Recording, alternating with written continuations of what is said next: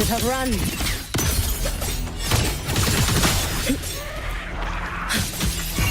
Let there be snow. All in my way. Fading blue.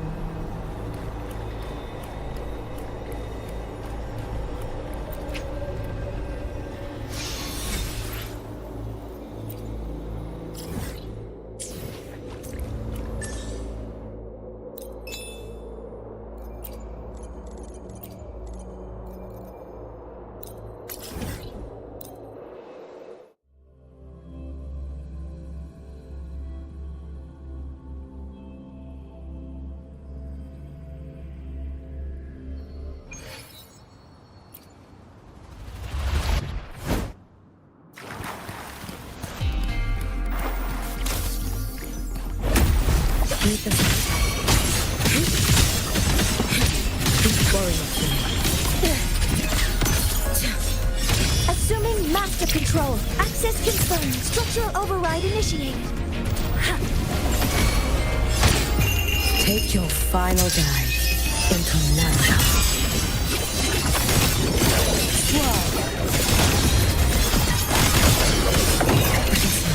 Fading blue, waning moon.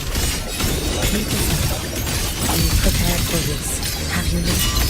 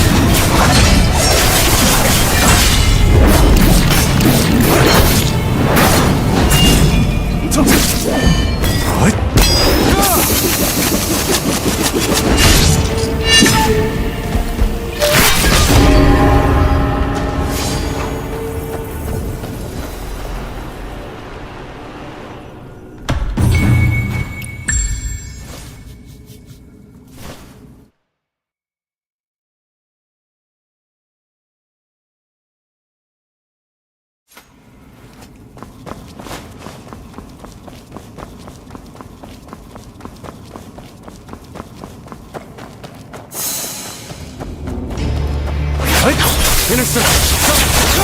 Heavy stroke!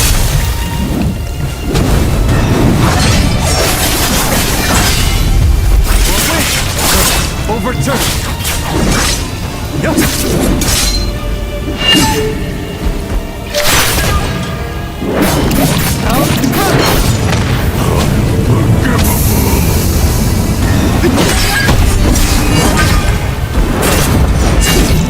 Outer ring!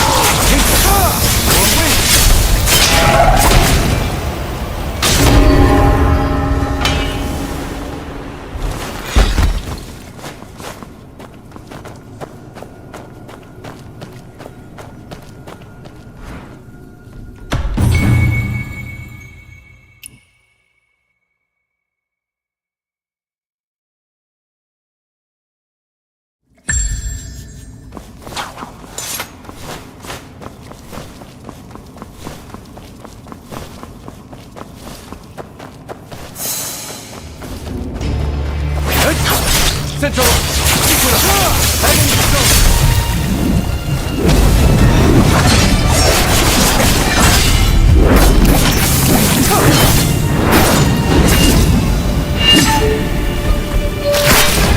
Outer ring!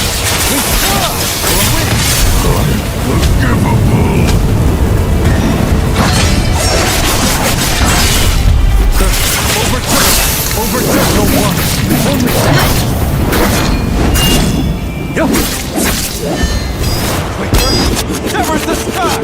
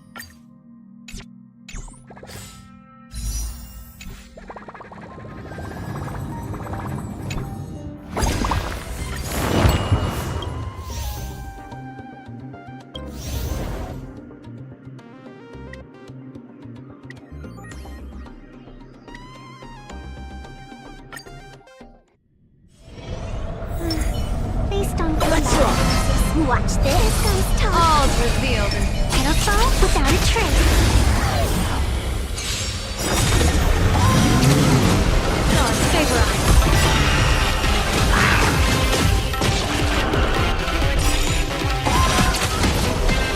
Can you find the answer? Observe the heavens with my divination. Shadow, don't thank me. All martial arts are mine to command! It's just out of line.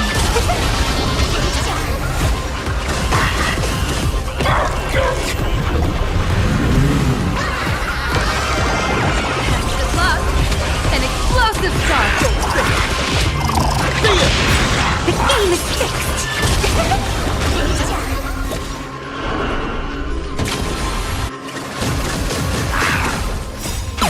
All eyes are on you! It's just out of line. I decide the rules of the game.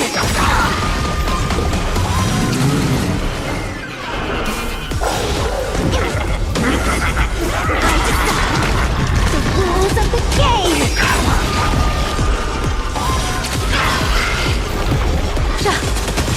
I decide the rules of the game!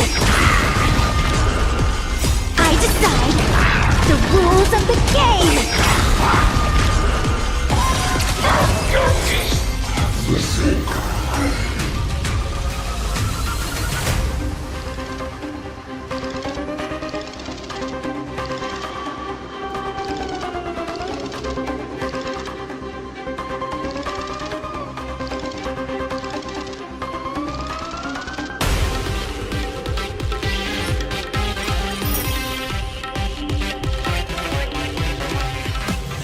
Let me see what's trend.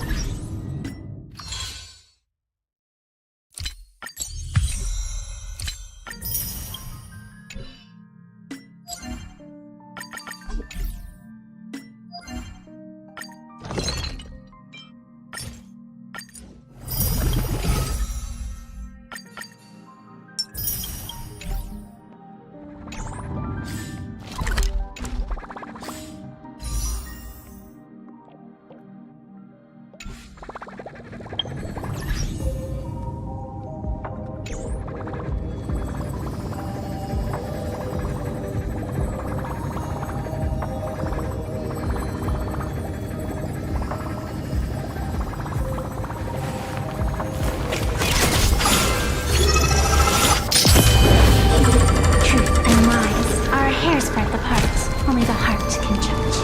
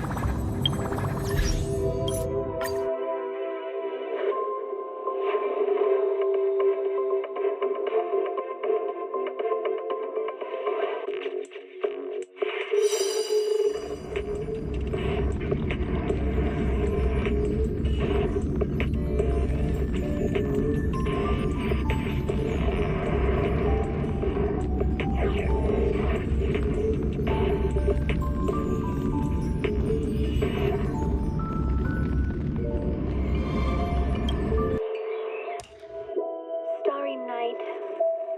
Starry night. The loving mother.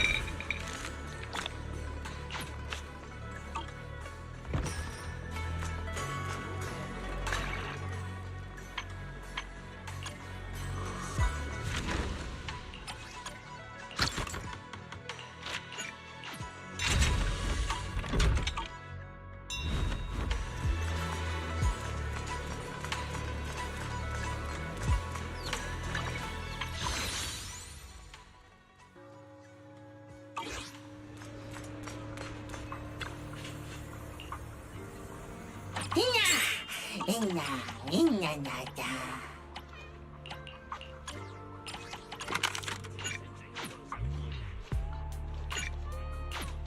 남았다, 이나바나다.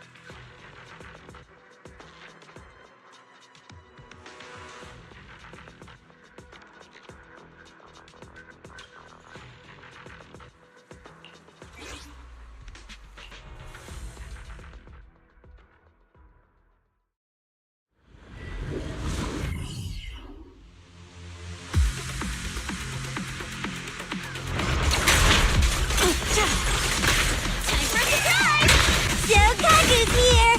Time to eat! It's over. Obstacle removed.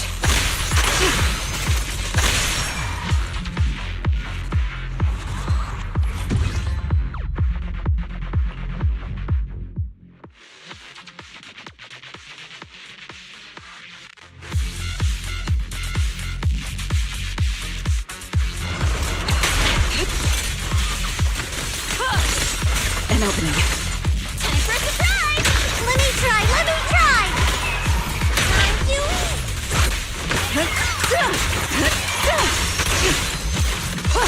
Obstacle removed.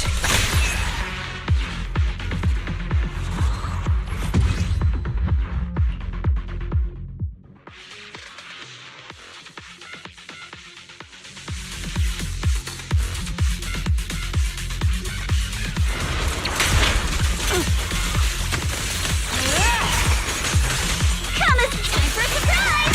Let me try!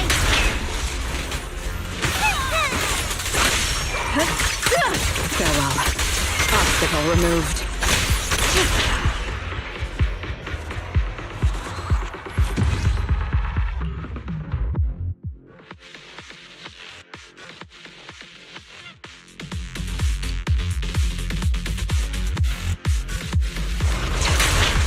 An opening.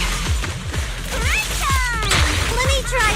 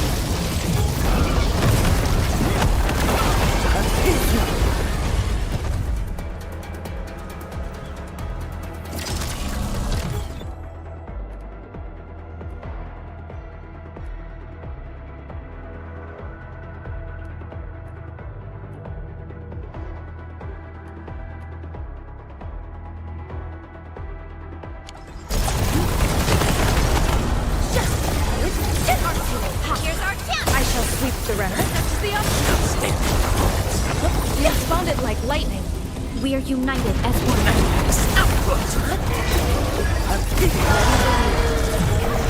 Futile struggle.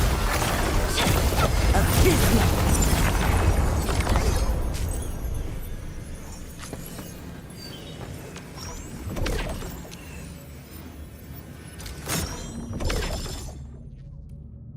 I'm in the flight. Focus on the battle. I shall provide covering fire.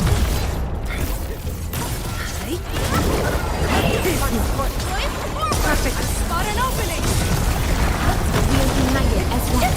Like wind and thunder, we gave them a storm.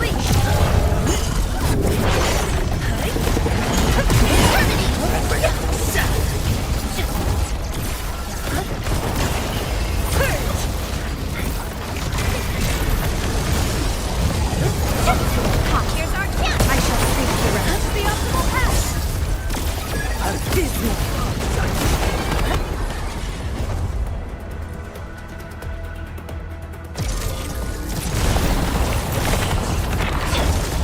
Abysmal.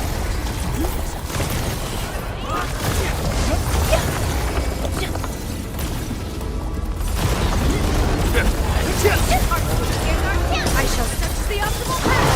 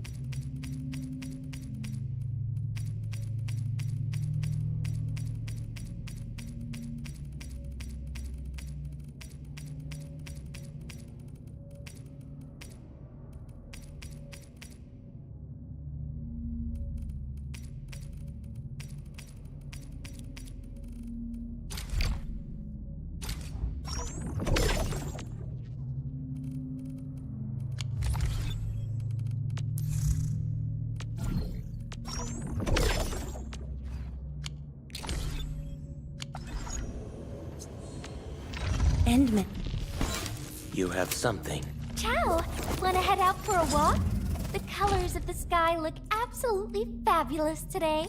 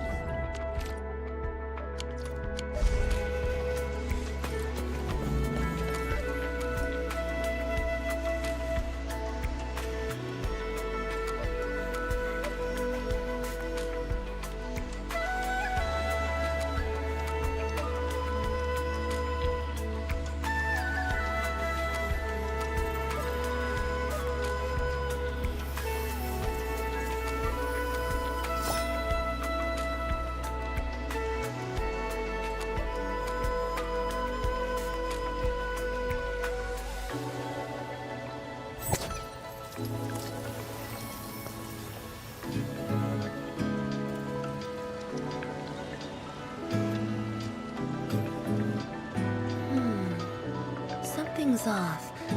The results don't match the expected model.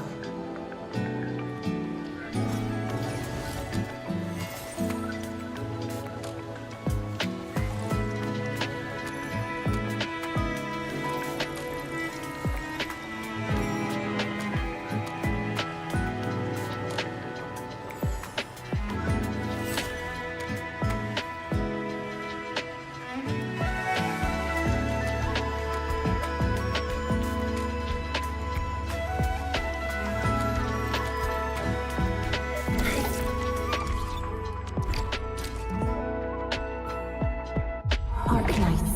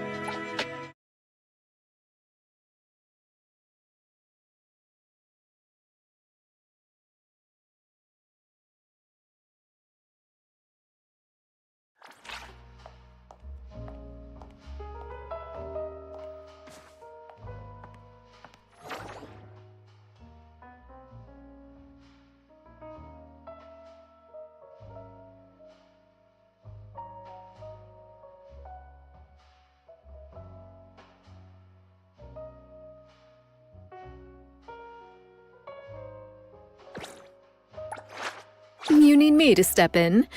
Don't forget to bill them for an appearance fee.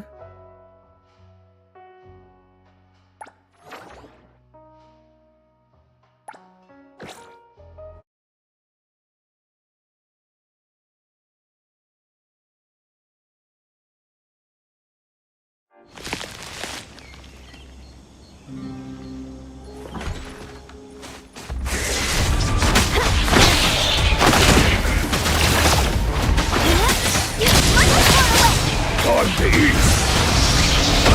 I got it!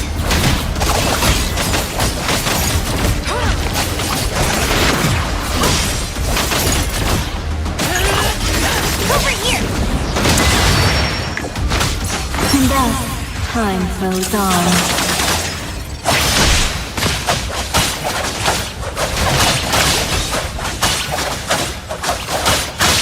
The moon has set!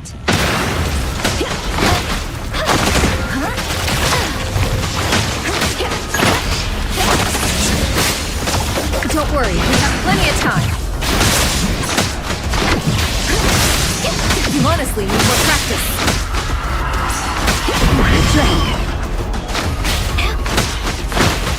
A little show off. I don't got you! Coming!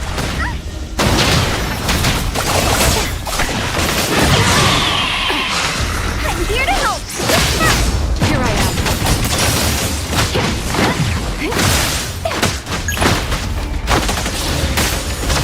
Here I am!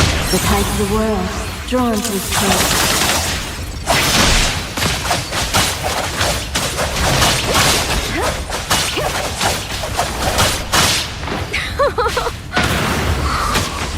Let's go! Nowhere to hide.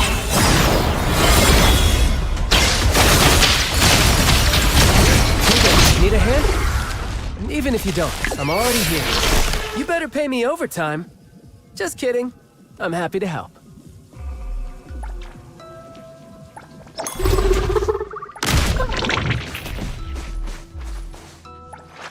You need me to step in. Don't forget to bill them for an appearance. Let's go! Coming through! Hand over. Saw it coming. Watch it, silly blade! Here I am. Watch your step! I got it.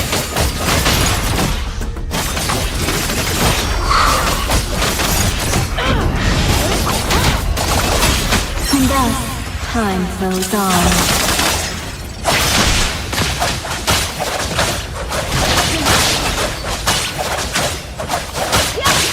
Arriving at this very moment.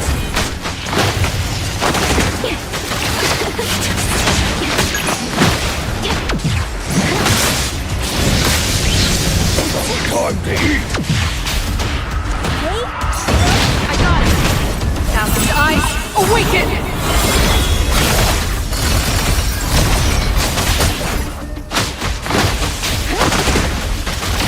Let me take a closer look.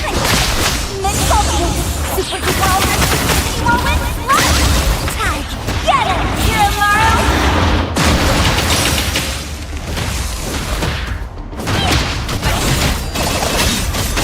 My turn! Time to eat!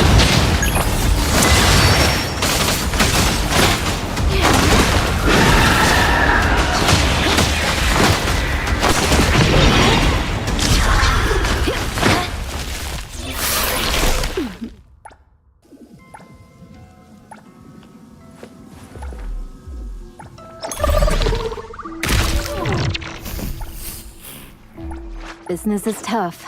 Every little thing counts.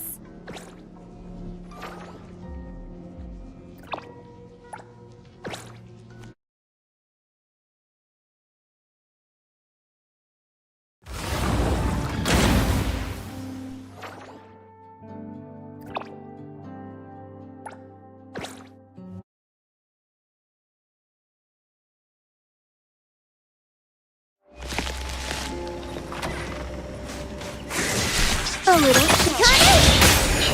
Time to eat. Knock them all away!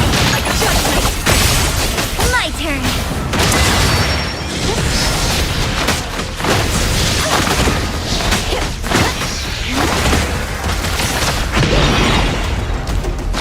It'll only be a moment.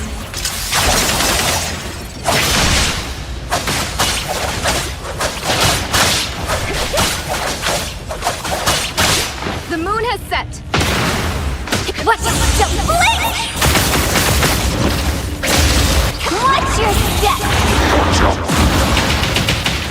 I got it. Nowhere to hide.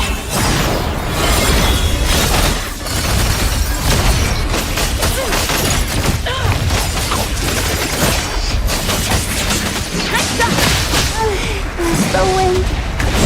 Time to eat!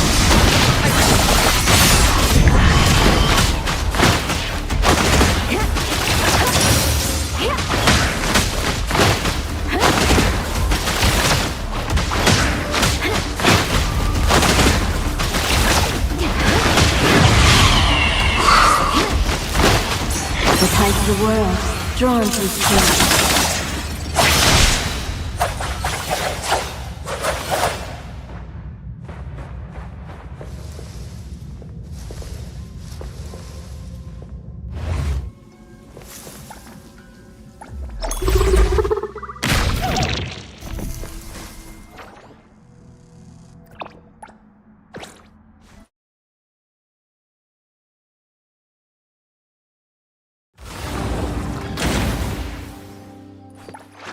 You need me to step in. Don't forget to bill them for an opinion. I'm ready.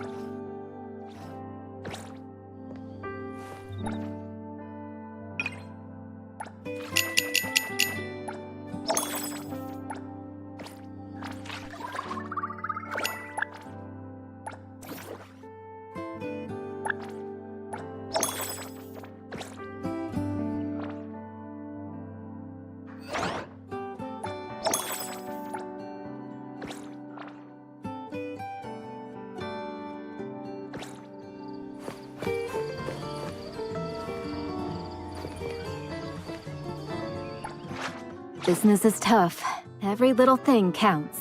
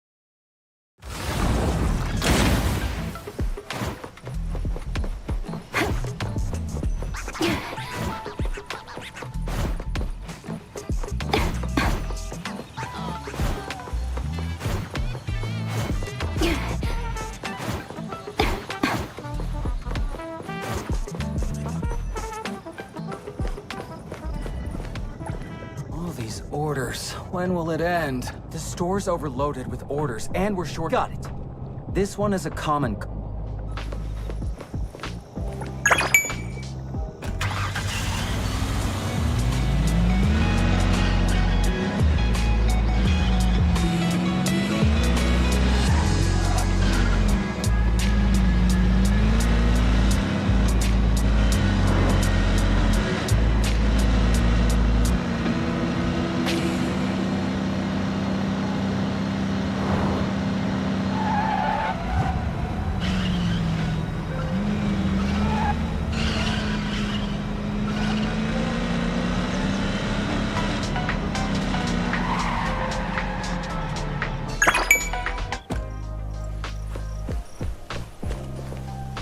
Fast ants?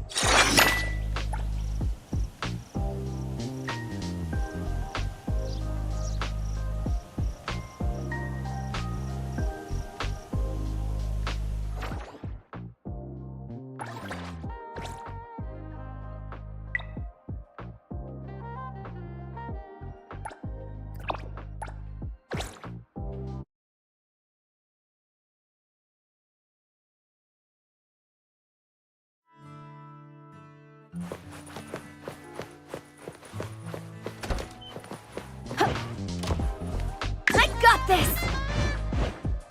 Riding the wind!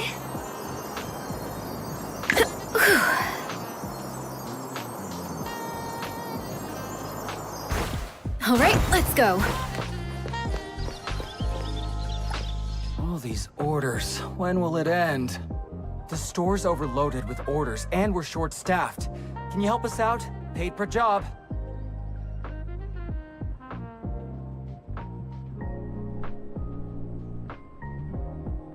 Got it. Express.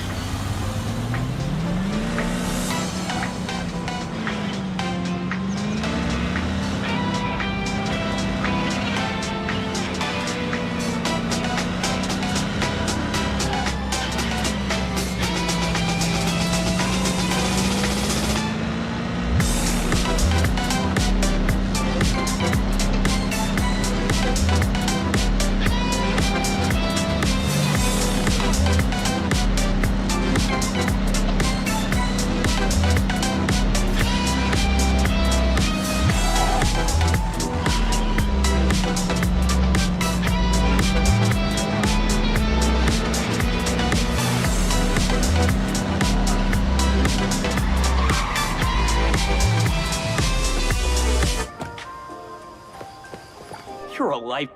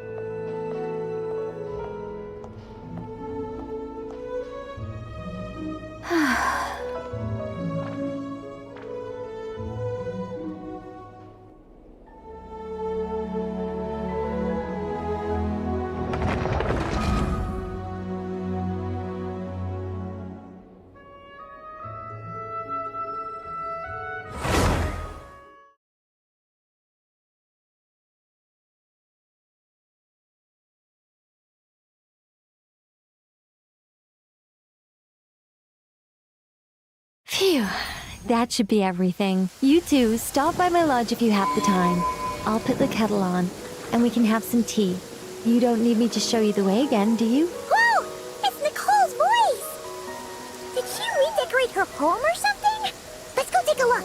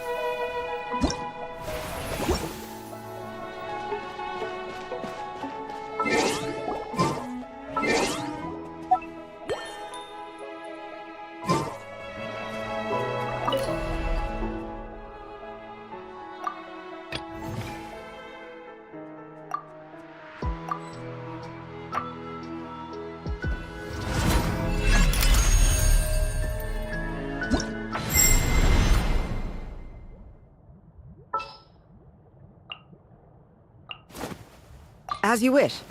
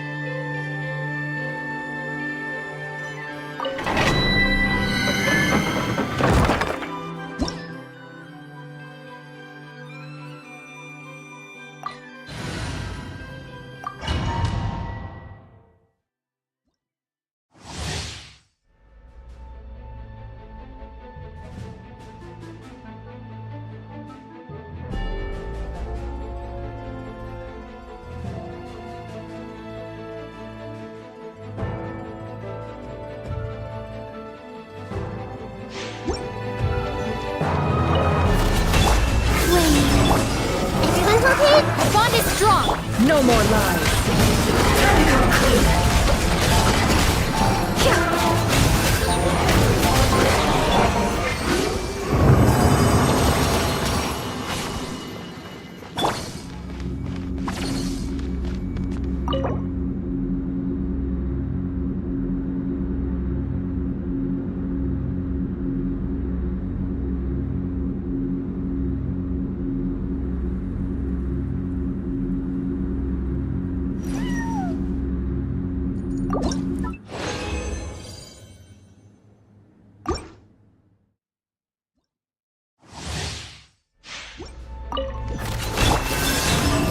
This may turn into a discipline! Can't hide the truth. It all falls into place. It all adds up. It all falls into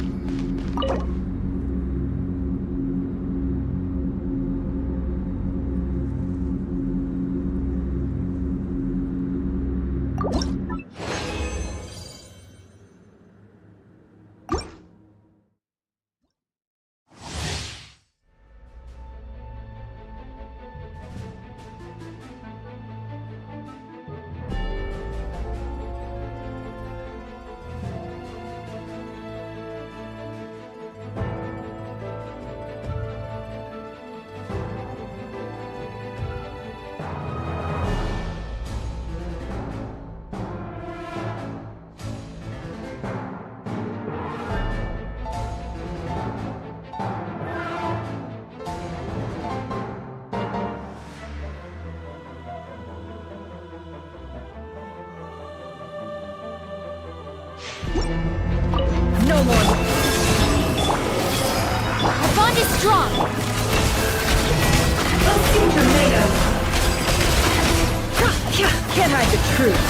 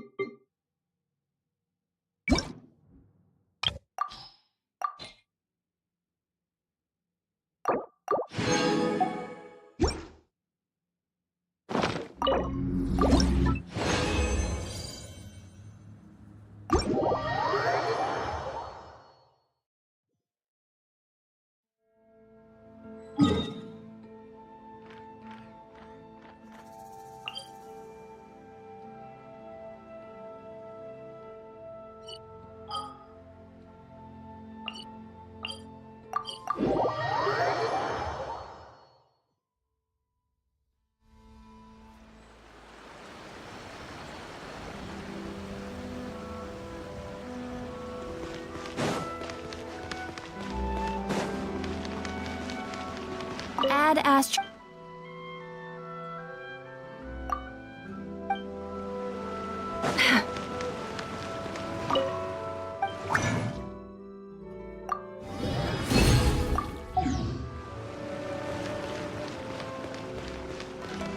Reboot.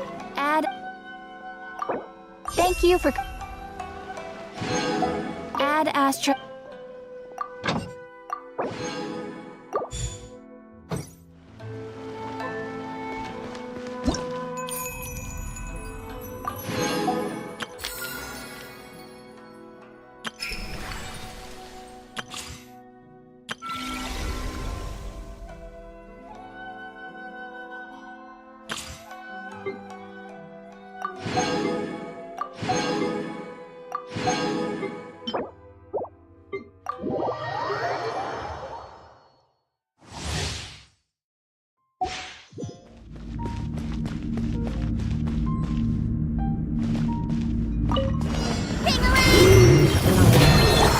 Turning point in fate! Teamwork is dreamwork! Maria sweeping in!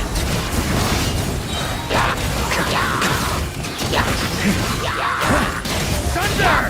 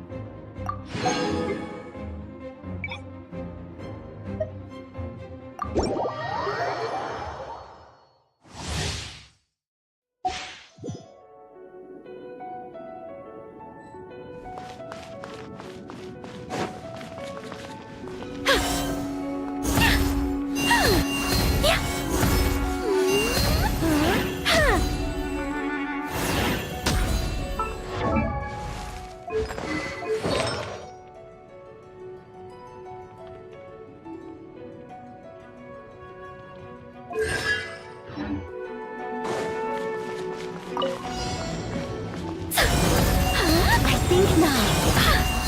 Heaven's will made mine.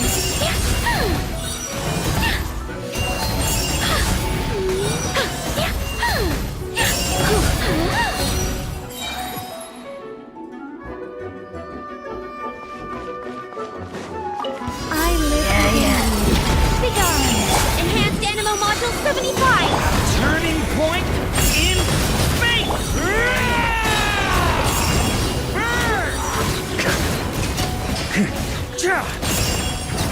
Up the ante! Thunder! Maria sweeping in! Our little secret. I think he...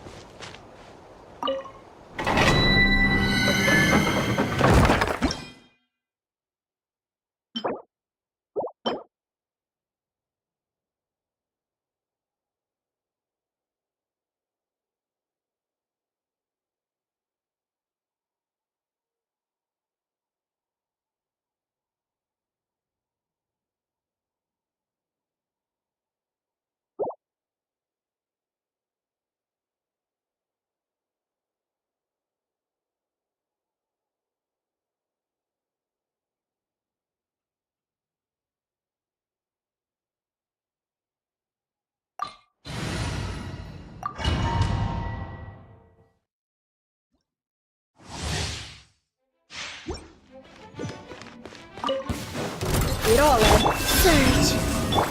Hey! Dissipate!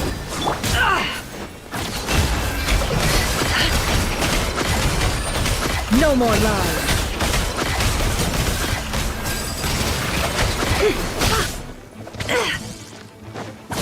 Can't hide the truth. Time to go clean.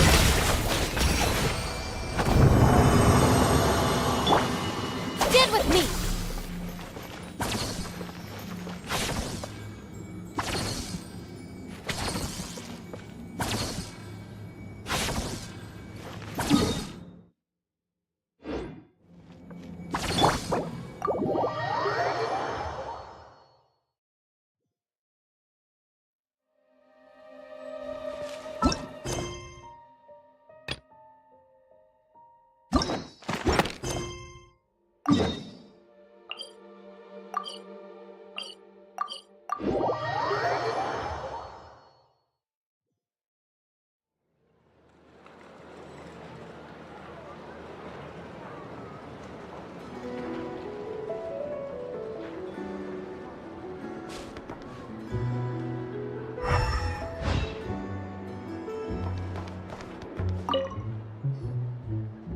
Traveler, Paimon.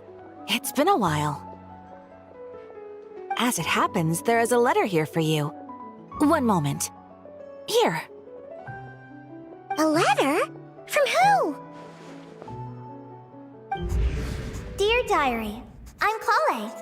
I work as a trainee forest ranger under my master, Tighnari. I'm also studying at the academia. I've been getting better and better at reading lately. Mr. Alhaitham says that the written word is a crucial medium for exploring the world and understanding oneself. That's why I decided to start this diary. That said, what should I write about? Things are pretty quiet in Sumeria these days. Life is good. Every day is a fulfilling and happy one. When I think back to the days when I suffered from Elazar, or way back to when I was injected with God remains, I'm in a much better place now. I hope it stays that way forever. I'll leave it there for now. Master said he'll take me shopping in Sumeru City today, which is great because I've been meaning to visit the toy seller at the Grand Bazaar for a while now. Kale, time to go. Yes, Master! Huh?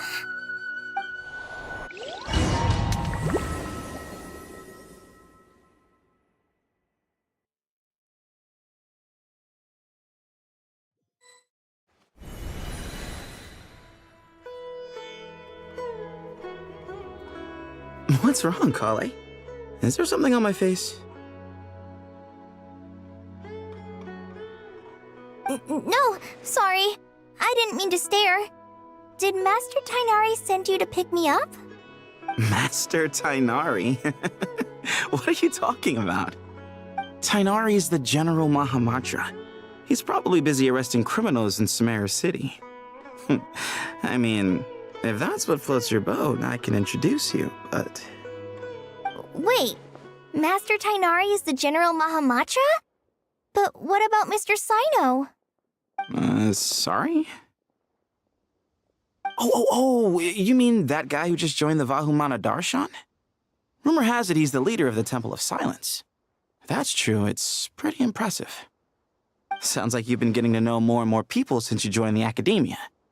That's great, but don't let your Forest Ranger duties fall by the wayside, okay? What's going on? Sethos is acting like he's my master, and Master Tighnari has taken over Mr. Cyno's job. Is this some kind of prank? If so, it's a weird choice of prank. But anyway, Sethos doesn't look like he's joking. What is this all about? Hey, you're zoning out again. I'm gonna buy some tools for the Rangers. Why don't you stretch your legs a bit? It's been a while since you last visited the city, right? Wait! He's right. It has been a while since I last visited Sumeru City. Was it always like this? I mean, it feels familiar, yet somehow... something seems different. Is this really Sumeru City?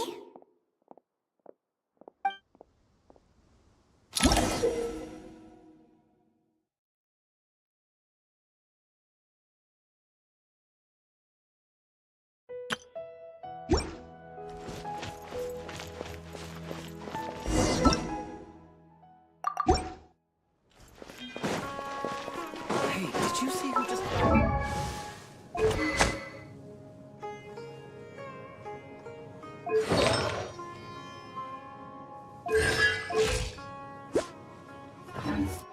Would you like some fruit? It takes courage to maintain peace. I need to buy that custom-made axe.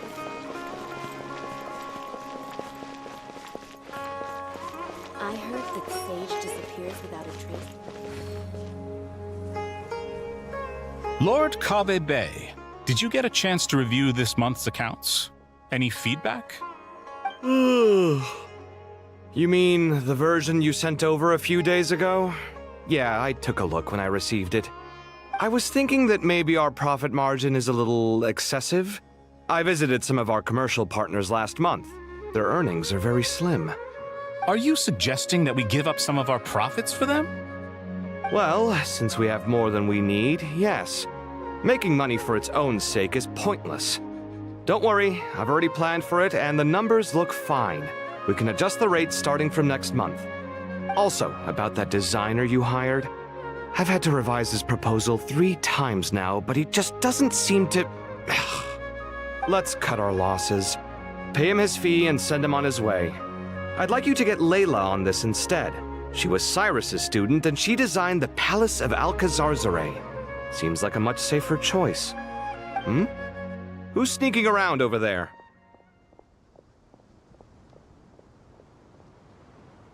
Mr. Kaveh? Do you recognize this person, sir? Yes, it's all right. We've met. This is Kale, Sethos' trainee. He brought her along the last time I went for drinks with him. What brings you to the city, Kale? Is your master here too? No, this is all wrong! Why is Mr. Kaveh saying that too? Tainari is my master, not Sethos. This can't be real. I have to ask someone else. There's gotta be someone else out there who still remembers the truth. Hey, wait! Don't run off! How strange. What's gotten into her today? It's like everyone switched places. I guess I'll keep looking around. Would you like a cup of coffee? Students are under so much pressure these days. Lots of visitors today, I see. Welcome all. It's been a while. Hey, Rahman. You know that guy who sells face powder on Treasure Street? I haven't seen him around in a while. Any idea what happened to him? Oh, you mean a Hongar? Yeah, he got into a brawl with Shavirme on Treasure Street. He's been banned from setting up shop there for now. Seriously? Oh, well, that's a shame. I was planning to pick out some makeup for you. Oh, don't worry about it. The legendary Flame Mane discussing makeup with the Zubair Theater star dancer. Now there's something you don't see every day. Flame Mane? You know, I'm not actually sure when people started calling me that. Maybe the other Eremites thought I needed a fiercer title to scare people off? To be completely honest, I think the title would fit you better than me, Dia. You think? Can't say I've never imagined myself as a merc. If I ever give up the dancing, maybe I'll head to the desert and give the Eremite life a try. You would? Is that so strange? Oh, not at all. In fact, I've actually had similar thoughts before. If I ever get tired of sleeping out in the wild, I think I might go look for a job at the Zubair Theater. I've adored the Dance of Sub-Zeros ever since the first time I saw you perform it. If the chance ever came up, I'd love to try it out on stage for myself. Really? If our manager Sataria heard you say that, she'd hold you to it. Probably grab you by the sleeve and never let you go again. Hey, when that day comes, I'll do your makeup myself. How's that sound? Sure. If the day comes, I'd be honored.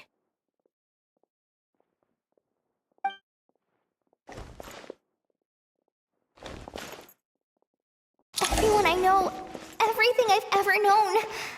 Suddenly it's all a jumbled mess. The question is, who's right?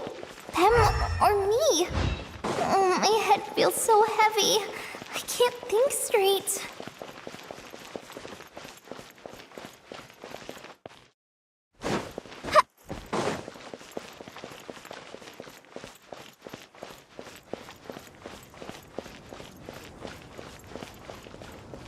Mahamatra Tainari, we've apprehended the suspect.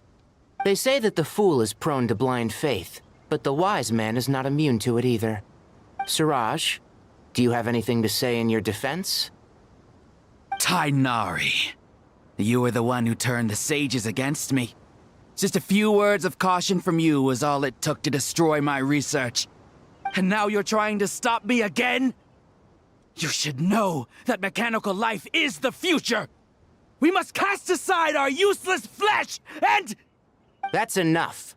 I'm not in the mood to listen to your lunacy. Anyone could tell you how amateur your work is. Karina, Ilias, put him somewhere safely out of the way. Yes, sir. Next on the agenda is... Master? What is it?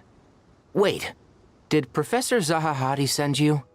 She's been encouraging me to take on an apprentice. Might be getting a bit ahead of herself there, though. No, Master! It's me! Kale! Listen to me.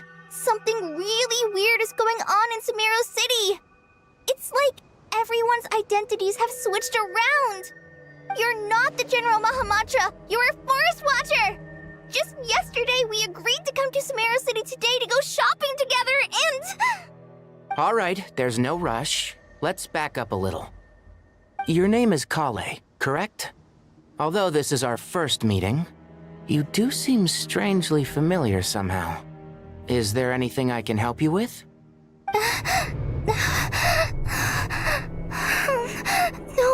No. Master!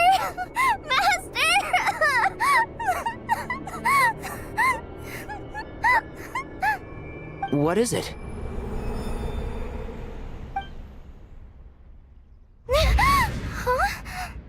Did you have another nightmare? I've told you before, when you're tired, lay down on your back in bed and get some proper sleep. It's much better for you than napping on your front. Poor posture obstructs your breathing, which can lead to all sorts of weird dreams. Now, we're supposed to go shopping in Sumeru City today, remember? Cheer up. I'll take you to Hushang's. I heard he's got some new toys in stock. Go wash your face, take some deep breaths, and when you're ready, we'll head out. Okay. Thanks, Master Tainari. So it was just a dream. And yet, dreams can sometimes be a warning of things that will soon come to pass. Who said that? That dream felt unusually real, didn't it? Here's my suggestion. Since you're heading into Sumeru City anyway, you may as well tell Lesser Lord Kusanali about everything that happened. And just to be on the safe side, I think you should also inform your 2 traveler friends who once helped save Sumeru. I'd write them a letter if I were you. Time is short. A storm is coming from beyond the bounds of fate.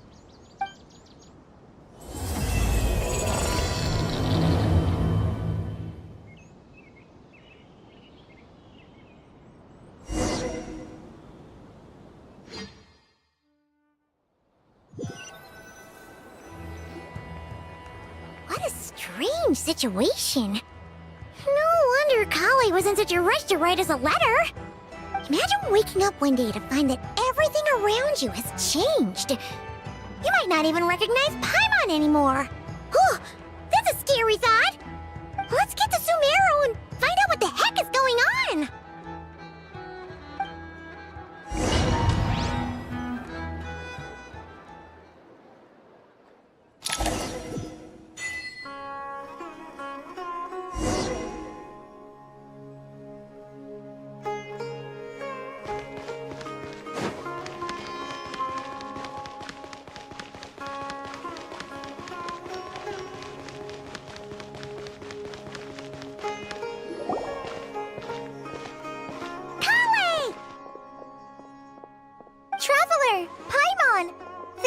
this. I'm so glad you made it. Of course! We won't let anything happen to you, Kale. So, what's going on in Sumeru City? Looks like lots of people are moving or something. Yeah, I was just gonna say. After I wrote my letter, Master and I went to Sumeru City and told the Dendro Archon everything that I experienced, from start to finish.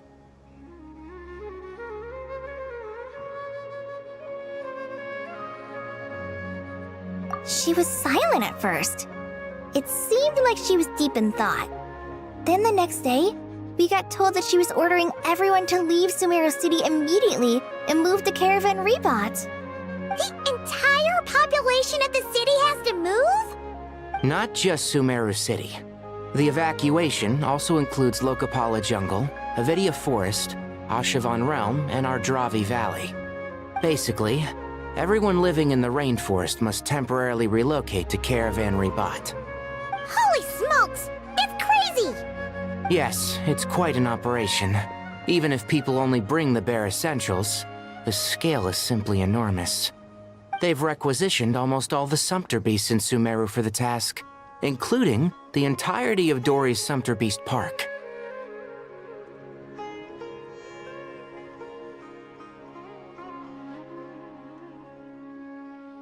The Dendro Archon said that what Kale experienced was not a dream, but a warning. After our meeting, she immediately summoned the 6 sages to analyze the situation and discuss countermeasures.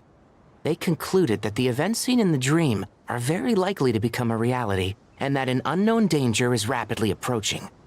Oh, please keep that to yourself. We don't want to cause widespread panic. The official reason they've given is a large-scale renovation of the rainforest ecosystem. People are skeptical, but there haven't been any major incidents. So far, at least. The Dendro Archon seemed really worried when we spoke to her. She said you can go visit her in the Sanctuary of Surasthana when you arrive. She also said she'd hold out until the very end. Tighnari? Kale? You got a minute? I need a hand here. One moment, I'll be right there. As a forest watcher, I've been tasked with assisting with the relocation work. There's a lot to be done, and they need all the help they can get. This will be the final group of evacuees from Sumeru City. While they're away from home, they'll be heavily reliant on outside help. Thank you for coming in our time of need. As you can see, another crisis is upon us. Excuse me, sorry to trouble you, but could you help an old man find his medicine? It's buried somewhere in my luggage. Where's my mom? Where did she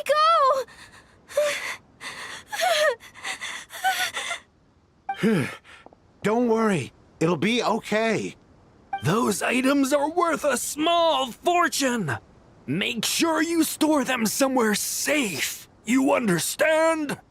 I bet you thought you'd get away with this in the chaos, huh? Guess again. No petty thief gets past me.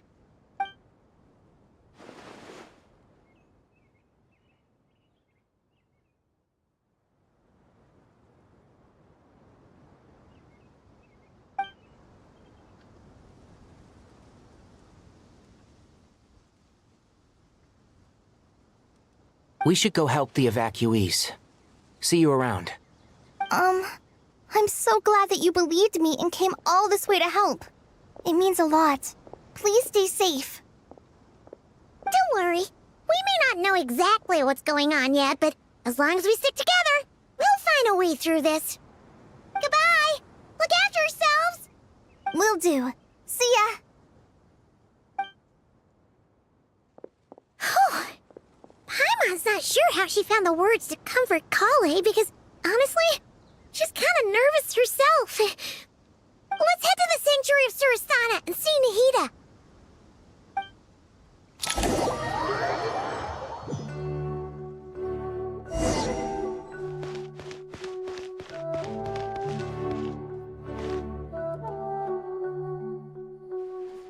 Who goes there?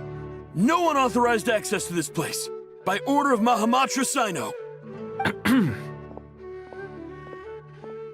Are you blind? It's the Traveler and Paimon. Surely you've seen them before. Huh? Oh, so it is. I'm sorry, I haven't been sleeping well lately. My nerves are a little frayed. The Dendro Archon is in a very vulnerable state at the moment.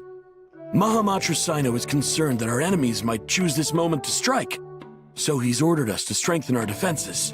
Just seeing you two again already puts our minds at ease. Please, enter. I'm sure everyone's expecting you.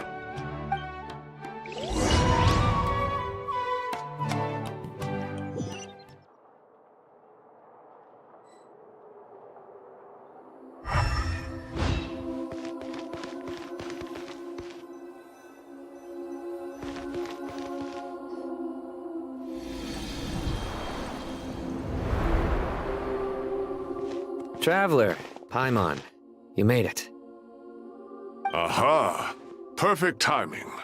Reliable helpers like you are just what we need right now. Oh, it's good to see everyone again. Kale gave us a rough idea of what's going on, but we still have a lot of questions. What kind of danger is Sumeru City in exactly? And how come everyone has to move to Caravan Ribat? At this stage, we can't be certain. We're investigating, but no definitive answers yet. I take it that Kale told you about her strange dream?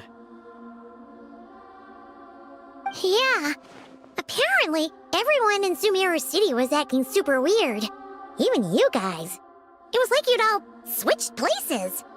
That's right. Kale and Tainari reported the situation to the Dendro Archon. She believes that it wasn't merely a dream, and that whatever it was has something to do with Irminsul. It's a reasonable inference. Only through Irminsul can people's memory and cognition be so significantly modified in such a short time. We don't know why Kale would dream of these things, nor who was trying to warn her. The Dendro Archon decided to connect to Irminsul to investigate more thoroughly. Irminsul is connected directly to the ley lines. The tree serves as a central hub where the ley lines converge, and its core function is to record and store the world's knowledge and memories. But something has gone awry, severely compromising the performance of this core function. Information is bottlenecking inside Irminsul, hampering the ley lines' flow. If this continues, new information will languish unrecorded, with existing records thrown into disarray. In short, the souls of the dead will be stranded, while the living have their sense of reality warped. In the long run, Kale's dream could well become a reality. And that's just the beginning. There's no telling what other nightmares could end up coming true.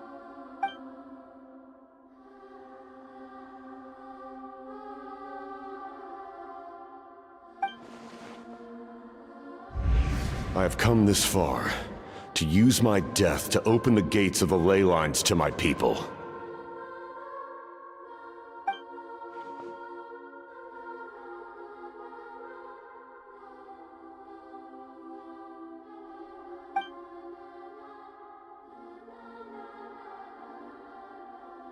Faced with a growing backlog of information, the Dendro Archon decided to connect herself directly to Irminsul and take over the recording and processing function herself.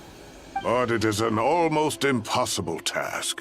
Individual brains aren't equipped to deal with the sheer volume of knowledge and memories involved. All that information flooding in at once would instantly fry any human mind. And for a god, even for a god, the suffering must be unimaginable. The Dendro Archon's power originates from Irminsul. Any issue with the tree itself takes a toll on her to begin with. On top of that, she's subjecting herself to the grueling task of processing all that data. It must be torture for her. And despite all of this, she is somehow finding the strength to investigate the Irminsul situation from within and send us her findings. I finished analyzing the latest data. Looks like our working theory was wrong. There's no signs of Irminsul having been attacked from the outside. So it's internal then? Some sort of disease, perhaps? No. I've spent half my life studying the ley lines. If Irminsul malfunctioned this easily, the world would have met its end long ago.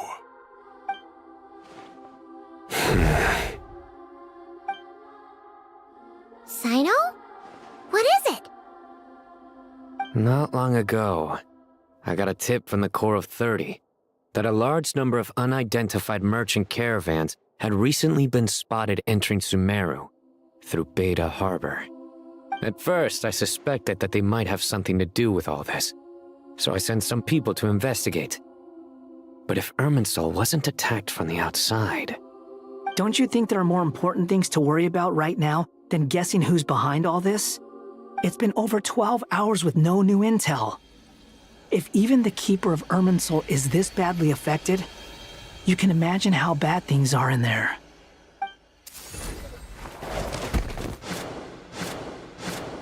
Dendro Archon.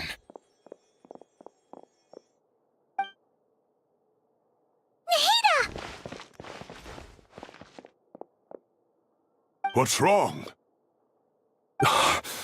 Her breathing is weak, and her elemental energy levels are dangerously low.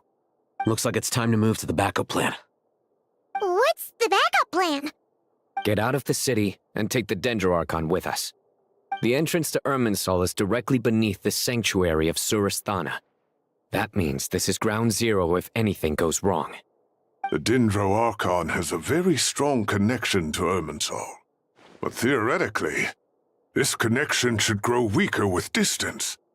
Under normal circumstances, she can unleash her full power here. But with Irminsul out of control, our first priority is to get her away from here. The situation is critical. There's no time to deliberate. Everyone in agreement? I'll deal with it. I'll also let the Matra and the Corps of 30 know to start evacuating.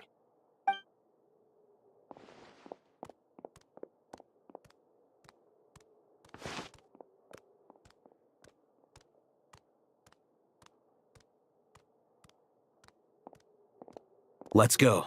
No sense grieving when there's nothing more we can do. Agreed. We'll be back as soon as this is over.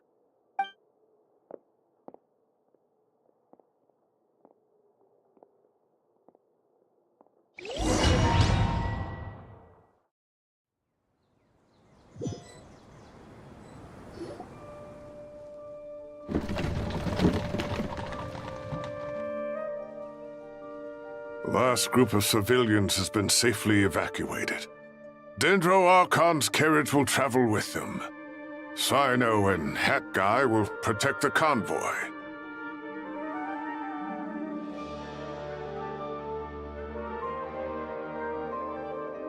With the Dendro Archon in a coma, we've lost our means of investigating the situation.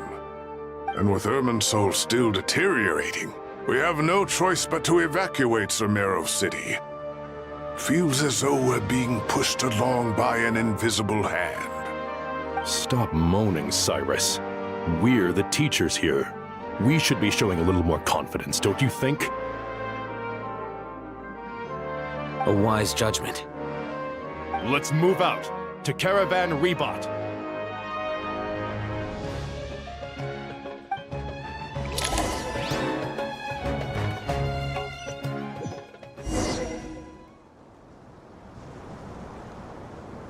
Sir, all units are in position. Good. Everything is going to plan. Interfering with Sumeru City is a necessary step, so do not hesitate. The Irminsul situation will not harm you. We need to speed things up here, too. We don't want to keep our client waiting, do we? No, sir. You have my word. Everything will be completed on schedule. They say that fervent ambition attracts the favor of the gods, and with it, a vision. But we appear to be the exception. So, is our ambition not strong enough? Or does it threaten the very foundations of this world?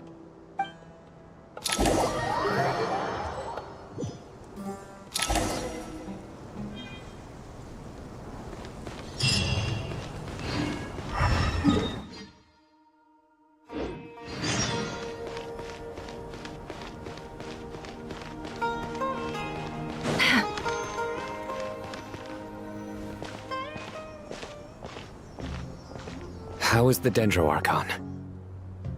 Her breathing is steady. I prepared some therapeutic incense for her, but it hasn't had much effect. Her vitals are still very weak. Based on the information you've provided, I have a working hypothesis. Her condition is partly due to Irminsul's influence, and partly due to a physiological imbalance caused by the rapid depletion of her power. Elemental energy usually flows through the body at a relatively constant rate. The body grows accustomed to this rhythm, so when it's thrown out of balance, physical symptoms will appear. Is this similar to the ley lines? Overloading and withering both directly affect their vitality, potentially causing irreversible damage. Correct. From a biological perspective, if you overexert yourself, you pay the price with your life. The Dendro Archon is not only drained of power, but her life force is at a critically low level. Is there any way to restore her health? I know the ley lines have strong self-healing abilities. As long as any blockages or pollutions are dealt with, they can quickly regain their vitality. But what about people? Well, gods. What's their capacity for self-healing? Before we think about that, there's a bigger predicament to resolve. Restoring the Dendro Archon's power requires us to heal Irminsul first. But that will be extremely difficult without the Dendro Archon's power. Paimon's already getting lost here.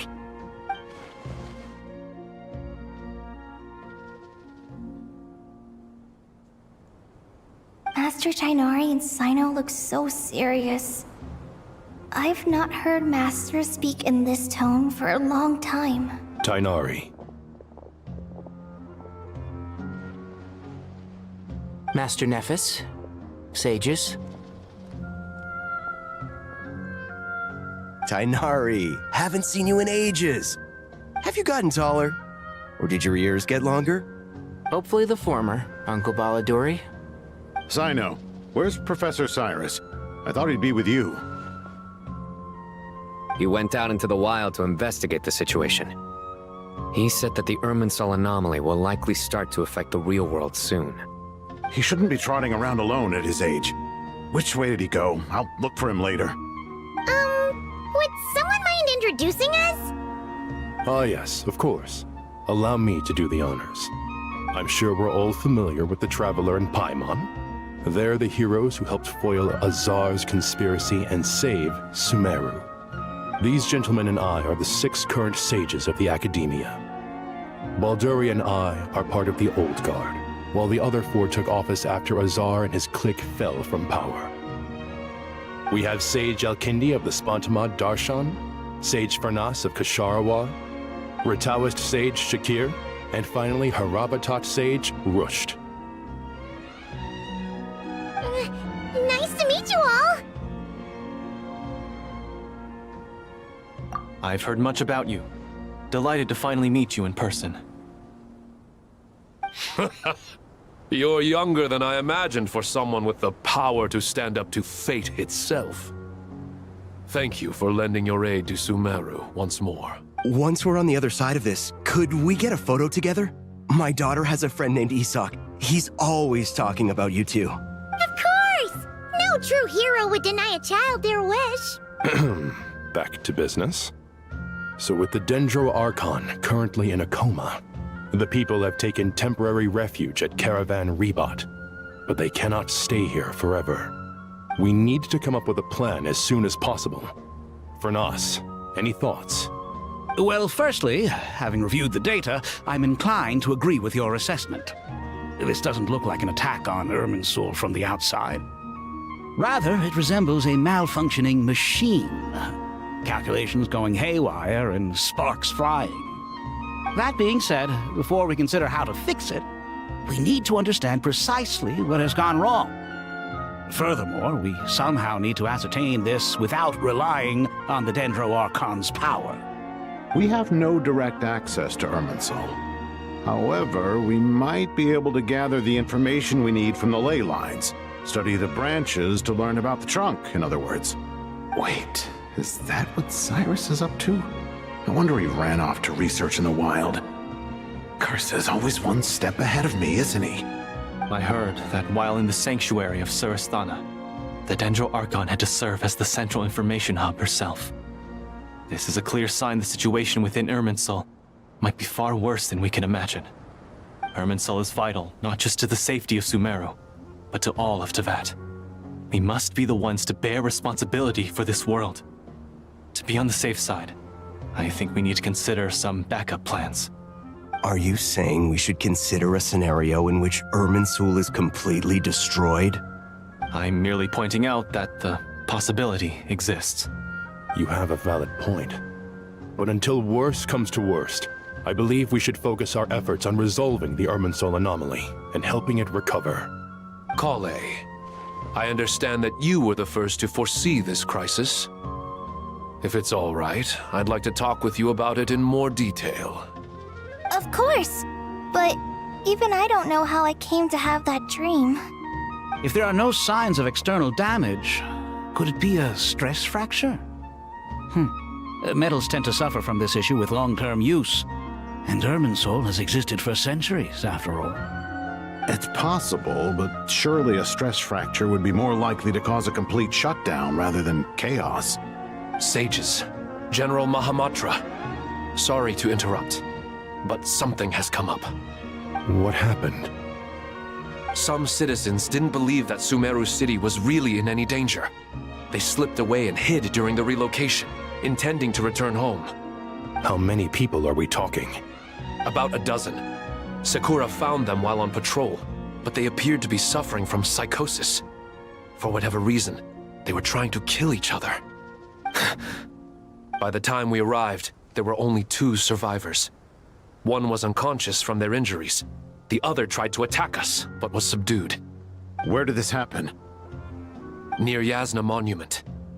That's not far from Caravan Rebot. Master. I know. The Irminsul anomaly is beginning to have effects in the world. I didn't expect it to spread to Yasna Monument so soon.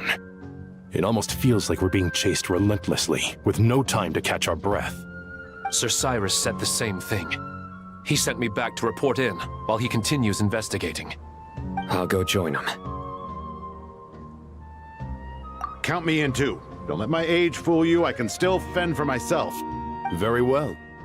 Meanwhile, the rest of us will continue discussing our next steps. Get back soon. Take care of yourselves. It's getting dangerous out there.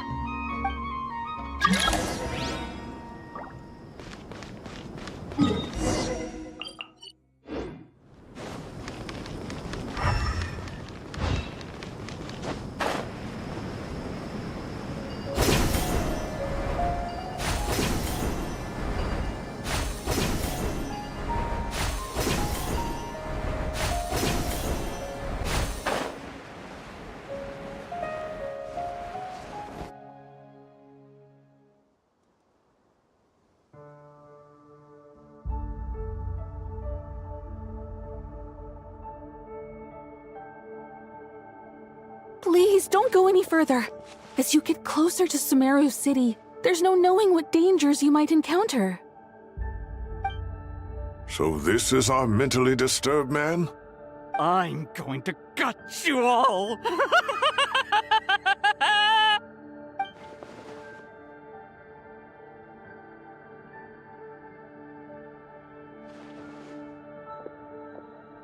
Cyrus, you didn't even bring a single guard? Do you think you're some sort of warrior? It's fine. Come here and look at this. Oh! It's... That's right. Flowers that bloom from openings in the ley lines, indicating some sort of anomaly. I don't believe I've ever seen a color like this before. Did you discover it nearby? Not just here. Way over there, too. They're everywhere. There's even more in that direction. How did you ascertain the situation further ahead? Didn't you just say that we can't go beyond this point? Yes. This area is relatively safe so far. But if you continue forward, delusions will start afflicting your mind. However, some vision-bearing mercenaries were able to maintain their sanity a little better. They're the ones who brought back news from further afield. Cyno. do you remember the class I taught on dissecting leyline blossoms? I do, Professor. I received full marks in that course. Good. After all these years, it's time to put that knowledge into practice. There must be anomalous information hidden within these blossoms. Alkindi, I'll need your help as well. Been a while since we worked on a project together, hasn't it? Sure has. Well, what are we waiting for? Let's get to work. Anything we can do to help?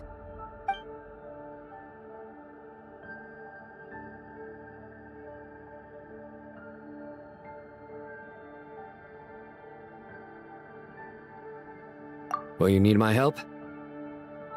All right, well, don't go too far. There's too many unknowns at this stage. Let's regroup at Caravan Rebot later. Don't worry if you don't show up. I'll come and find you.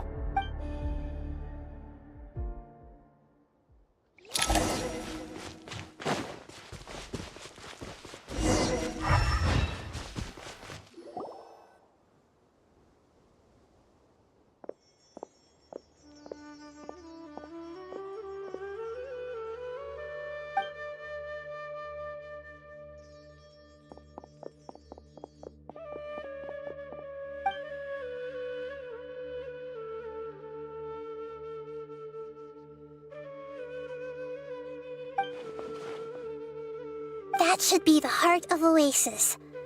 All we need to do is light it with the fire seed, and it'll restore a pep with elemental power. The damage it suffered internally will also slowly begin to heal.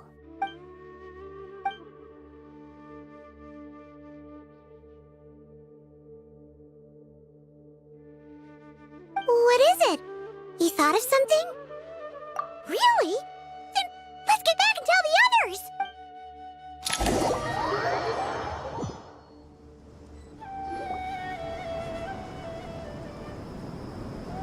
Whew. Glad to see you've returned safe and sound. Any longer and we would have gone out looking for you. Well, this is a nice surprise. Paimon sure feels better with everyone we know here. We've made some progress, so let's start by giving you and Paimon a quick update. By dissecting the Leyline's blossoms, we've been able to deduce that although Irminsul is experiencing an anomaly, it has not completely rejected access from the outside. The Dendro Archon has the power to connect to Irminsul, but there's also another way. I assume you recall the devices everyone was wearing when you first arrived in Sumeru? Devices? Oh, wait. You mean... The Akasha terminals? That's right. Of course! It's been so long, Paimon almost forgot all about the Akasha. Wasn't it shut down, though? Yes, but although the system isn't currently operational, the technological infrastructure is all still there. And it turns out that a certain someone gets so bored at work that he's actually read through every single one of the instruction manuals. No prizes for guessing who that was.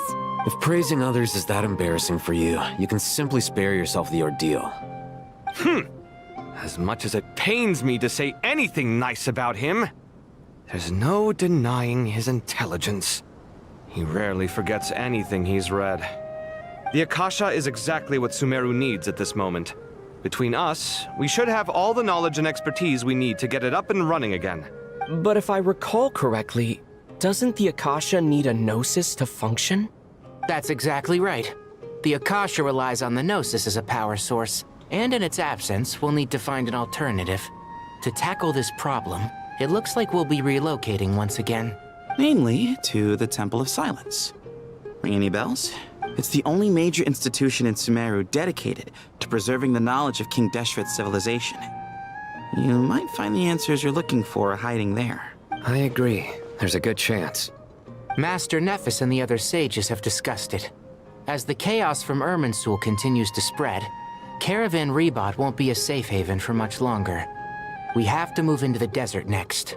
The scholars and sages will head to the Temple of Silence, while the civilian population seeks refuge in Aru Village. The Eremites will keep everyone safe during the journey, and Candace will be there to receive us at the village. This leaves us just one thing to worry about. That Dendro Archon. She's very weak. We can't afford to wait until Irminsul is fixed. There has to be another way to help her.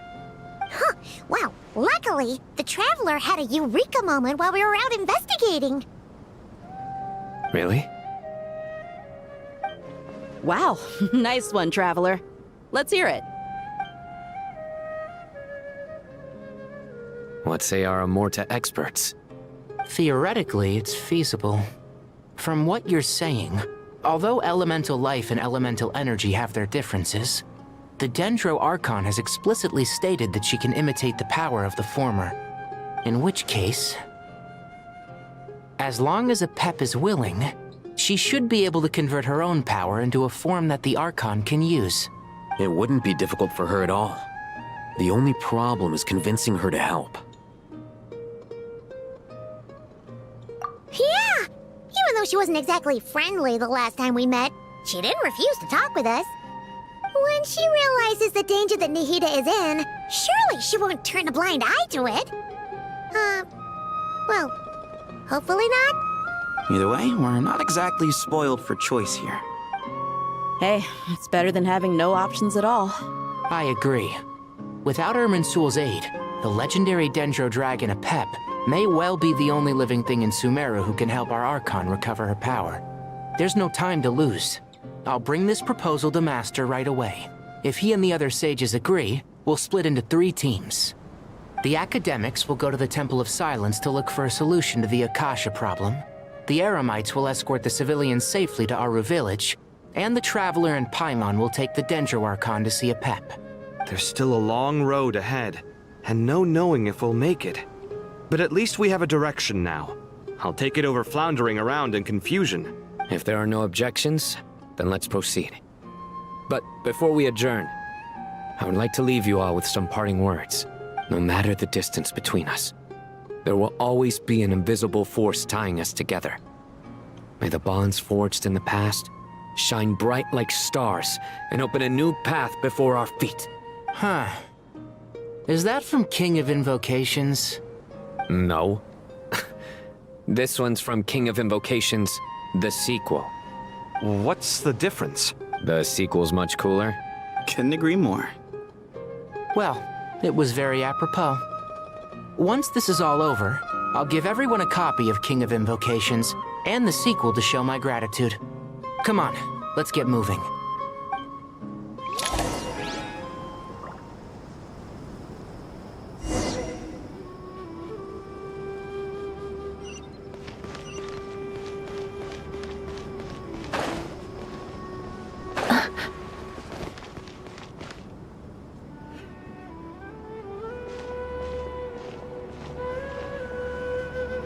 Tighnari has brought me up to speed.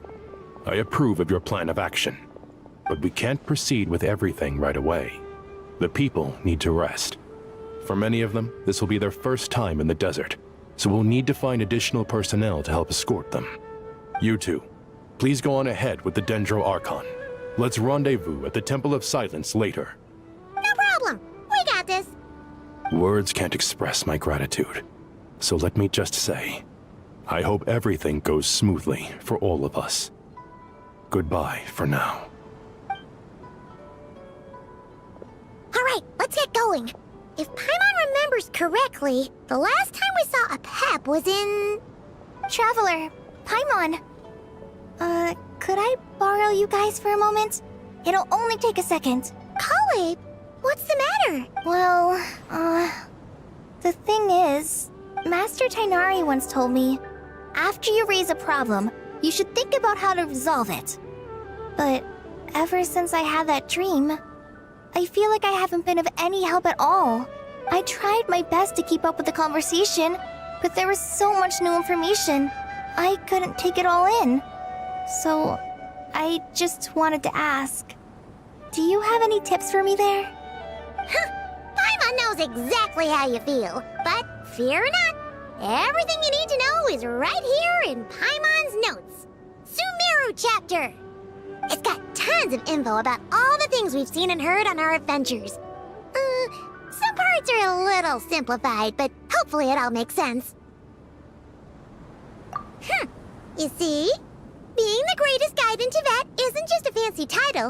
It takes a lot of hard work. Paimon Paimon doesn't always understand the things you're talking about with other people. Whenever that happens, she notes down the confusing parts and goes over them in her own time. This is perfect. Could I borrow it? Sure. Matter of fact, you can keep it if you want. Paimon has another copy. The spare copy was originally meant for the Traveler.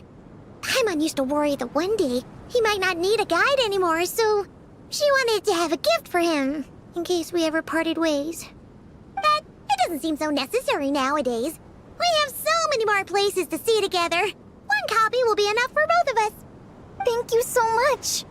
But still, these are your treasured memories. I think I'll make my own copy and then return the original to you. Anyway, that was all. I won't keep you any longer. Have a safe trip. See you again soon. See ya! Alright, time to bring the Hida to see a Pep. Let's hope that old grouch is in a negotiating mood.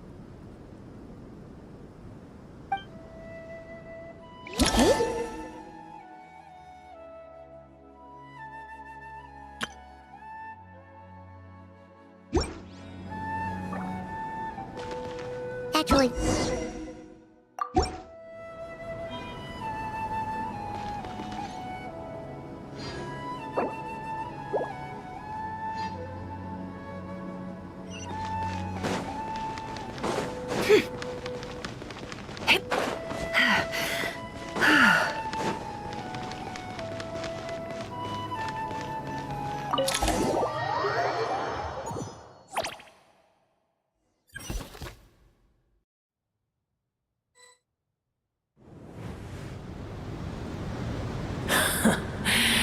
I had a feeling your kind might come calling. The ley lines are in disarray. Something has gone wrong with Irminsul, yes.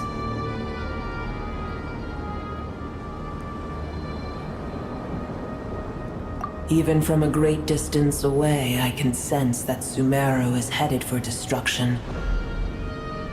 You who took our home from us, prepare to watch as your own world is plunged into oblivion. Oh, how the cycle of history comes to a poetic conclusion. This isn't a joke, Apep! Nahida's in grave danger! Can you please help her? Is she now? Then do explain. For what reason should I lend Buer my assistance?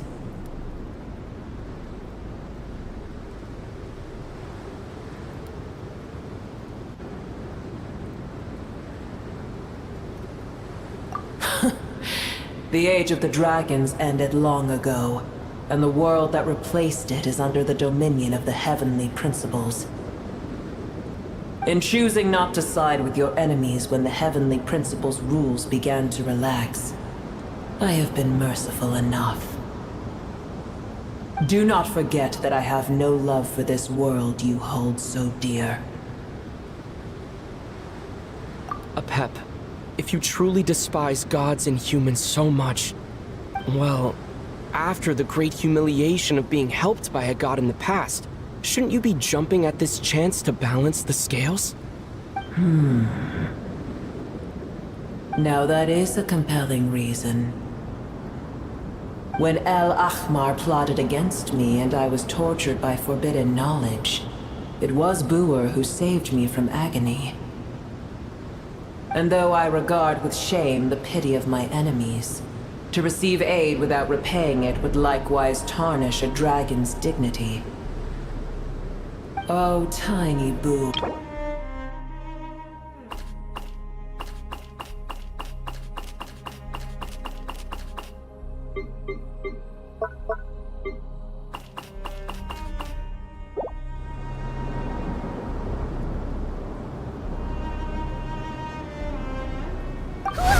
It's happening again!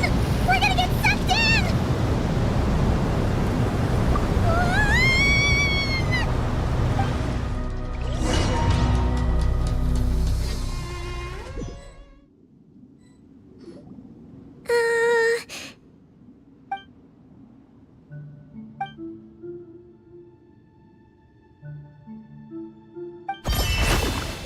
It is done.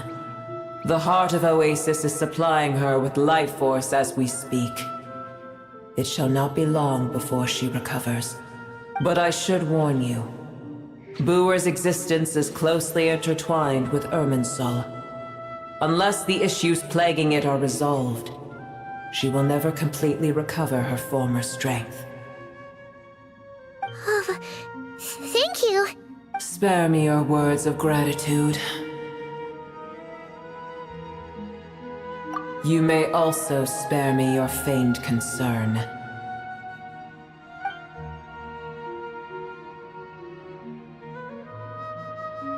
A dragon's sovereign's power is far greater than you can imagine. While I was indeed weakened when the heart of Oasis ran dry, providing Tiny Booer with a morsel of my life force shall have little consequence for me. Oh, good to hear.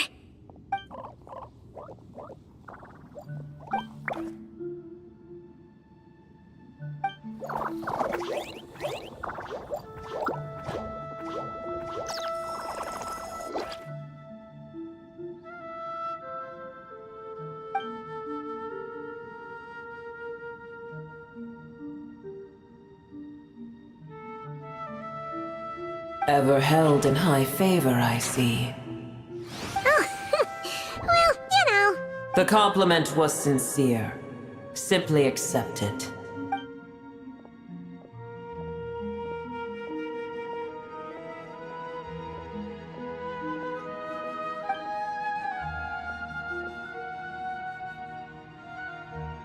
I did once.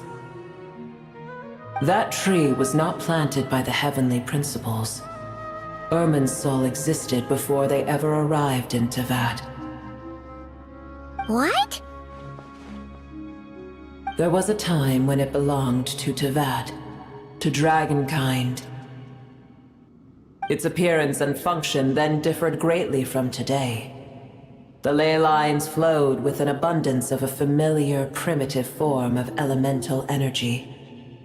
You may know it as the power of the Light Realm. The heavenly principles usurped and refashioned Irminsul, made it serve humanity, and used it to anchor the fate of the world. Yet in the end, humanity has failed to protect it. Heavenly principles, God of gods. It makes me sick. The enmity between your kind and mine can never be bridged. As things stand today, holding a grudge against you would serve no purpose. But there will come a day when we reclaim this world for ourselves. The opportunity will arise no matter how long we must wait. I can already sense that far away from here, the Hydro Dragon has wrested his authority from the hands of the usurpers. Though we have yet to meet, I know that we are both preparing for our revenge day and night. Uh-huh.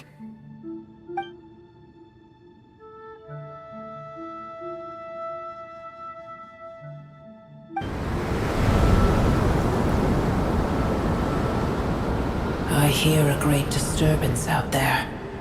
Huh? What is it? Sandstorms come. The Jinn. I see. Another calamity approaches. You both seem restless. Let us part ways here. Booer is safe with me. Once she has recovered, I shall return her to your side. Oh, thanks again. Take care, all right? I told you already I have no need of your feigned concern.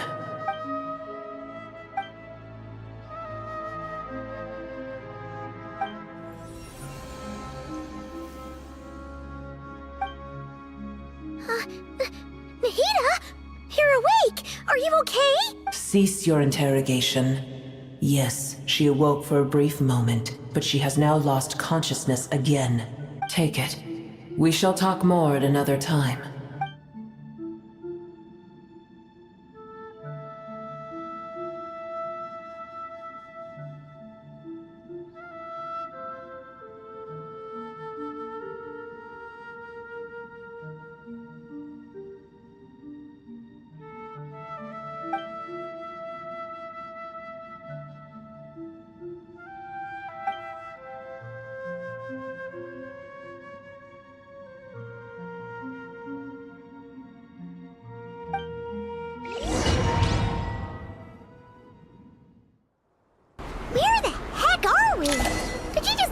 in the middle of nowhere? Wait. No. Paimon remembers now. The Temple of Sun...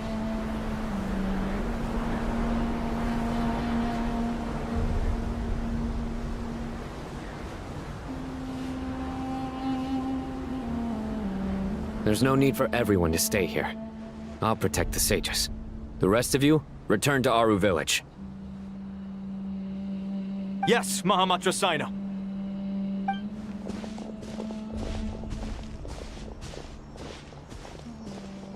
Sino!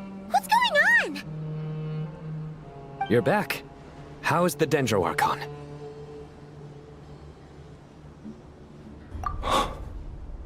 What a relief.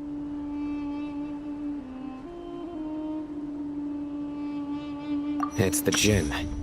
Countless Jinn have stirred up violent sandstorms across the desert, blocking our path to the Temple of Silence. Tighnari and Kale have returned to Aru village to help. The Jinn are being highly aggressive, so both the village and the merchant caravans require protection. It's just one thing after another. Where did all of them come from anyway? In all my trips to the desert, I've never seen anything like this before. As I see it, the only possible candidate is Gurabad. Gurabad? Baladuri could explain in more detail if he were here.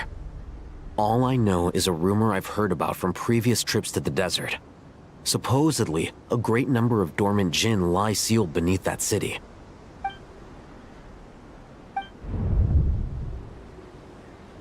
Gurabad is, for me, a fated land.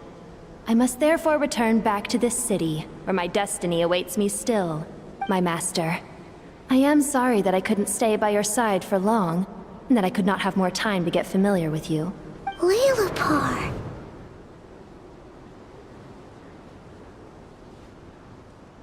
Yeah, we once said goodbye to a friend there. Well, maybe not a friend exactly, but someone we met on the road anyway. She was a strange bottle. If we can find a way to wake her up, maybe she can help solve the situation in Gurabad. Well, be careful. You may find there's more than just the Jinn to worry about. You mean, there are other dangers in Gurabad? It's a sensible assumption to make. The moment we arrived in Caravan Rebad, the Irminsul anomaly started spreading in that direction. Now we've moved to the desert, and suddenly we're plagued by Jinn and sandstorms. To call it a coincidence would be a stretch. Don't worry, we've gotten a lot stronger since our last stint in Sumeru.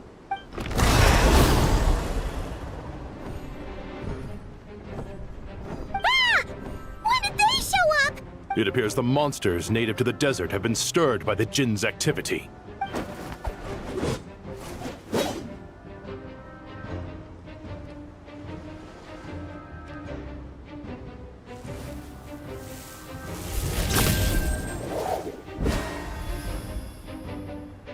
You should get going. We'll take care of things here.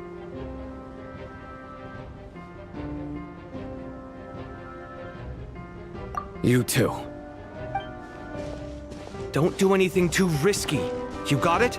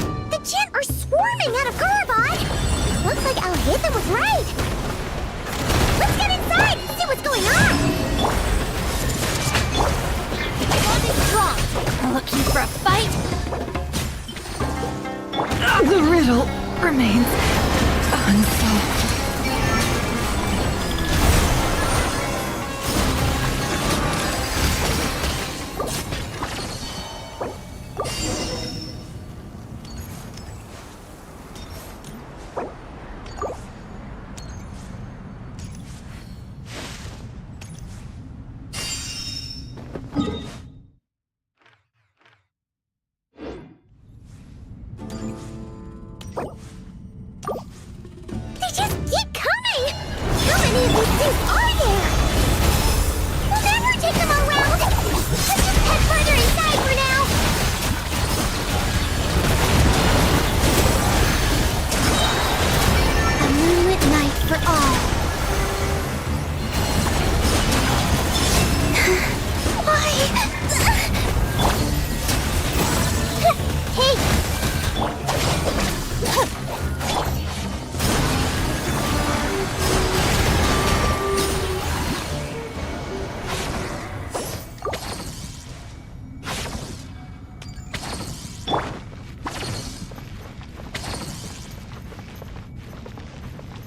Our bond is strong!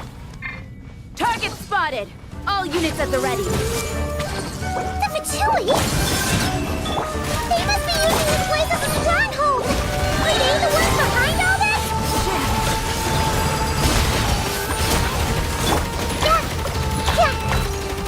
Stand with me! No! Take too long.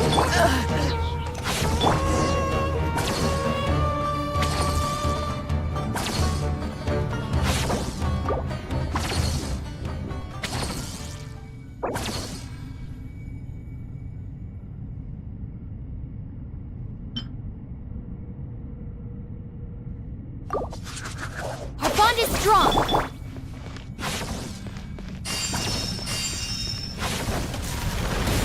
No more love. Hey! Fighting Jin with one hand and Fatui with the other? This is pure chaos! Time to come clean.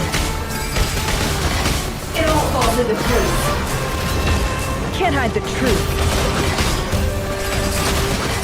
Time to come clean. I see everything! Hey! Lightning, purify! No more lies.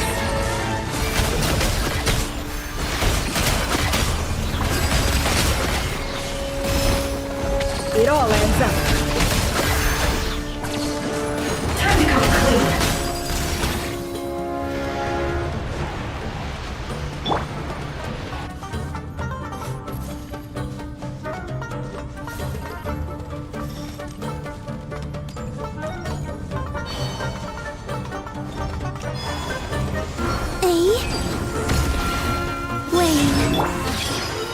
Stand with me! Can't hide the truth.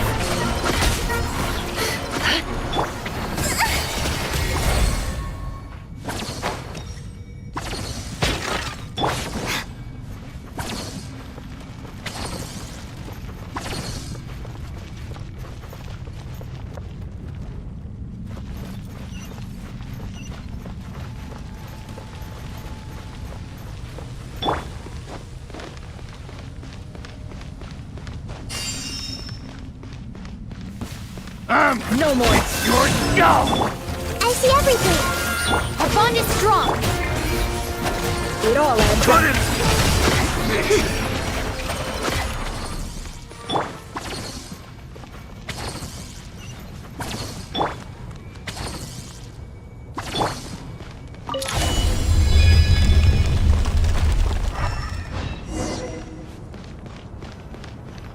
Do you see that strange machine? Paimon has a sneaking suspicion that that's the thing wrecking Gurabad and setting all those dangerous Jin free! The target has reached the core zone. Requesting backup. Repeat, requesting backup. Backup en route! Stop him at all costs!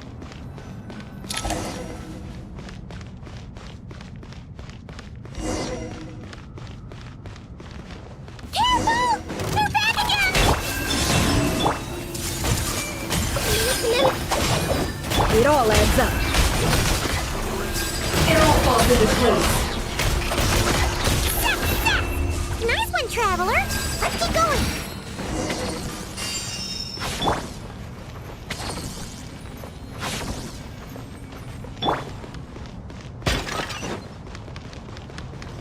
It all adds.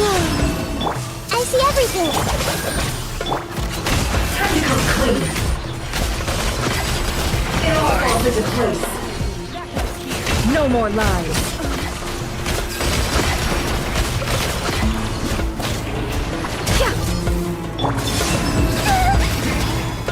Everyone's okay! Stand with me! Can't hide the truth.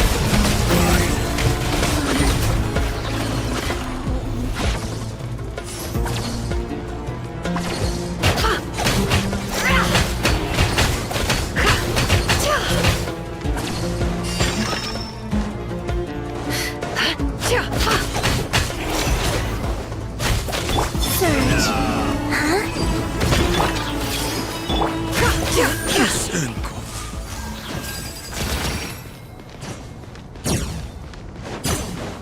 Dissipate.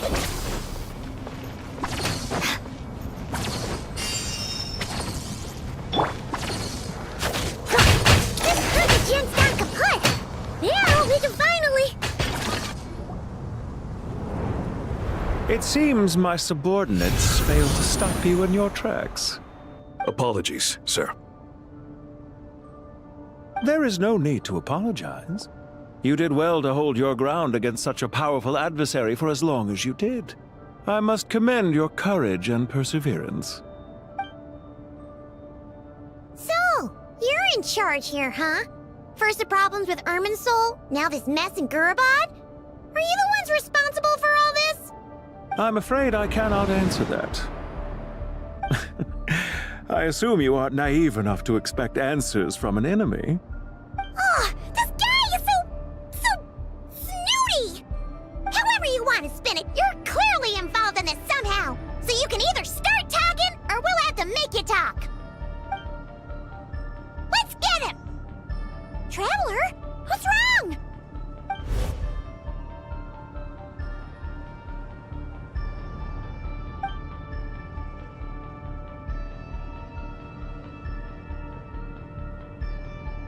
You're remarkably calm. Some would act more rashly upon finding the ringleader all alone. But you keep your cool. Even as your enemy, I must applaud you. Did you show yourself just to say that? Is this you trying to take back control of the conversation? Unfortunately, I really don't have anything to say to you. I am here merely to indulge my own curiosity. Your names are well known among the Fatui. Naturally, I wanted to observe you up close while I had the chance. Hey! Don't treat us like we're some kind of exotic animals in a zoo! Oh, I wouldn't dream of it. You seem rather predisposed to misunderstand me. I'm quite aware that you are both heroes of great renown. You have resolved crises in many nations and won countless allies along the way. I've been following your adventures with great admiration. My only regret is that the trajectory of your journey conflicts with our goals. What do you mean, admiration? Sorry, but that sounds pretty weird coming from you. I don't see why. We may happen to occupy opposing sides, but there is no cause for deep-seated enmity between us. To respect one's enemy is to respect oneself. Well, now that you're observing us up close, what do you see? I've observed as keenly as I can. Yet, while I endeavor to understand, your true strength remains a mystery to me. Violence is not my area of expertise either, so, you see, I would much rather converse with you like this than determine a victor with the edge of a blade. Besides, I've heard that even 3 moons in the sky fail to eclipse your brilliance. I know better than to bite off more than I can chew. 3 moons? So you have a connection with the Harbinger, the Doctor. Well deduced. Our commander, Dottore, died in Nodcry, but there are things that do not end with his departure. We must... Look at me. I almost divulged more than I should have. What are you after? Revenge for Dottore? Or are you plotting something else? I've said quite enough, I believe. There's no point in continuing this conversation, except to say, I've noticed that you seem to know your way around here quite well. A repeated visitor to Gurabad, are we? Ugh. I'll take that as a yes. Then I'm sure you'll have heard the story of this place. The mother of the Jinn, Lilupar, and the tragic tale of her vengeance that spanned 3 generations. It was right here that Lilupar once helped the wise to ascend to the throne. But from that moment on, every king who sat upon it was corrupted by power. These degenerate rulers lost control over their nation, and with it, the right to occupy that exalted seat. What are you trying to say? I once admired you for your adventures. That is the earnest truth. But it appears to me that your journey serves ultimately to uphold the rules of this world. Are these rules truly just? Does the heavenly principles rule with wisdom or folly? And how can we be sure that the Seven, who wield authority over the world, will not be corrupted? Do you seriously think you're gonna convince us of anything? Convince you? I'm sure my commander already tried that. Why would I waste my breath doing the same? If a few words from a stranger were enough to make someone completely change their stance, it would only prove that they never had a firm will to begin with. I am merely stating my position, so that we might understand each other better. One's enemy in the present may not necessarily be an enemy for life. As for what game I'm playing here, I'm simply buying some time. But now I must bid you farewell. It was a wise decision not to attack me immediately. Since you did not fall for my ambush, I will now have to ask those in hiding to reveal themselves. Leave this to us, sir. Very well. I trust you to do what is necessary. Stall him while I execute the next step of the plan. Sumeru City, Irminsul. Hey! Stop right there! Don't you dare leave without explaining yourself! All units, stop them! Protect the commander! Did you hear that? He mentioned Sumeru City and Irminsul! He definitely knows something! We can't let him get away! Get rid of these pesky soldiers! Quick! Rear guard to the front! Don't let them through!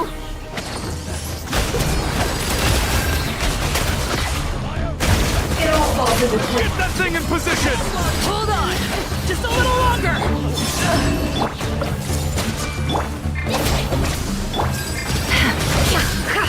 It all falls into place. We finally beat them! That mysterious...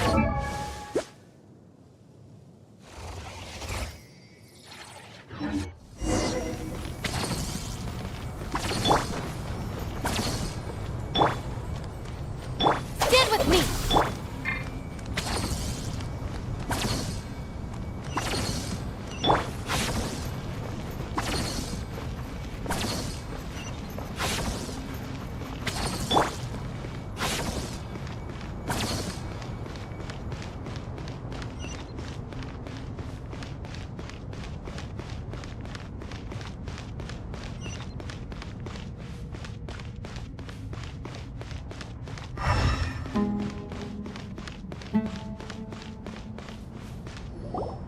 Found him! Over here! You're very persistent. Hey, you! Stop running and explain yourself! What are you trying to...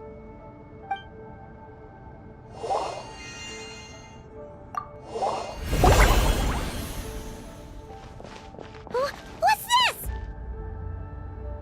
Relax. A small trap like this won't be enough to hold you. The sandstorms from Gurabad will die down soon enough, but this small window of time was all we needed to launch the next phase of our plan.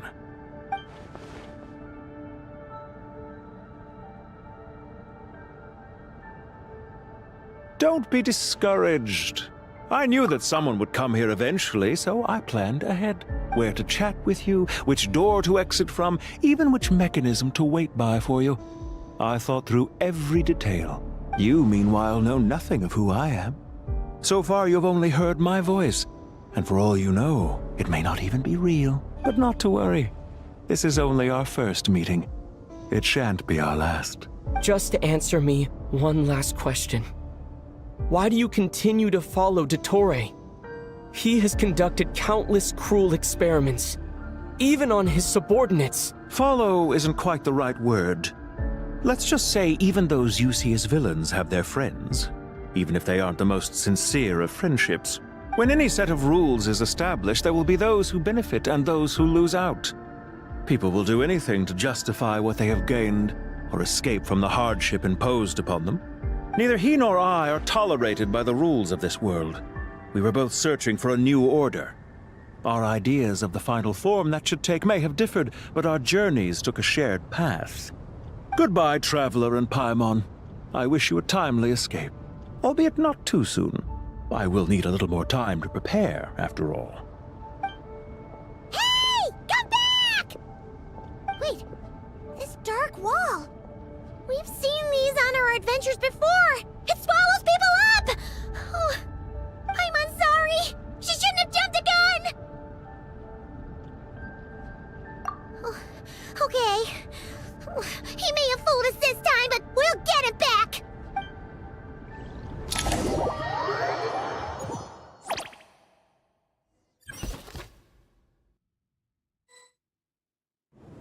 Sino and his team are guarding the north. We'll take this side. There's so many Jin! We can't let them get into Aru Village! Don't fret. I am well prepared for this situation. Huh. So you have a solution? Perhaps you're unaware that I have a trusty genie partner of my own, Plumpy. If I send her to negotiate with the others, this whole thing will be resolved before you can say Mora. Off you go, Plumpy!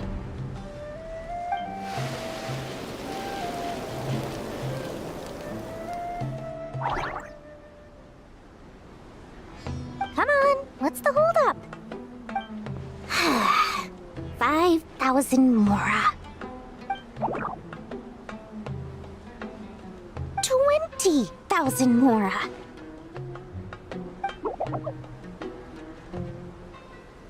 100,000 Mora. Final offer. Ah, so she's a hired partner.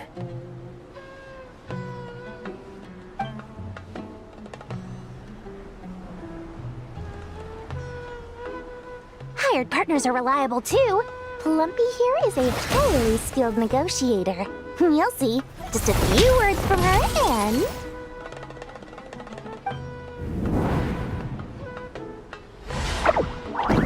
Plumpy! Don't you Jin have any respect for the rules? This was supposed to be a negotiation! How dare you treat my messenger like this? You wanna play rough? You can play at that game!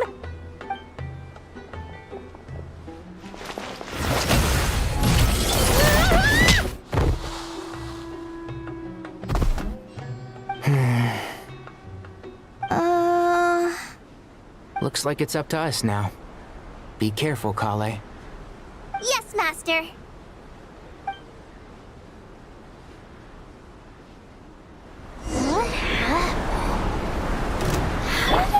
Pass out. Never mind. It's time for rampage. You know, this reminds me of when you first arrived in Avidia Forest. You were trying to help a child retrieve a lost toy when you stumbled upon Spino Crocodile.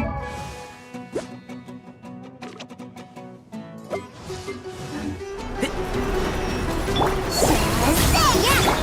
I remember. Our first time fighting side by side. Fighting side by side? I seem to recall swooping in to rescue you with a team of forest rangers. Please stop.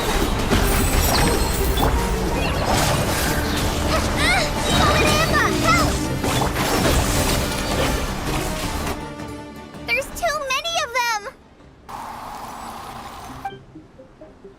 I can't believe I used 12 rare items in one battle. Ugh. I shudder to think how this is going to affect this month's accounts. The sight of that glaring deficit might be more than my poor heart can take. Tighnari, how's the situation on your end? We held the line, though it was a close call. But it looks like they're preparing for another attack. Has something happened? They've breached our defenses in the south. The Jin are pouring in. We're moving the villagers to the north as we speak. We're hemmed in. This is getting precarious. Our margin for error just got a lot smaller. That's why we wanted to confirm your status. We need to consider our next move carefully. Bad news! Another line of defense has been breached. Kale, go with them and assess the situation. Dory and I will hold the line here. But Master! Even with 3 of us, we barely managed to. This is not a discussion, Kale. Don't worry about us. She clearly still has plenty of tricks left up her sleeve. Wait, you can't pin all your hopes on me? Oh, great. I've almost almost run out of the things I brought with me, and the rest is back at the caravan. I should be able to hold out for a little longer, but still... Master! Need any help? Huh? What is it, Kale? If things continue like this, it won't be long before Aru village is overrun by Jinn, and the sandstorms are sure to follow in their wake. I do have a plan, but I can't guarantee it will work. I don't care. Whoever you are, please just help us. The only one who can help is you. I am merely here to guide you along the correct path. I am a spirit created at the beginning. I am a flickering illusion. I am the shimmering light that flows from the eyes of the Creator. What do you mean? It doesn't matter. You don't need to understand it. Just repeat after me, one line at a time. Watch out! Jinn incoming!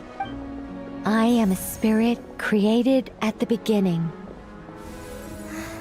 Here goes nothing. I am a spirit created at the beginning.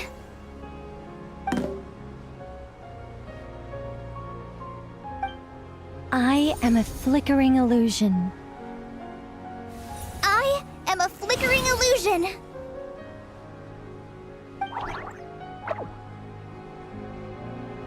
What's wrong, Plumpy? I've never seen you so agitated before. That's... But how do you... Do you know what Kale is reciting? I am the shimmering light that flows from the eyes of the Creator.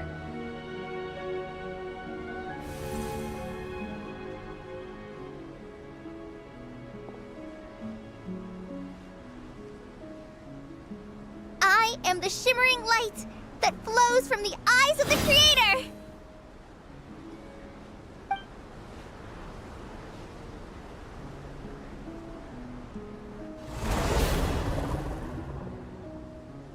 It's a song composed by the goddess of flowers, but very few records of it remain, even in historical texts. All we have is a few fragments. Is Kale an avid historian? Not to my knowledge. The Jinn have actually quieted down. Although... No, it's more than that. It looks like they're showing... submission. Clearly the songs left by the goddess of flowers have a soothing effect on them. At the very least, they're much calmer now.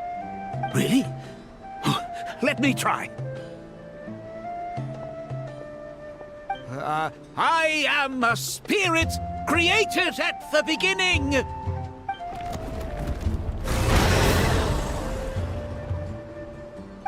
Don't stay away. I'll stop. I'll stop. It seems like the song only works when Kale recites it. But why? Kale.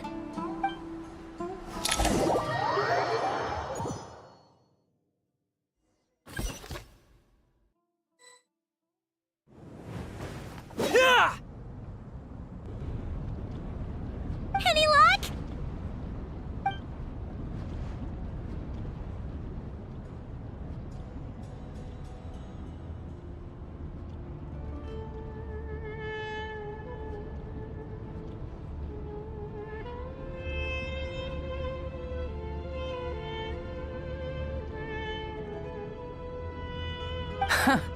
When I heard that loud rumbling in the distance, I thought the shifting sands had bust open the gates to some ancient treasure vault.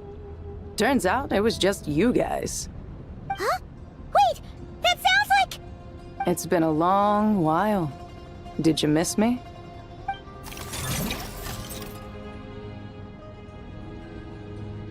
Jet! Ben! Let's save the catching up for later. First, I gotta get you guys out of there. This should be the right mechanism. Ben, can you handle it?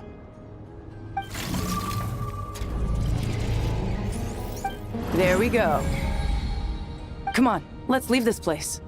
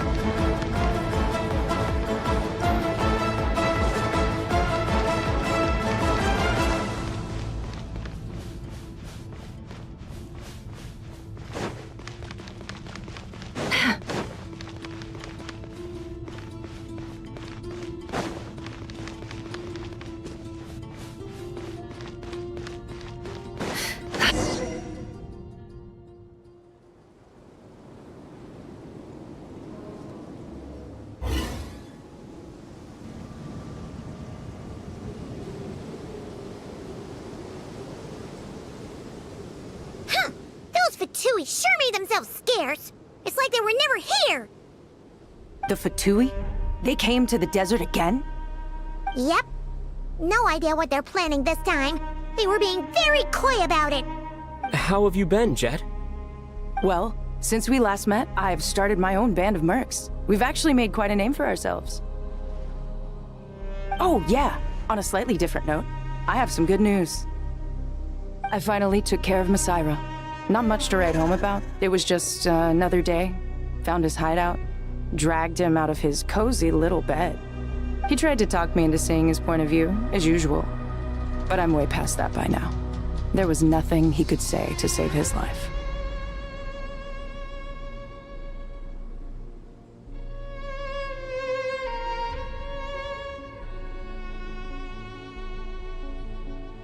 What about you guys? Bet you'd forgotten all about me and Ben, huh? Of course not! We're super duper best friends! Wow. Sounds like I should make time to visit some other nations too. Anyway, what brings you to Gurabat? Oh, right. I almost forgot. We're here to look for Lilupar. Oh, that bottle? Yeah!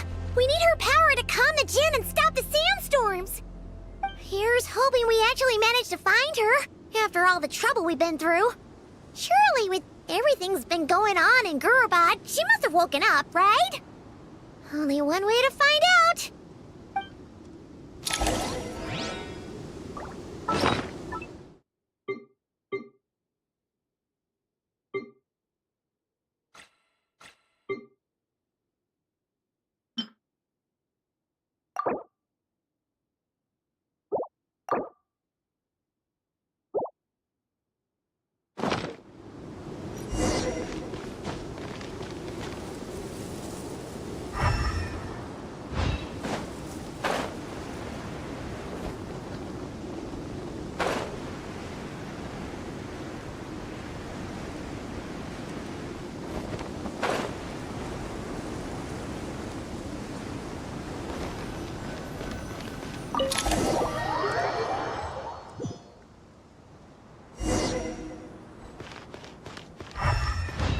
Let's see.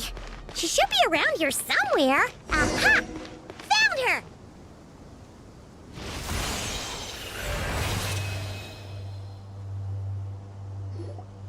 Lilupar! What a long dream that was. It's been a while, my master. Oh, and you're here too, little wildcat. The four of us back together again. Imagine that.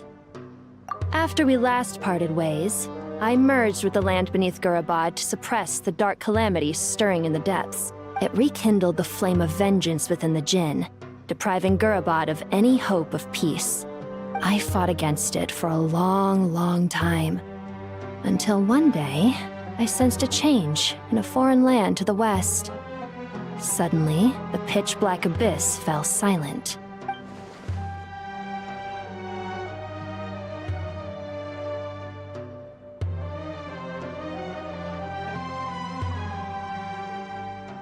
Once satisfied that that dark power could no longer bewitch the Jinn, I too fell into a deep slumber, from which I have only now awoken.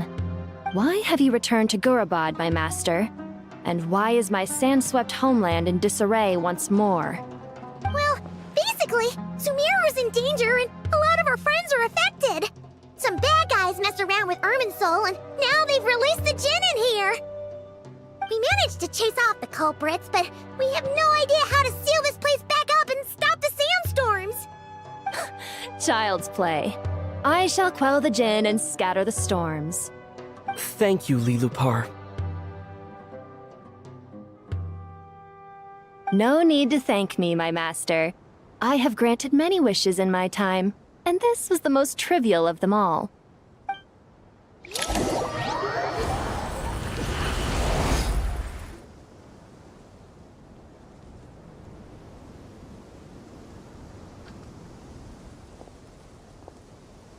The sandstorm's gone. The sun shines bright again. When I said that we'd meet again under a lovelier sun, this was exactly how I imagined it. Yay! Although, honestly, Paimon would love to hang out with you more, even if the weather sucked. Well, there shouldn't be any more Jinn breaking out, right? Are we okay to head back? Sounds good. You can introduce us to your other friends. Another adventure begins. Lovely. The storms have stopped! We should be able to get to the Temple of Silence without any problems now. Time to regroup!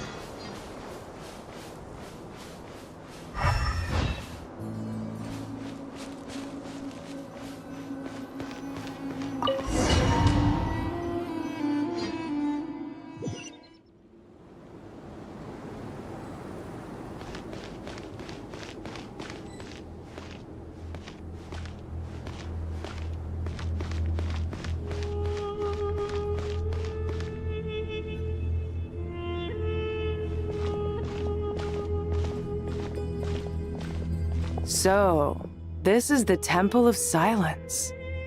I've heard the Nagarjanites mention it in passing, but I never imagined it would be this big. It's colossal. I thought the temple moved to the rainforest ages ago. When did they scamper back into the desert? I don't know. This plan sounds a little too risky for my liking. Even in King Deshret's day, this was experimental technology. We have no idea what could happen if we activate it. Well, unless you know of another viable alternative for the Akasha terminal, I'm afraid this is our only option. The plan is sound, and the risks are manageable.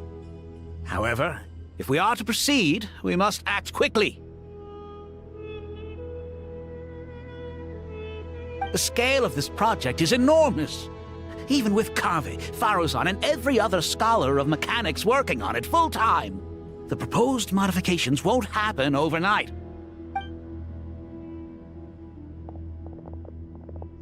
You're back. Everything all right? And who are they? Friends of yours? Pretty much everyone in the Temple of Silence is. This guy's Kaveh, and the one next to him is Alhaitham. Hello, I'm Jet, and this is Lilupar. Oh, a famous name from the history books. Pleased to meet you. A friend of a friend is a friend of mine, as they say. Who's they? Huh? Do people not say that? Not in the desert.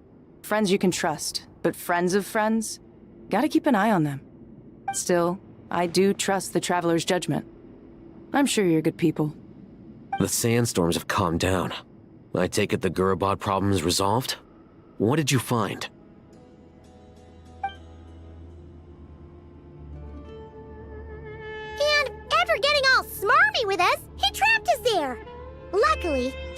the mechanism outside to free us, and then we got Lilupar to put a stop to the chaos.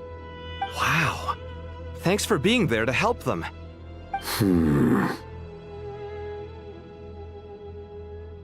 So, this mystery man openly admitted that he was merely a Harbinger subordinate. Yeah? Is there something weird about that?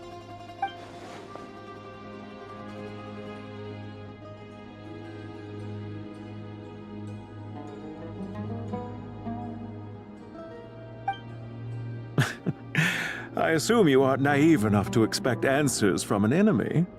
Well deduced. Our commander, Dottore, died in Nordcry.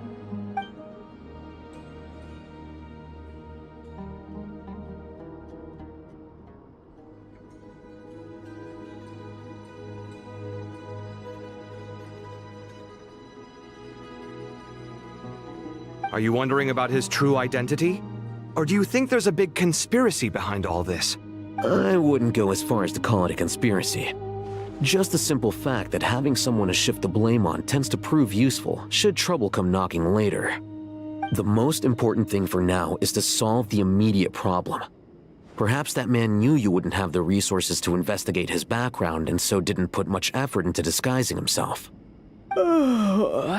This is all getting a little cryptic for me. I'll let you guys talk while I take a walk with Lilupar.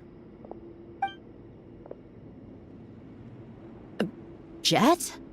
Aren't you with the Blazing Beasts? What a coincidence. Didn't expect to run into you here. We're mercs. You can run into us anywhere. Who's this with you? So, did you find the solution you were looking for in the Temple of Silence? You bet we did. This place is incredible. It has everything. So far, we've discussed a plan and verified its feasibility. Building a new system from scratch is out of the question. So our only option is to modify the Akasha using certain resources we hope to find in the mausoleum of King Deshret. According to certain sources in the Temple of Silence, there is a core device in King Deshret's mausoleum known as Aru. Little is known about this device in academic circles, which suggests it was hidden quite effectively. If these sources prove correct, the energy contained within Aru may be sufficient to power our Akasha renovation plan. However, this raises difficult questions regarding technological integration. The sages are still debating it. Yeah, but I'm sure they'll reach a compromise once they've argued it out. The people of the rainforest are always cautious when it comes to desert technology.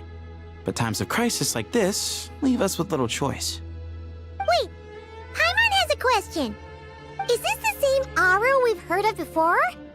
It's sealed off, right? Some sort of prison where the Goat King, Ibis King, and Crocodile King are locked up. Well remembered. Yes, that's exactly right. According to our records, Aru was the most brilliant creation King Deshret ever conceived of. Built by divine and mortal artisans working together. It was a miraculous accomplishment, and it lies hidden deep within the king's mausoleum to this day. That being said, what Aru actually does and why it was built, those are deep secrets we are not privy to. Until recently, I wouldn't have been optimistic that the place even exists. The only reason I'm inclined to believe it now is because we heard it from the Ibis King Thoth himself at his temple. The tale of how the 3 retainers of Al-Akhmar were imprisoned in Aru. Paimon totally gets that. When Paimon first heard about it, she thought it sounded pretty unbelievable too. Do you guys still remember that? The Ibis King told us they were trapped in Aru and that they had to answer 3 questions to get out. I think I remember. What causes our rise and fall? What obliterates love and hate? And what determines truth and falsehood? Those were the 3 questions, right? Yeah. If only Nefer were here. She's dealt with the Ibis King before, so she might know more. Oh, Nefer is a friend we met in Nordcry. Nordcry? Funny. She showed up here earlier. Huh? Yeah. Had another lady with her too. Both said they knew you. They contacted the sages, claiming they might be able to offer some assistance. Really? They came here to help out? Yes, really. It was just before you got back. One of them said she's made Nod Cry her home. If she's the person you were talking about, then... Looks like betting on Aru was the right choice. See? They're right over there.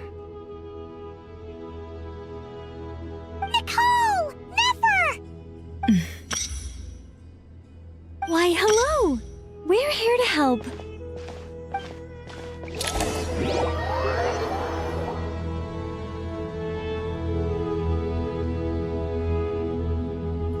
It's a good thing we left early. We almost got locked out. Locked out? What do you mean? Oh, you haven't heard? An invisible barrier has appeared around Sumeru's borders, cutting off all travel in and out. No one can leave and no one can enter. Sumeru has become a lonely island. Are the Fatui behind this too? Actually, no. This has nothing to do with them. I suspect it's a defense mechanism within Irminsul itself.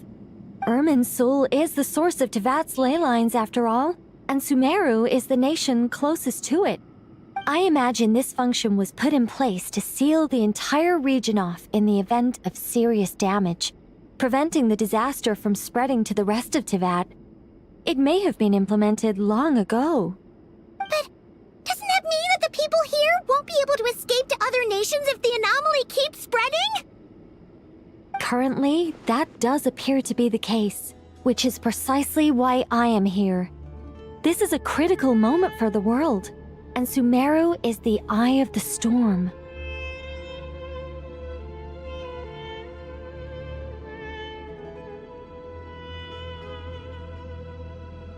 Paimon's surprised you managed to convince her to come back to Sumeru. Indeed. Even for someone of my wisdom and eloquence, this tested my skills to the limit. And why should it concern me that Sumeru's in trouble? Surely you don't think I still have feelings for that place? Judging by your tone, I suppose you don't. Sounds like you don't know much about my past. And here I thought you knew everything. All I know is that the Ibis King is the source of your power. He was quite a prominent moon envoy once upon a time, so I do know a thing or two about him. As for your past, I have ways to learn the full story if I wish to.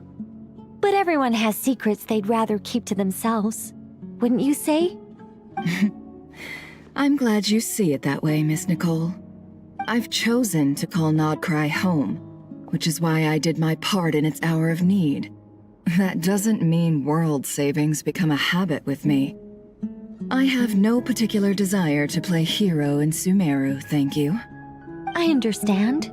Human emotions do not appear and disappear without cause. There is always a reason to be found behind both salvation and destruction. Still, if time has taught me anything, it's that human emotions are often complex and in conflict. That's why people change their minds about things all the time. But that's where we angels come in. Our duty, ultimately, is to guide people towards their deepest, truest desires and help bring them to fruition. So I wish to hear about your past, because I do not believe you are motivated by hatred alone. And if we still arrive at different conclusions in the end, that's okay.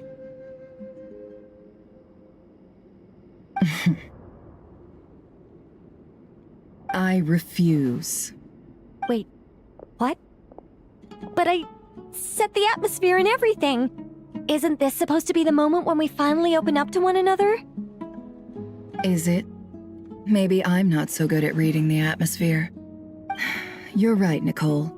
There's more to me than just hatred. Had it consumed me, I'd be left stuck in the past forever, never living in the present. But I don't think that your guidance can change my mind.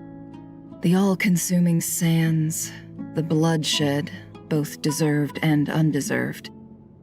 Those old emotions cling to me like a shadow. Do you wish to shake them off? No. I hope to remember them forever. Those emotions and memories shaped me into the person I am today. They'll always be a part of me. In that case, would you like to hear my perspective, at least? Sure. It's not every day you get to hear an angel's opinion. A long, long time ago, when the angels still walked freely upon the earth, I found life tedious.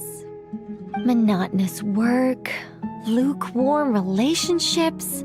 Things weren't nearly as interesting as they are now. And yet, since the angels' demise, I have found myself missing those days on more than one occasion. Human emotions are often attached to a person, a place, or an object. When those things are gone, the memories quickly fade, and the emotions slip away along with them.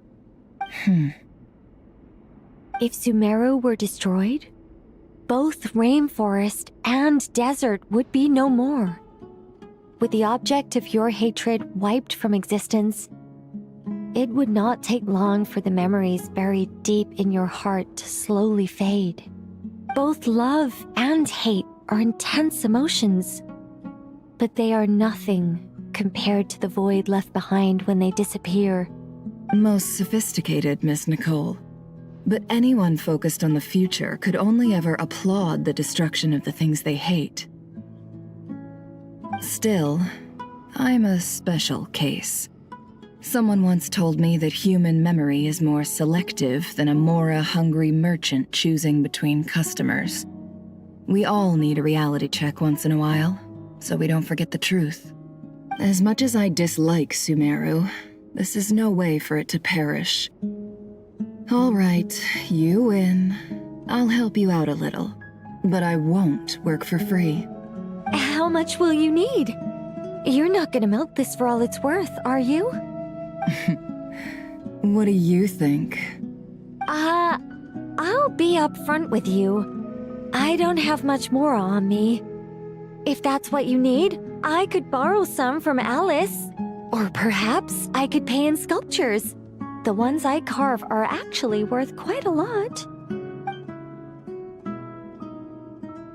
Just cover my travel expenses. Huh? Is that all? That's all. Given all the people I owe favors to, I can just about justify a trip to Sumeru. Yehoda! Here, boss! What do you need? I'm going back to Sumeru for a while. While I'm away, you'll be in charge of the curatorium. Me? I'm in charge? Whoa! Don't worry, boss. You can count on me! And that was how the ingenious Angel Nicole brought you the perfect person for the job in your hour of need. Hip hip hooray! That was far more detailed than necessary. Not lacking in embellishment either. I never thought I'd return. Especially not the desert. But life doesn't always go as planned, I suppose. What's Candace up to? I don't think I've seen her yet. She is still taking care of things in our village. Should be joining us before too long.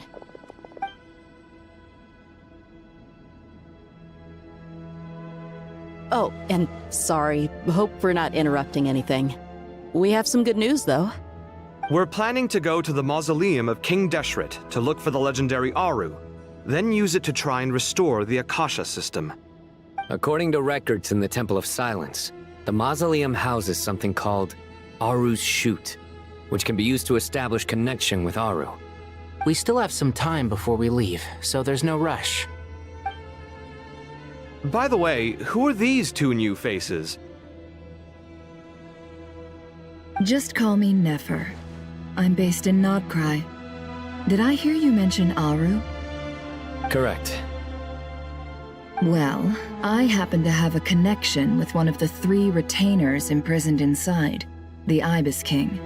I'm here to get things done, so if you don't mind, I think I should come with you. That sounds perfect. Miss Nefer, are you from the desert by any chance? Why do you ask? I don't know. There's a familiar air about you. Plus, you mentioned Candace. Sorry, I don't mean to pry. It was just a random thought. I'm Dia, an Eremite mercenary. My work usually keeps me out in the desert. I'm on good terms with Dory, and she's mentioned you all before. It's nice to finally put faces to the names. However, my associate here is probably less well acquainted with you. Why don't you all introduce yourselves? Actually, I'm a little better acquainted than you might think. Huh? Huh.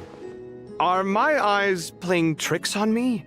It looked like you spoke without moving your mouth. Ventriloquism. I have heard tell of it before. What is it, Kale? It's you! You're the voice who's been speaking in my head, aren't you?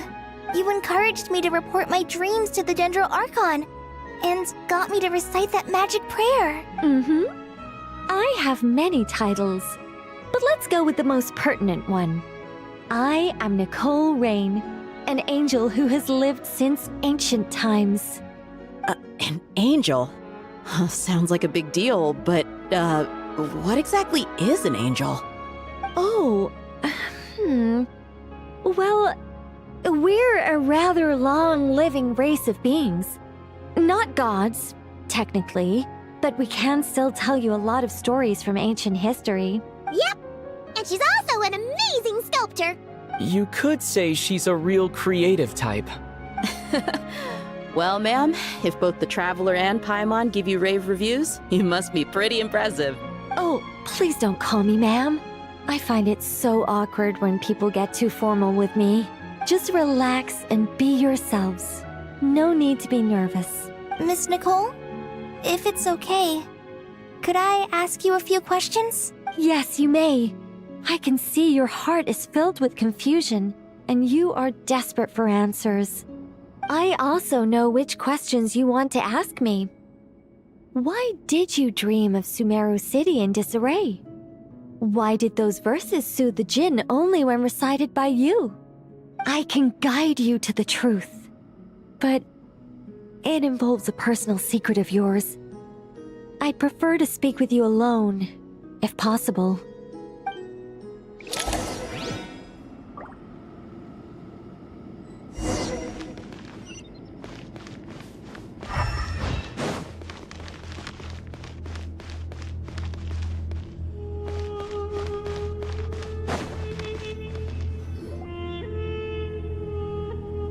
I thought we were going to speak alone. This is a lot more people than I was expecting. What's wrong with it? Even the doctors at Dar al-Shifa allow patients to be accompanied by family members. Well, if Kale doesn't mind her secret being revealed, I have no problem with it. Thanks for being so considerate, Miss Nicole. I don't know what secret you mean, but whatever it is, there's no need for me to hide it from my closest friends. Closest friends? It's so nice to hear that. All right. In that case, I'll get right to it. Kale, are you aware that there are god remains inside your body? I am. When I was young, I got sick with Elazar. Nothing could cure it. The Fatui convinced my mom and dad that they could help, and I was sent to an unfamiliar place. There were a lot of other kids just like me there. This creepy guy injected us with some strange medicine, which I heard contained god remains. I can still remember the pain like it was yesterday. But thanks to the friends who've stuck by me all this time, I've gradually been able to overcome those memories. Anyway, so you're saying that what happened to me has something to do with the god remains they injected me with? Yes. Those were the remains of Nabu Malikata, the goddess of flowers. What? Huh. Fascinating. You don't seem surprised like the rest of us. Why? The possibility crossed my mind when Kale recited the Goddess of Flowers song and calmed the Jinn. You made Paimon jump! What are you doing here, Lilupar? I was merely passing through when I heard the name of the Goddess of Flowers. Be assured that I share your surprise. You, with the hat. Are you certain? I sense no trace of the Lord of Flowers within her. Well, it is a very small fragment. Unless special methods are used to manifest its power, even her closest acquaintances would find it near impossible to detect. After the goddess passed away, her remains were scattered across the desert. King Deshret gathered all the pieces he could find and buried them in the Eternal Oasis. But some fragments remained unaccounted for. Eventually, the Fatui must have found a way to track some of them down. Presumably for use in some experiment. It's not an uncommon occurrence. You're more shaken than I thought. In one sense, you've been extraordinarily lucky. So many people who yearn for this kind of power never attain it, yet you have coexisted with her all this time without even realizing it. I don't know what to say. I'm glad that I could help everyone with this power, really. But knowing that a fragment of the Goddess of Flowers is inside my body is... it's a strange feeling. Well, people value their autonomy very highly. Even a well-intentioned intruder can shake one's sense of self. I understand how you feel, Kale. But once you get used to it, you'll find it's nothing to be concerned about. Huh. I guess you, of all people, have a good reason to speak on this. 2 good reasons, in fact. Incidentally, 3 is the maximum number of Hermanubis' Ba fragments that I could bear. Let me guess. Because 2's company, but 3's a crowd? Thanks for helping to explain the joke, Tighnari. Not my intention. Goddess preserve me. I should take my leave. This boy in his wolf's head hat speaks much too differently from the Hermanubis I remember.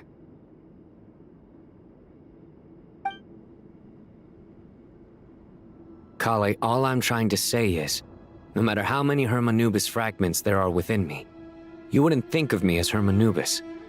In the same way, you are simply you. Yeah, I know what you mean. So about that dream I had, was it a warning from the Goddess of Flowers? Yes. Just like me, she was an angel created by the primordial humans, born with the instinct to guide living beings. Though her body and soul have perished, her essence retains its natural instincts. Even her smallest remaining fragments would do their utmost to send you that warning. The Mother of Dreams? Lord of Flowers and Oases? She must have had a premonition. That is why she gave that dream to you. We won't let our efforts go to waste. But I still don't understand. Why me? Yes. Why indeed? You weren't the only one injected with God remains, but only in you have her fragments persisted. I suspect it may be because of the firm will you showed in the face of suffering. She was likely assimilated by that will. Of course, this doesn't mean you have to shoulder any extra responsibility. As this young man said, you are who you are, and that will not change. All right, any further questions from the family members of the patient? If not, we should head to the mausoleum of King Deshret. Let's move out. Time to put our plan into action. We all hope it'll work. But will we really be able to open Aru?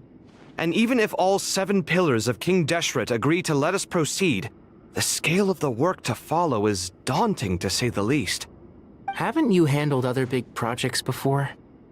I mean, the biggest project I've worked on to date is probably the Palace of Alcazar Zareh, I guess? But this is orders of magnitude beyond that. It's a total nightmare. Look on the bright side. At least this time you're actually here when Sumeru needs you most. You won't have to come asking me for details after the fact. Mock me all you want. But now that I'm here, things will be resolved far more quickly and smoothly than last time. Kave's self-doubt disappeared in an instant. Like magic. Well, this confidence is most gladdening. Now, go and pack your things. We'll head to the mausoleum as soon as you're ready.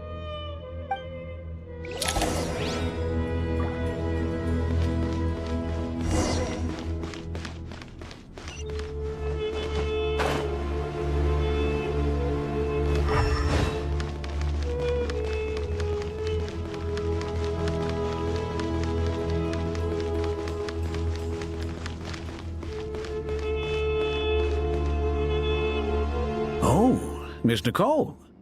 I heard you're a very talented sculptor. Is that true? Oh, I don't know. I wouldn't want to blow my own trumpet. Honestly, even though Ksharoar is best known for its focus on mechanics, plenty of Ksharoar scholars are quite serious about sculpting as a hobby. So if they rate your work, that's enough for us. We just have to take a look. Who's we? Myself and a few other scholars. Kashif, Daneshvar, come take a look. Oh, well, if you insist, I suppose there's no harm in showing you.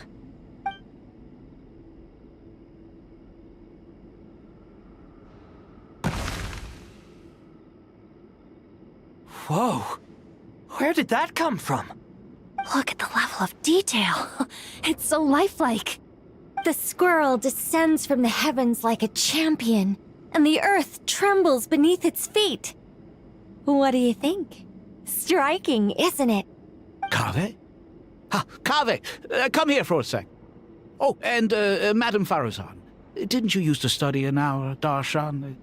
Come take a look. All right, but hang on a moment. I have to finish reviewing this proposal first. You called? What is it, youngster? This squirrel statue. Isn't it cute? Oh, a squirrel. I wouldn't say cute per se. The realism is what stands out to me. Were you trying to carve a statue of a hero, young lady? Oh, a hero? I suppose so. Actually, I didn't really have a specific theme in mind. I just started working on it, and this is how it turned out. I see. Well, do you tend to read novels about heroes in your spare time? As a matter of fact, I do quite enjoy those. Everyone loves a good tale of daring do, right? Then perhaps this statue represents the heroic tale you long to see deep down inside. Also on the subject of heroism, I feel that if the subject posed with a finger raised towards the heavens, it would lend a greater gravitas to the overall image. I'm sure some would call it cliché or old-fashioned, but not me. I think it would be a perfect fit. It has a certain classical beauty about it. Kaveh! Sorry, Madame Faruzan, I'm a little busy right now. Don't wait up for me. What a pity. That young man has excellent aesthetic tastes. I was hoping to ask him for his opinion. What a genius idea! Why didn't I think of that? Classical beauty is a great direction to explore. That's it. Once I get back, I'm going to sculpt a heroic squirrel pointing its finger towards the sky. Precisely. A declaration of victory. You understand my vision. Then place the two statues face to face. Yes! That's exactly what I was thinking. It'll be a masterpiece. Miss... I'm sorry. I didn't catch your name. Just call me Nicole. Madame Faruzan? Was it? What? Oh, no. That wouldn't be right. Why ever not?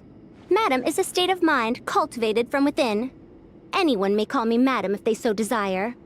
My dear Miss Nicole, once we make it through these trying times, should we have the pleasure of meeting again, I shall look forward to seeing your new work. In this day of age, it's rare to find people with an appreciation for classical aesthetics. Meeting you was truly a pleasant surprise. Honestly, I feel the same way. It's been a long time since I met anyone interested in this style of statue. Clearly, they don't call you madam for nothing. Also, I have to say, you're a very good judge of character. Because when I think about it, I really am someone who likes stories about heroes. That must be why I've quietly kept watch over generation after generation of them. Sorry, keeping watch over heroes? What exactly do you do for a living? Oh, never mind that. Let's not tell Madame Faruzan about Miss Nicole's true identity for now. Good idea. Let's limit the conversation to aesthetics.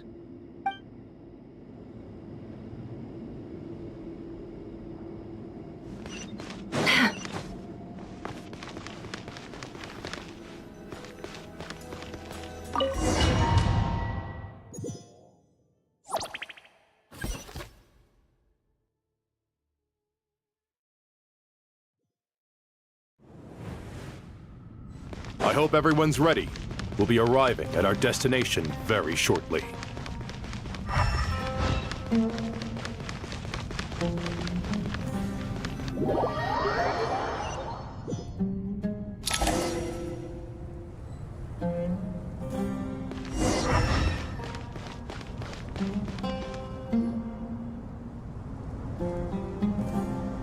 Why, we've not seen so many visitors ever, really. What is this place now, a tourist attraction? Ah, closer inspection reveals many familiar faces. To what do we dusty old fellows owe the honor? Surely you're not just here to chat. You surmise correctly. We are here to carry out a rather enormous project. Ho, enormous, you say? How large, then? Larger than the gaping void in our lives?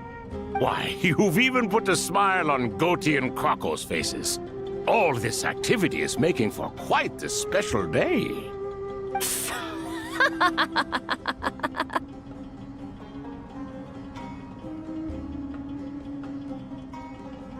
I know that laugh. Lilipar? What on earth are you doing here? Oh, this is hilarious. Turns out good things really do come to those who wait. As long as you stay alive long enough. When did you three get locked up in here? And still you act all high and mighty, putting on a show for the younglings. Truly hysterical. Why, you... Yes, I know. No need to shout. You're right, Lilipar. Goatee, Crocco, and I all have the same problem. But didn't King Deshret seal you away? How did you break free, and how did you get in here? Who knows? Perhaps you can ask my master one day, should you ever get the chance. Behold, the executioners of old. Some have turned into fragments residing in human bodies, and others are imprisoned eternally, leaving not a single shard behind. It's almost tragic, watching lowly prisoners like you act all self-important. Curiosity gnaws at you, doesn't it? Your interest in the outside world threatens to burst you at the seams. I'm starting to take a liking to this magic bottle lady. Time is of the essence. Let's get down to business. We come to you, O three ancient lords, to request your assistance on behalf of the Academia. If we can help you regain your freedom, then please consider lending us your aid. As for precisely what we need your help with, it's a long story. So, to demonstrate our sincerity, we are prepared to first resolve the problems that plague the three of you. All right, stop arguing, Crocco. And Goatee, don't you start. What's the harm in letting her speak? It's not worth getting so angry about. Forget about her. The three questions are the crucial thing here. But do you really have a way to answer them? You once answered the final question, Nefer, but the seal did not open. Unless, with the passage of time, you have found a new answer? You could say so. When you first asked me what determines truth and falsehood, my answer was a liar's soul. Liars are the best at seeing through the falsehoods of the world. But if you want them to tell you the truth, you have to reach their soul. I think that makes sense. I found it quite compelling myself, and I told Nefer so. Unfortunately, it brought us no closer to liberation. Well, that's simply because it was my answer, not the one King Deshret was looking for. Can you guess which answer Al-Ahmar wanted then? Time. And that's not only the answer to the final question, it's the answer to all three of them. All things wax and wane with the passage of time. Love and hate eventually fade into nothing. Current affairs are always fraught with conflict and controversy. Only time can distinguish between right and wrong. You once described King Deshret as a proud man. I'd say that the prouder someone is, the more inclined they are to believe that only time is qualified to be their judge. Time. Well. Indeed. Perhaps in building Aru, our king was in fact attempting to reverse time, to bring love and hate, right and wrong, the rise and fall of all things back to their point of origin.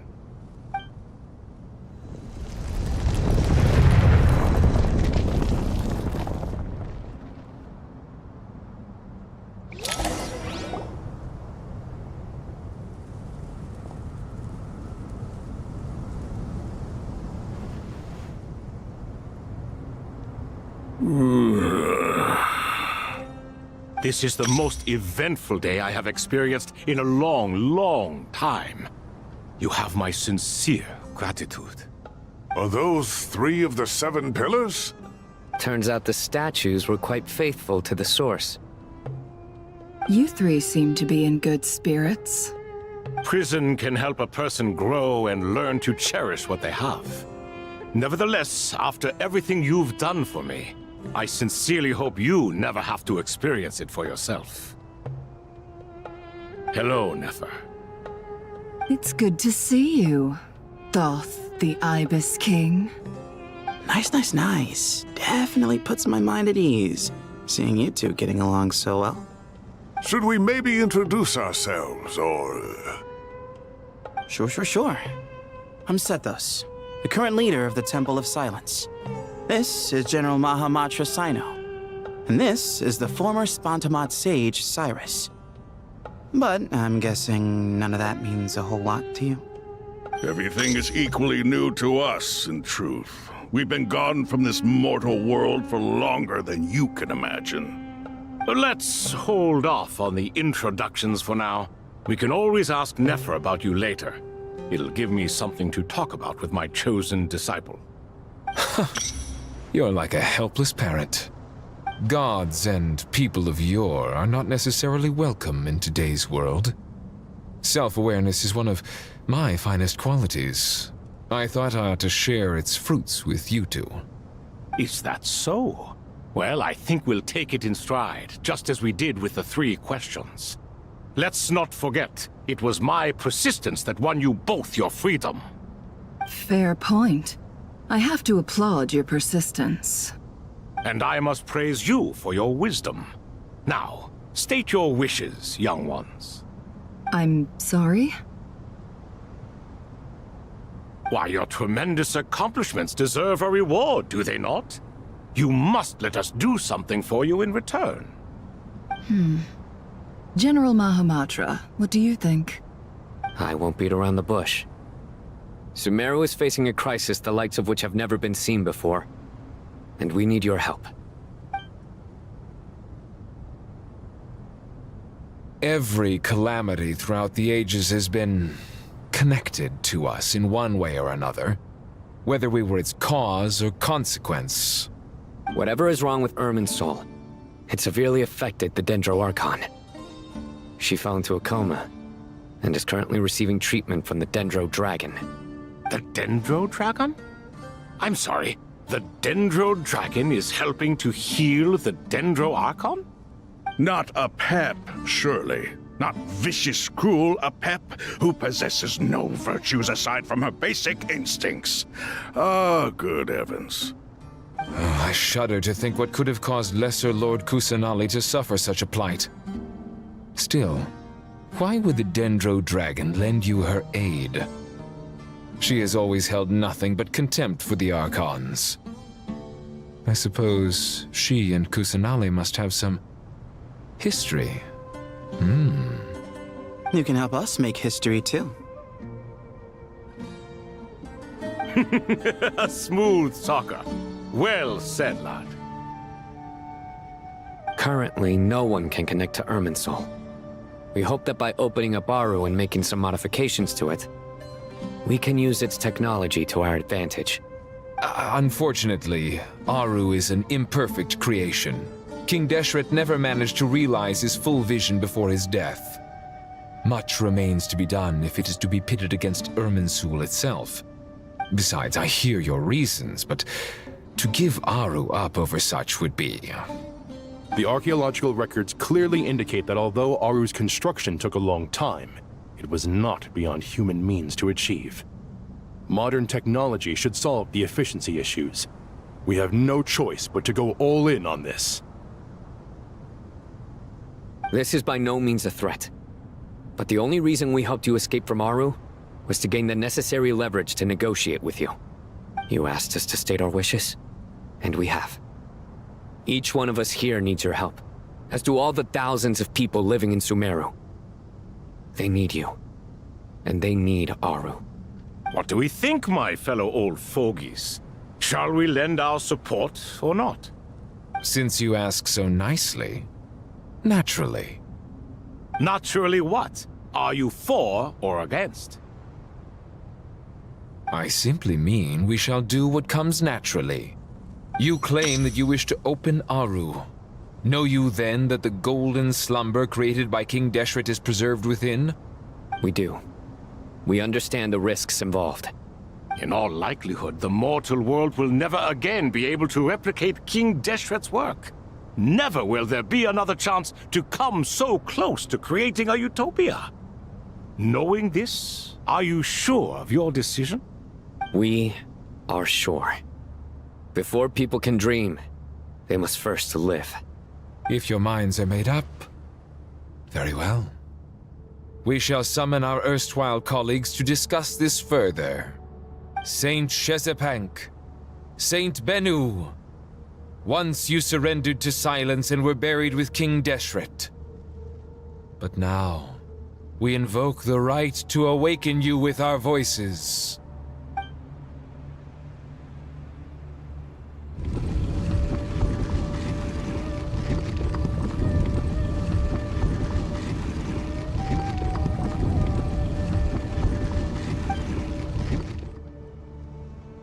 Saint Bennu, responding to your call.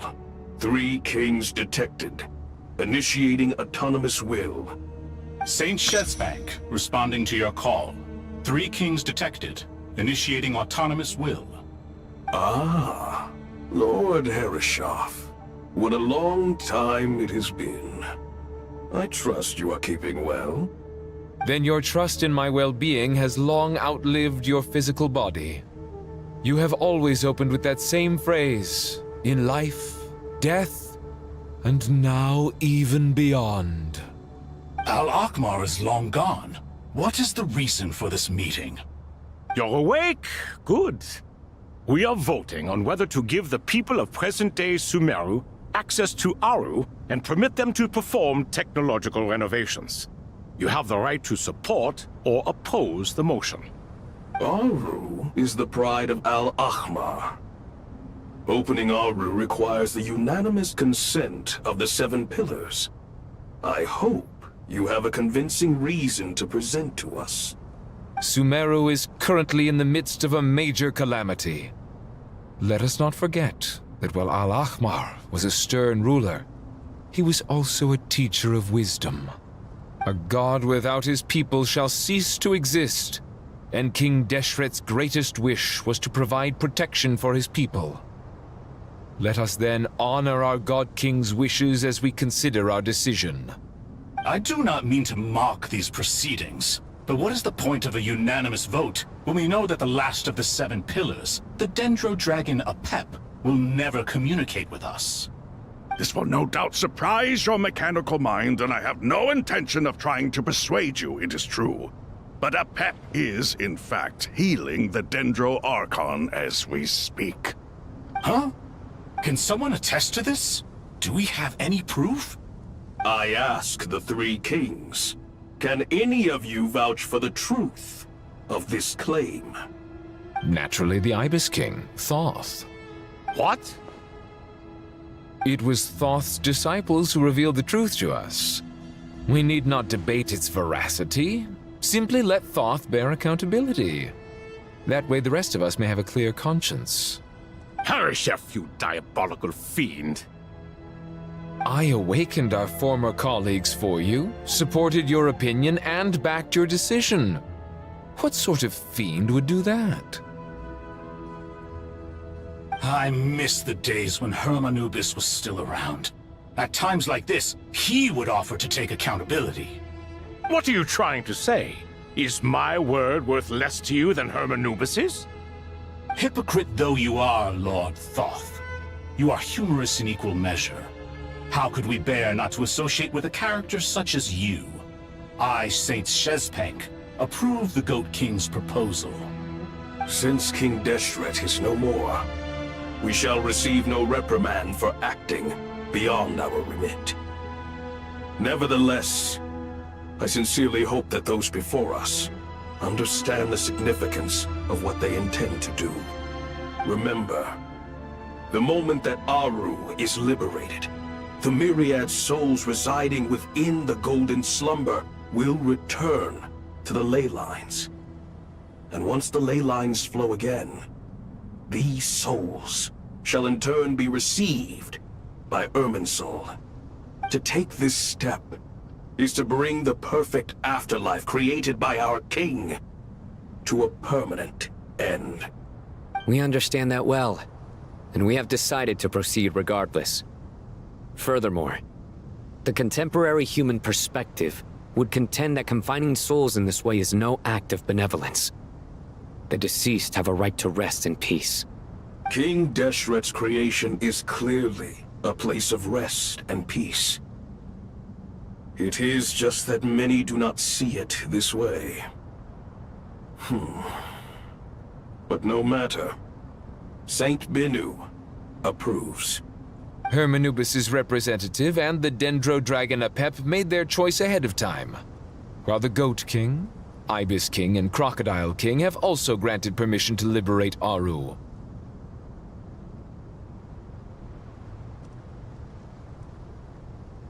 By the grace of His Majesty, guided by His wisdom and will, let the gates of Aru be reopened.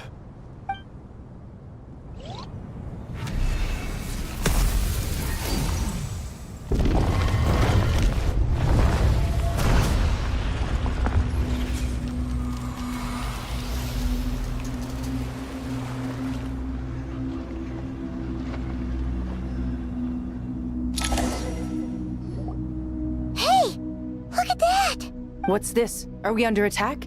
No. Wait, it's...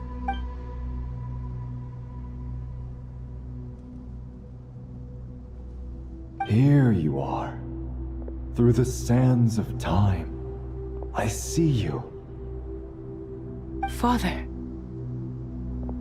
Father, is it really you? It's Chet's father, Jibriel! That's right! He entered the Golden Slumber, didn't he? I smell blood and sand on you. You've grown. Strong as a wild beast, and without shedding a tear. You have to leave, don't you? Please, just answer me this. What should I do for you? This meeting is a blessing from the gods. My soul, once imprisoned along with that of Semael, is finally free. I am truly grateful for the chance to see you again. That the dead should meet the living is itself a miracle. One brief, precious moment is enough. Enough to set my heart at ease. Do not weep for me, Jet. I know you will accomplish many great things in your life. You will go further and climb higher than I ever did. All I ask is that you take good care of yourself.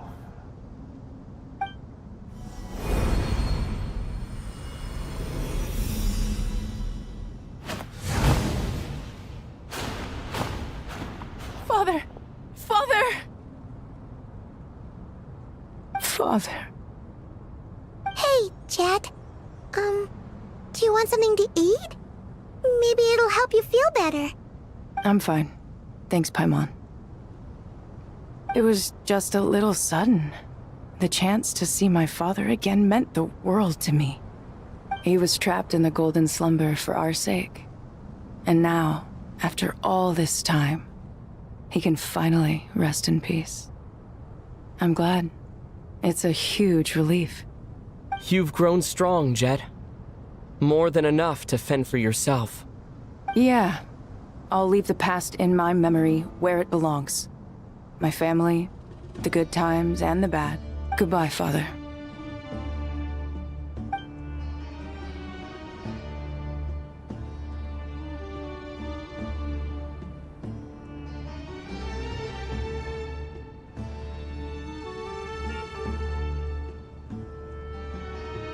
Ah, me, what a touching reunion that was. It seems we did a good deed today. We three retainers, once imprisoned for our iniquity, are surely the least qualified to judge whether this deed is good or bad. Either way, Aru is open. Now you have your opportunity, and with it, whatever trouble may ensue. Although Aru was created by a god, human craftsmanship was nevertheless required to build the gate that connects it to this world. Perhaps the relationship between gods and humanity follows a similar principle. As for your proposed renovations, we cannot determine which functions to keep or discard. Proceed as you see fit, but please entrust the task to your most accomplished scholars, or Bennu will be most displeased. It matters not. The Ibis King shall be accountable if any problems arise. Ibis, you chose to take on disciples, and so it follows that you must accept the risks of associating with humans. If I'd known you'd be like this, I would have locked all of you away in Aru, never to leave again for all eternity. All of us? What does this have to do with me? Vilify me no further. Scholars, since you have liberated Aru, allow me to present you with a gift. Using Aru's power, we shall install a defense mechanism at our king's mausoleum. You must be guarded even against Irminsul itself. This shall afford you some convenience. Unseen and unheard. From this moment forth, none may by sight or hearing perceive anything said or done within the mausoleum. Amazing. And all this is achieved just with the power of Aru? With technology from the heavens, the possibilities are endless. Just because King Deshret did not use it for this purpose does not mean that it cannot be done. So, marvel away. This is the reward you have earned. All right. Well, that resolves the issue of confidentiality. What about the technical side? Do we have the manpower? Why, yes. I've already contacted them. They'll be here soon.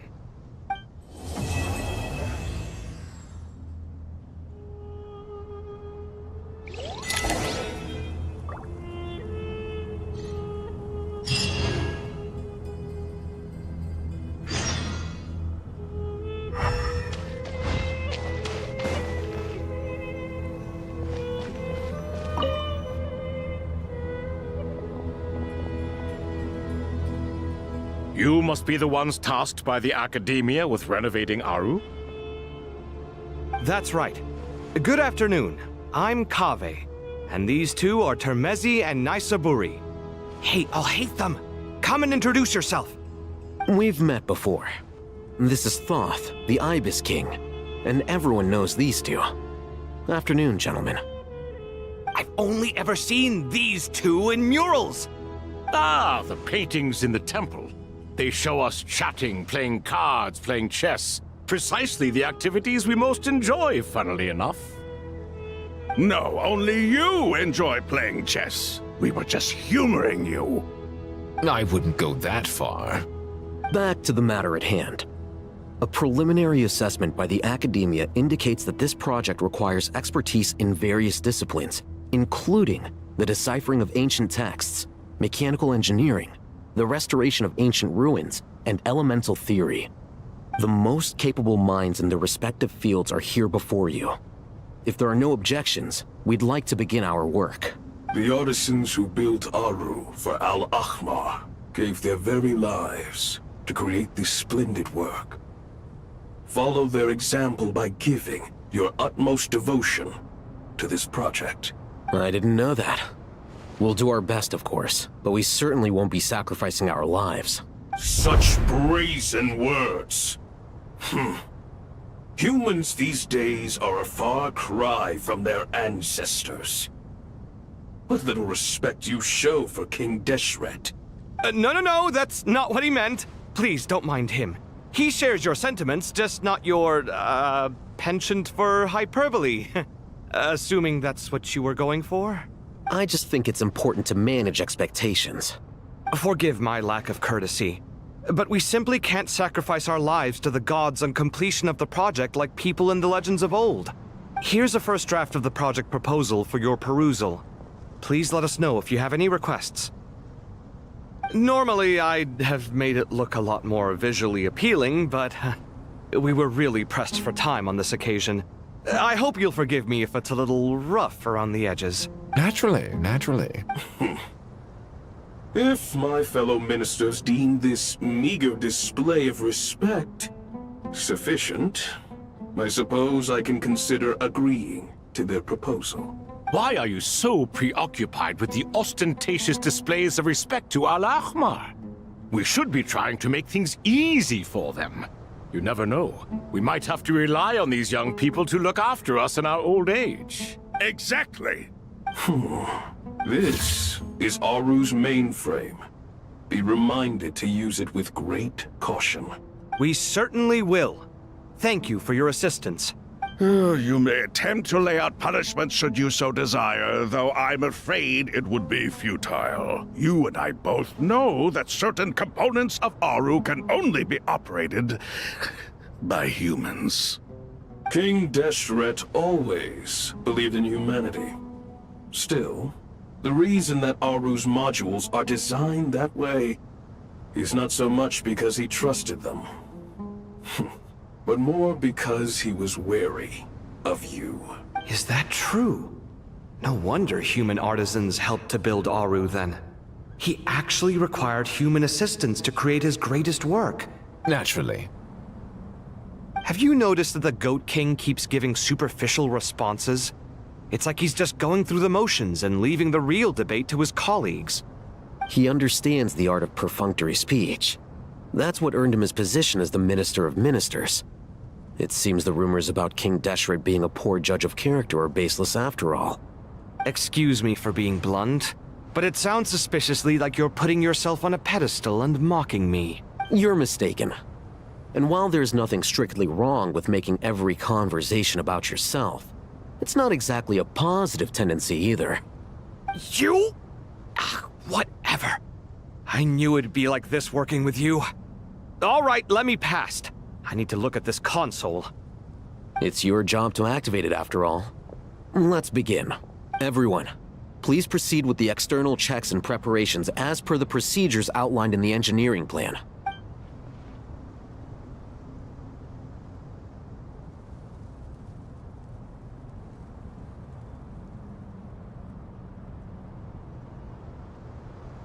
Hello there, youngsters. Whoa, the Ibis King came to life! What do you mean, came to life? I've been alive the whole time! You did say we could start our research, right? Are you having second thoughts now? I've reviewed the proposal. The work you're planning to carry out on this grand device is ambitious in its scope. You have ample confidence in your abilities, I take it? I wouldn't say I'm feeling hugely confident. But given how bad things are, I'd rather at least try something than sit around waiting to die. You are the top scholars of your day. I trust you are aware that there are countless links between Aru and the Akasha? Aru and the Akasha? But I thought the Akasha was the Academia's greatest technological accomplishment, created years ago by the Dendro Archon to help her people access knowledge. And you too? Do you not know either? You've read the instruction manual, right? You tell them. An instruction manual? The Akasha has an instruction manual? The Dendro Archon is a kind and thoughtful god indeed. It used to sit on a shelf in the corner at the House of Dana. Not the most popular read. If the manual is to be believed, Aru was in fact the original inspiration for the Akasha system. What? But there are so few records about Aru anywhere. And practically none of these scientific expeditions into the desert had anything to do with it. Ah, but this is something you could not possibly have known. You may have heard many stories about the desert, but what is the most important aspect of history? Consider this a quiz. Anyone from Vahumana present? I'm from Vahumana. It's, well, veracity. Precisely. And a large part of veracity is the chronological order in which events occur. I may as well tell you. In the beginning, Nabu Malikata, the goddess of flowers, descended upon Sumeru. The glory of the heaven was within her. She brought life, oases, and knowledge to this land. Then she created the Jinn, enlightened them, and ordered them to serve her. 2 other gods also walked upon this land where wisdom flowed in abundance, and the 3 met beneath the great green trees. It was the first and greatest alliance. We should speak with reverence of this covenant between the 3, which transcended both time and life. For they promised that in Sumeru, wisdom would be shared with all. All the great changes in Sumeru's history began with the goddess of flowers. For King Deshret's sake, she pried into the secrets of Celestia, and for this was burned to ashes by the flames of wrath. So grieved was King Deshret by her passing that he lost all interest in state affairs and devoted himself instead to the knowledge that she had brought back. It was after learning of the technology from that floating island in the sky that he first conceived of Aru.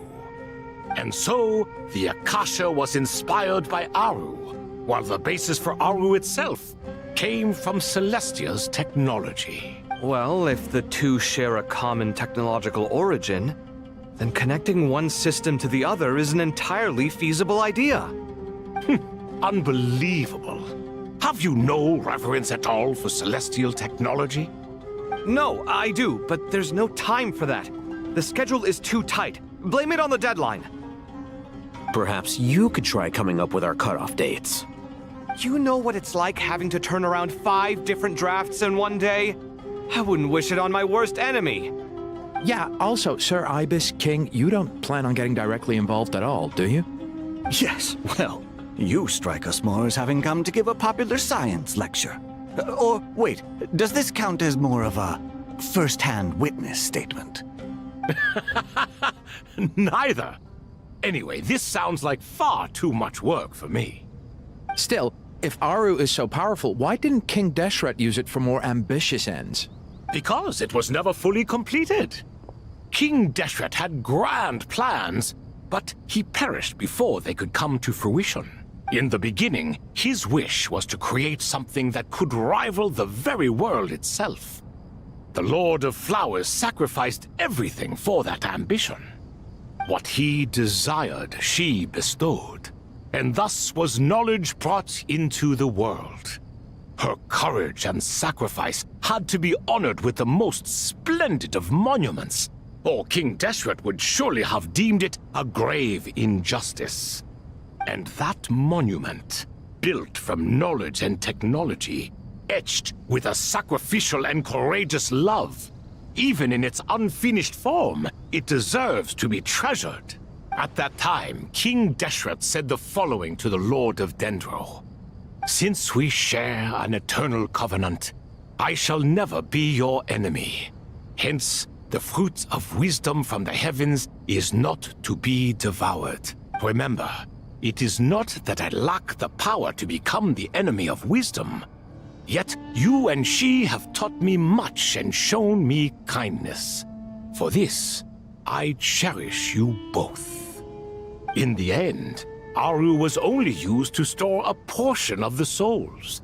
It was but a primitive form of the masterwork the king had envisaged. His final hope for Aru was to return to the past, when she yet lived. So the point you're making is, King Deshret was both powerful and ambitious, and he only ceased his imperious ways out of affection for the goddess of flowers and the Dendro Archon. You could see this as an act of mercy, but you could also see it as the sentiments that lay between these three gods placing constraints on him. This was, after all, the foundation of the alliance between them. This explains why Aru was both a prison and a monument, and why the answer to the three questions was time. You have to be careful who you get involved with, or you invite all manner of misfortune. This is as true for gods as it is for humans. Love is the same. It is both a prison and a monument. All right, let us pause the story here for now. Seeing as you've been so diligent, I'll offer a little help. Who's in charge again? Is it you two? Ah, yes, me and him. Now then, close your eyes. Wisdom hides in the space between the tangible and the intangible. It is to convey the incommunicable through the simplest of mediums. By the power of King Deshret, I shall grant you a glimpse into the unseen secrets that lie at the threshold of existence.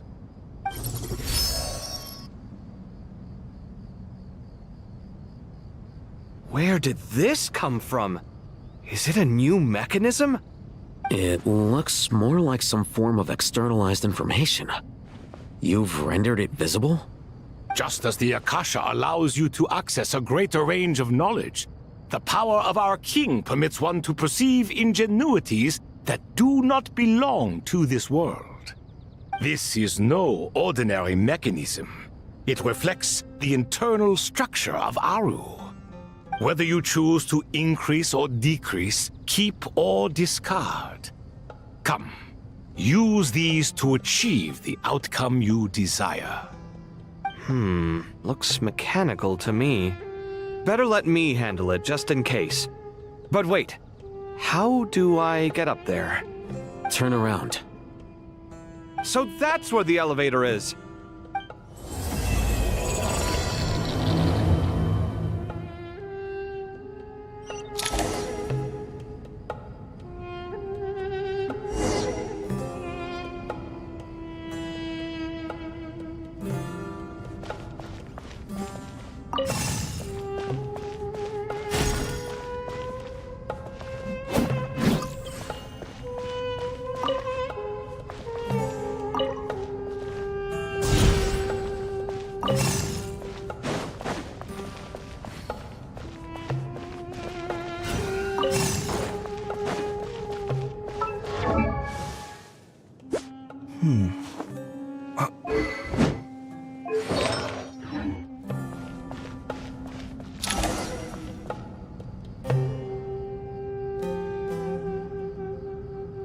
Obelisks were used to record important information in the ancient desert civilization.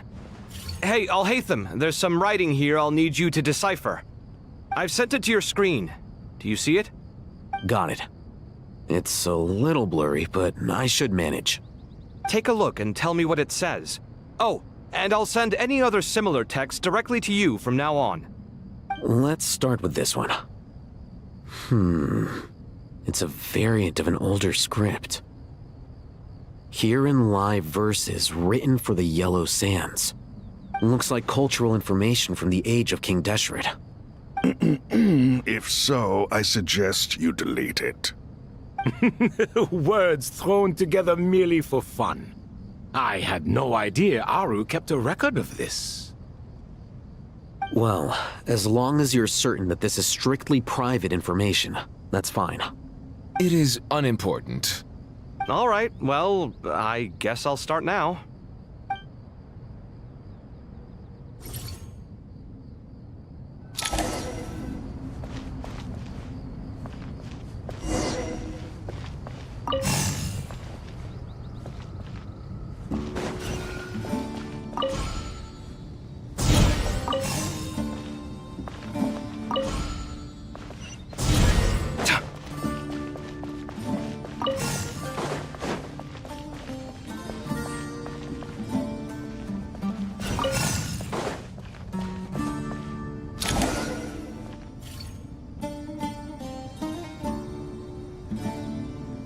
Found some more. Sending them over to you now. These are all reports about the Gurubad conflict. Can we delete them? I'd say so. Most of this information has already been archived anyway.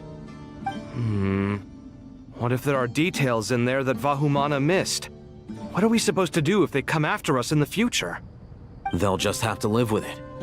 If we don't resolve these issues now, there won't even be an academia in the future, let alone a Vahumana Darshan. Yeah, you're right. Okay, done. There's some other similar monuments nearby. I'll check them out.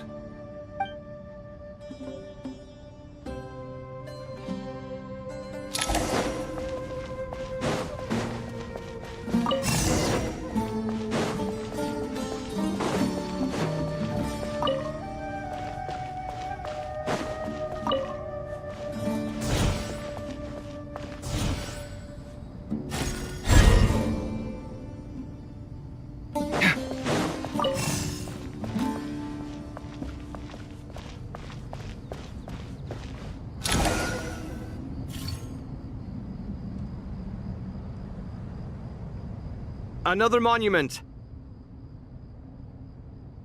Hold on.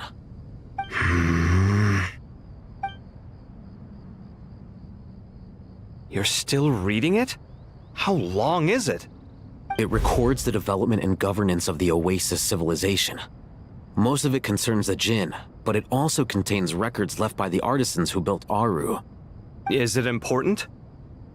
Some of it. There was no way for me to read the whole thing in its entirety, so I had to rely on my intuition to pick the parts worth keeping. What about the artisans' records? What do they mention? They're speculations, mostly. For instance, they were wondering how to protect themselves if King Deshret decided to silence them after the construction of Aru was complete. Sounds like pure mythology to me. Surely that kind of thing didn't really happen. The records do emphasize that this was merely their conjecture based on various myths. Still, the artisans did leave details of their plans to survive, including blueprints for their escape route. Even that got recorded? Okay, well, I'll make a copy of this first before I delete it. Is that truly necessary? You won't be needing those. No, the blueprints are important. I want to keep them as a memento.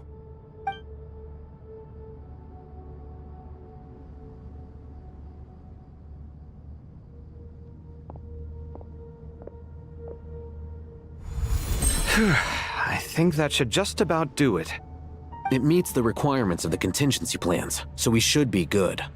I gotta say, it's the strangest feeling, this cross between reality and the intangible. It's like drifting between life and death, or in and out of a dream, using my own hands to manipulate illusions that are forever out of reach. Chasing dreams in the most literal sense. Definitely a novel experience. What happens if my spirit just floats away? That won't happen. Anyway, I wouldn't celebrate just yet if I were you. There's likely to be a phase 2 of this project. All right. I'd better keep my wits about me then.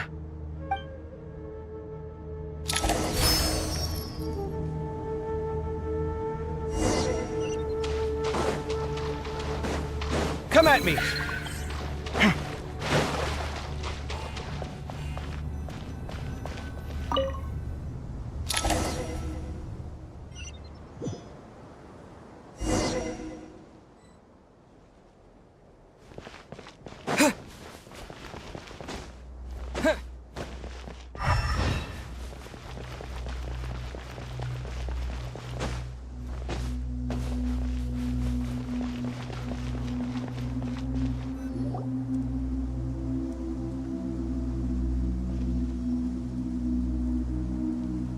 Traveler from afar, do you worry for the fate of Sumeru as well? Whoa!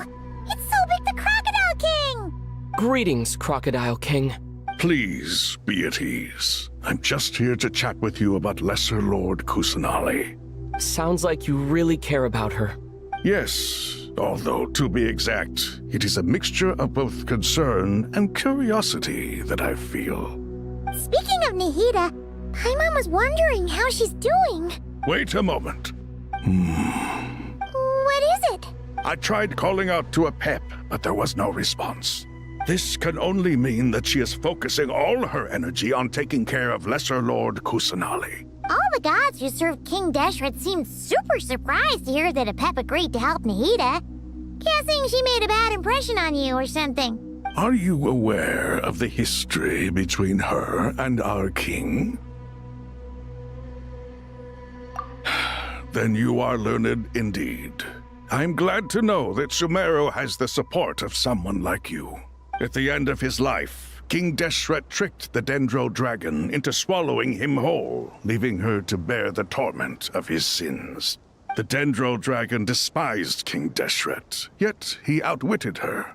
Rather than bringing disaster to the land, he chose to deceive her and thereby ensure his annihilation. An act that surely displays his love for humanity. The Dendro Dragon stands for the glory of a bygone era. She hated Al-Ahmar and what he represented. All the gods, all the power they wielded. And so, her willingness to help the Dendro Archon through this crisis comes as a great surprise indeed. It makes one wonder whether, perhaps, the Dendro Archon assisted her in the past. Yep, Nahida did her a huge favor.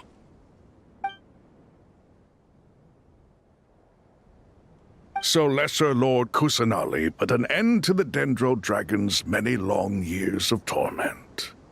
As much as she loathes the Seven, Apep knows kindness when she sees it. No wonder she was willing to make an exception.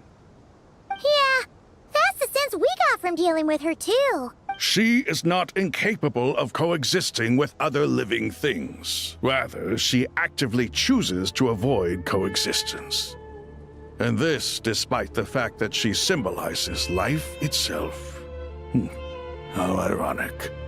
All of this being said, I wouldn't expect too much from her if I were you.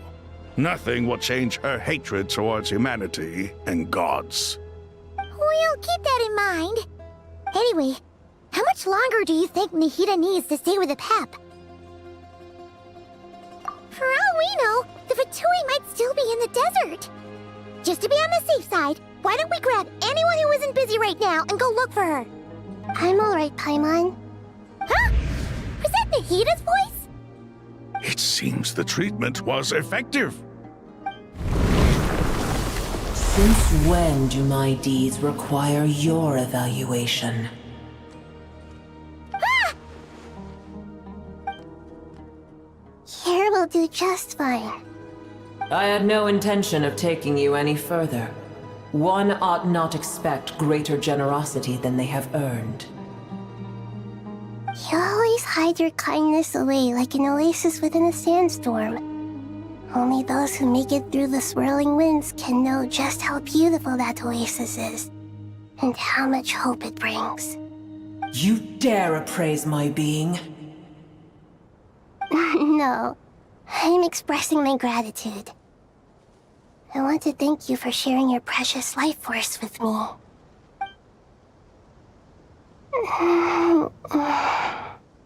Awake already? You are more resilient than I thought. I feel much better. Thank you. Gods and their gratitude mean little to me. I would rather you give me your assurance that the situation with Irminsul and Sumeru's ley lines will be competently managed.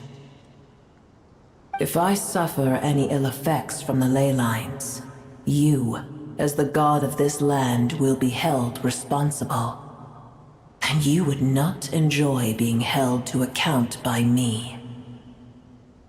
I understand what you require, but I would assume this task even if you did not demand it. Sumeru is my responsibility. I must resume my duties as soon as possible. A farcical notion. God of Sumeru, I hope you realize how unextraordinary your strength is. And yet, maybe it is precisely what defines me. A god of wisdom is not meant to rule by force. Then hold steady. We go forth. Well, I'll be. Is that a pep? Do my eyes deceive me? Of all places, the Dendro Dragon has decided to visit the mausoleum of King Deshret? I see that after all this time, El Ahmar's menagerie of ministers remain as vile as ever. It's a pleasure, Dendro Dragon. Had you arrived but a little sooner, you might have attended a meeting of the Seven Pillars. What a nauseating thought. You are not the first insects I have had the displeasure of dealing with today. A swarm of them tugged on my tail on my way over. Goodness knows what hovels they crawled from. Why do all the creatures of this world remain so lonely after all this time? What did you do with them? I cast them away. What would you have me do? Keep them as trinkets? Boer, this is where we shall part ways. To be clear, I do not wish to see you or anyone else here ever again, unless absolutely necessary. Then I wish you peace as you return to your dwelling place. It matters not to me. Simply refrain from bothering me again.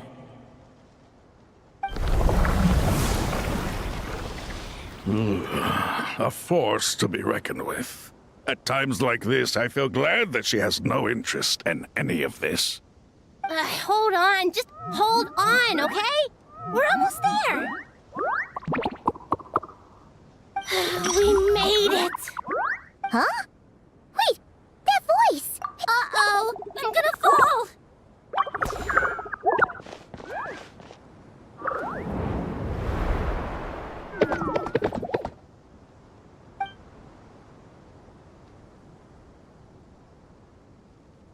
Well, that's a relief. A pair of safe hands indeed. The Dendro Archon's familiars. They are the last thing I expected to see here. Huh? Wait, what are the Aranara doing here? Don't you guys hate the desert? Obviously I was worried about the Dendro Archon. I've been supporting them with my Pari powers the whole way here. Oh, you seem pretty nervous.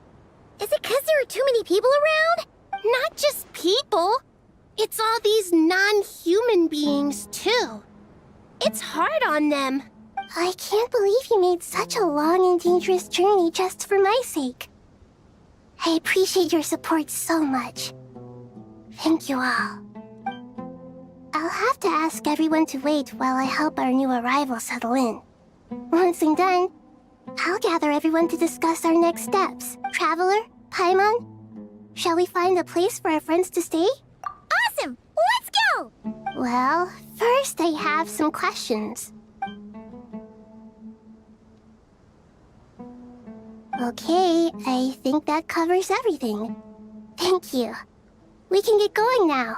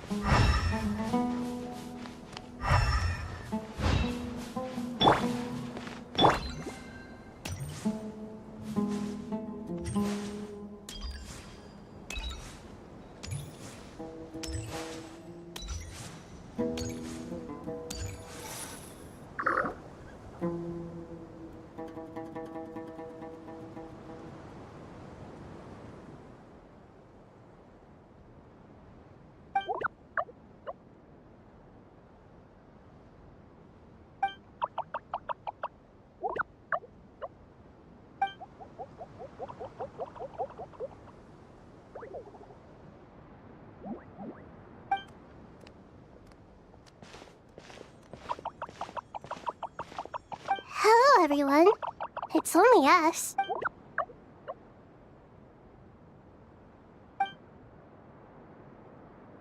It must be very tough for you coming all the way out here, especially since you don't like the Voluka. Is everyone back in Vanarana doing well?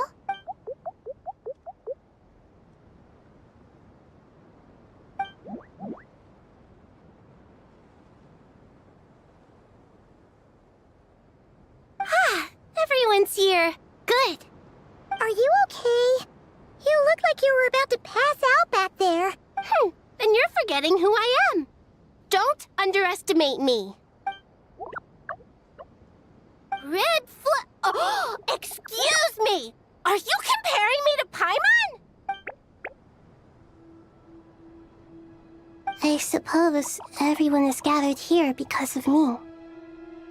As we can see, the situation is critical, and everyone is very busy with their various tasks, so...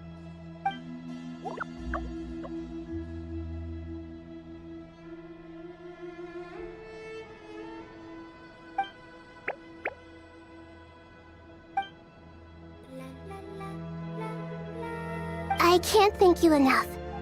Right now, we're focused on restructuring Aru, processing excess information, and helping restore everyone's confidence. I'm sure you'll find it all very straightforward. I can help too. Just let me know where I'm needed.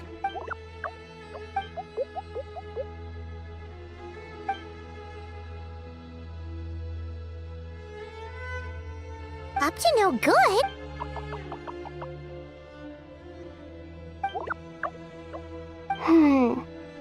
That definitely sounds suspicious. Traveler, Paimon, I have other work to attend to here that needs to take priority. Could I trouble you to investigate the situation Arabalika spoke of? No problem. Leave it to us. Thank you. I'm counting on you. There's one other thing. If you are to work alongside the people of Sumeru, you will need to make yourselves visible to them. Is that acceptable to everyone?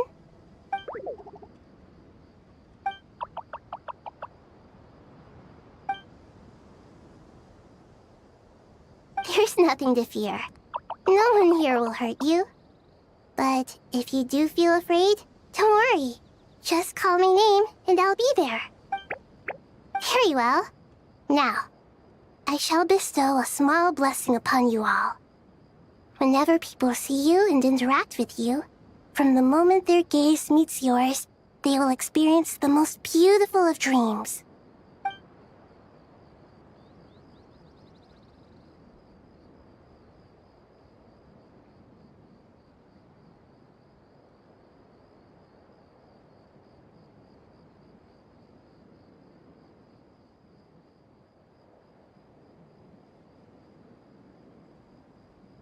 Do not fear.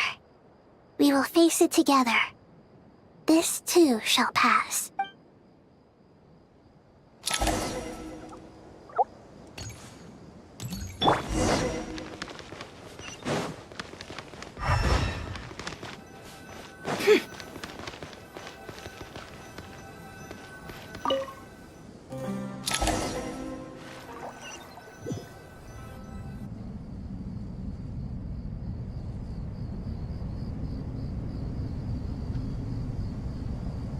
Everyone's here. Wonderful. Dendro Archon, you're back. Are you recovering all right? You mustn't push yourself too hard. I'm doing very well. Thank you for your concern.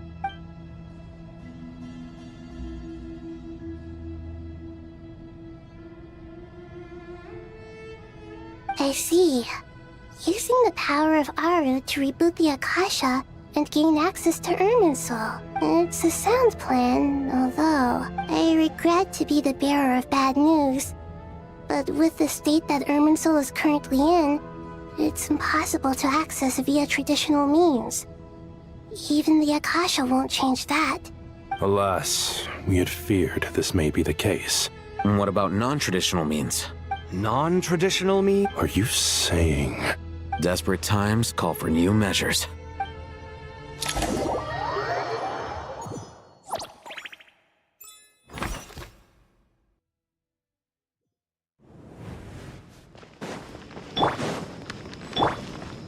sun rises.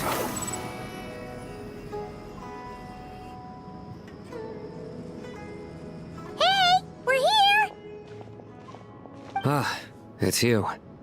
Is there a situation? The Aranara have good intuition when it comes to people. In other words, there may well be a traitor among us. Given everything that's going on, I'd be more surprised if there wasn't. Miss Nefer, as a professional intelligence broker, I trust you have a solution? Not one that I'm willing to volunteer. What's in it for me? Let's say I'll treat this as a pilot project aimed at expanding your intelligence operations. Whatever business you're in, an avenue to demonstrate your abilities could never hurt. I like the sound of that. Glad we're on the same page. Given that you rarely set foot in Sumeru, practically no one at Caravan Rebot knows who you are. I take it you've read the files on everyone in the area? Yes. I also skimmed the list of evacuees, and am more or less up to date on where everyone stands. Any initial suspects? Limiting the scopes to males whose recent activity could be viewed as suspicious, I've identified 3 names. The Aranara saw 2 people talking, but currently we only have 1 suspect. The other person was probably just a messenger, and in all likelihood has already left Caravan Rebot. Everyone is heading for the desert per the evacuation order. Anyone willing to turn back at this stage is almost certainly with the Fatui. There's no way it was a spur-of-the-moment decision to act at a time like this. This spy must have been planted long ago. We need to smoke him out from wherever he's hiding. Sounds like you have the beginnings of a plan.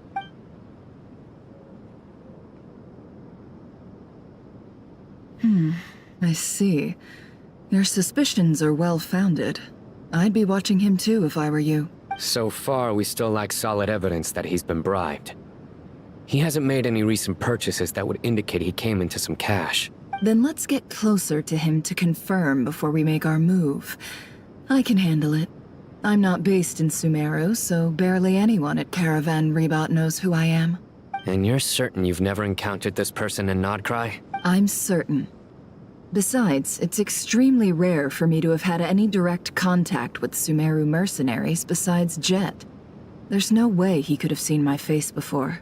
Sino, stay out of sight and wait for my signal. If he raises any red flags, I'll bring him toward the main road. Understood. I'll take it from there. Excellent. Well, it's a pleasure working with you.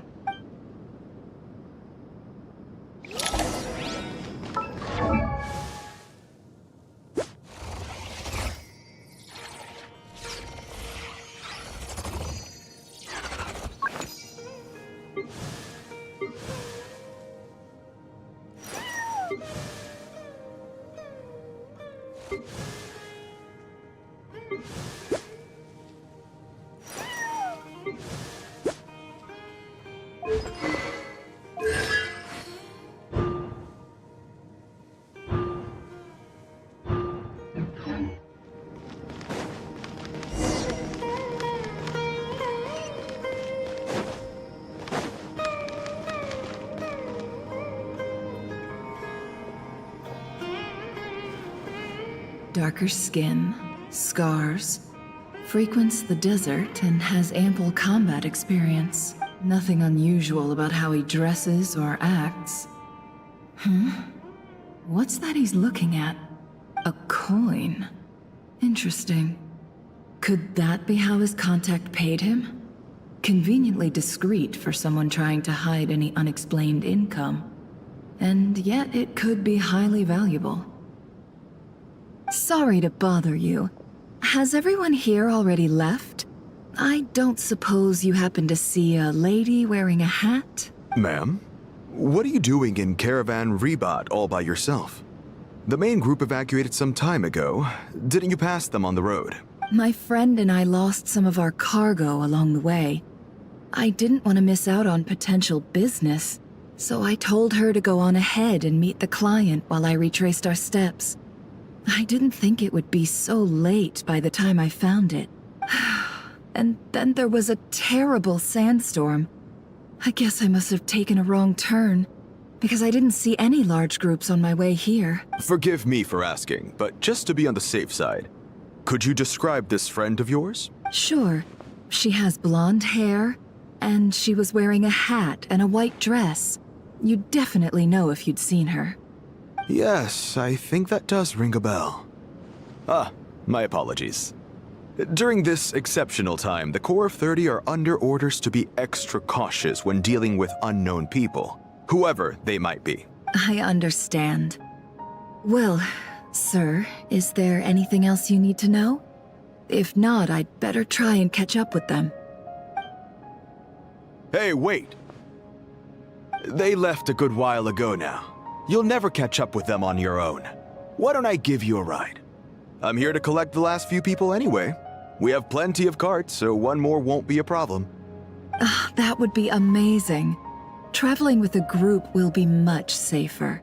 I'll have to pay you for your trouble. Hey, let's not worry about the money for now. Wait here a moment.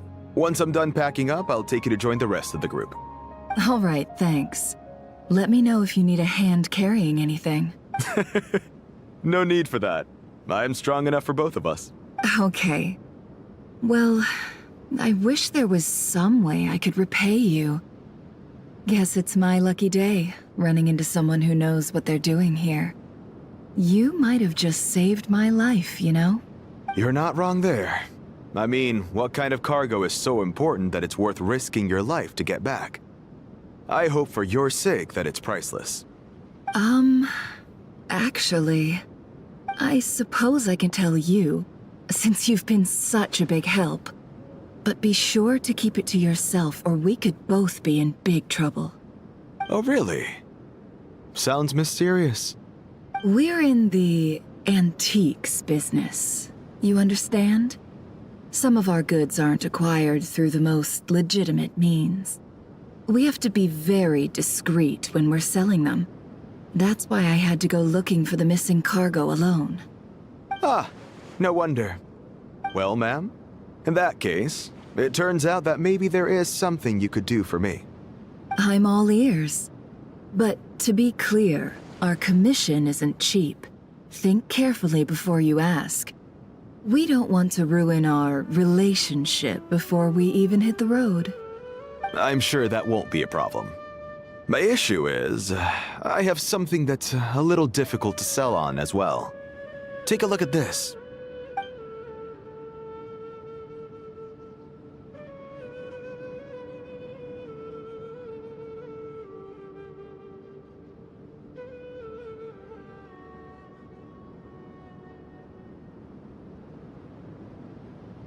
Pure gold. That's quite something. How'd you come across it? Dig it out of some ancient tomb?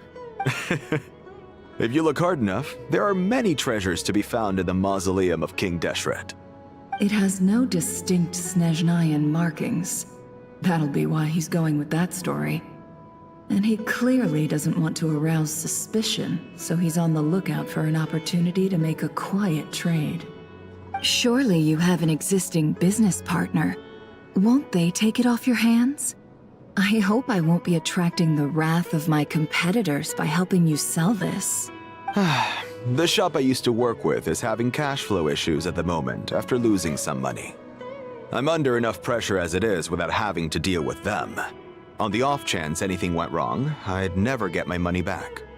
I understand. Gold is the last thing that traders with cash flow problems want to see. Well, in that case, I think we can work something out. As it happens, I'm just about done packing. Shall we make a move? Sure. Let's walk and talk. This evacuation was a huge operation. They needed a few people to stay behind and tie up loose ends. And I ended up being one of them. You're lucky you ran into us in time. I certainly am. I don't know how this happened. One thing led to another, and look how it ended up. I just hope our client doesn't get spooked and cancel their order. Fingers crossed. But either way, life goes on, and we all have to make a living somehow.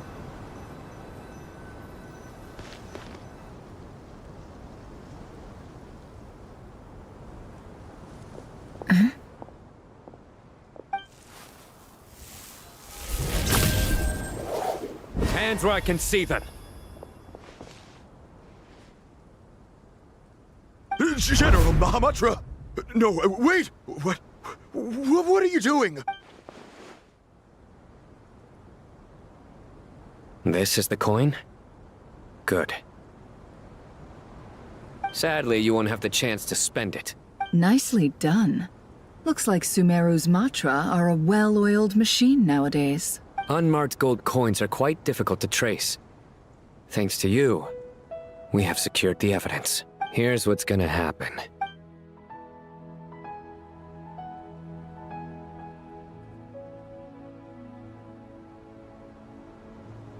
Southeast from here, leeward side of the hill. That's where he's meeting his contact. Great work. Candace tells me your interrogation skills are highly effective. Hers are quickly catching up. She's improved a lot in recent years. Looks like it's over to you for the next step. Because I'm quickest on my feet?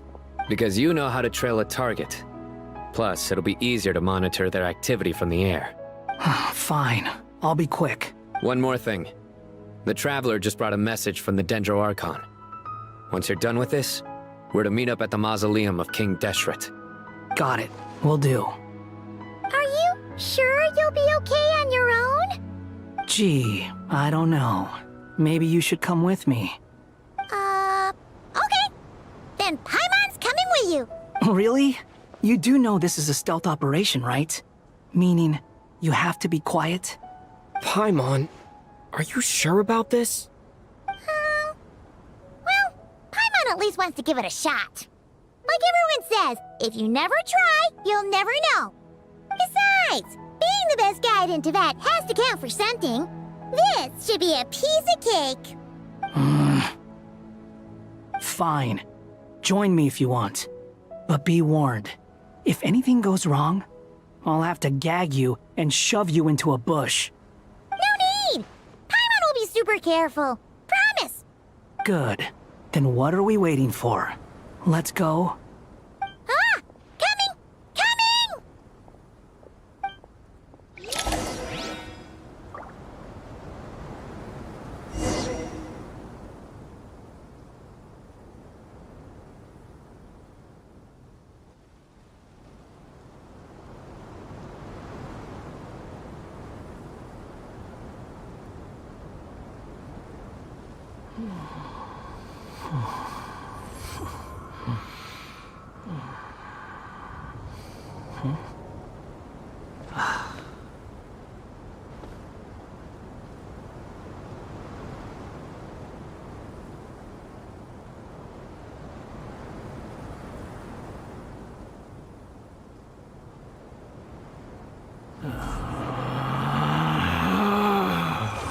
Relax.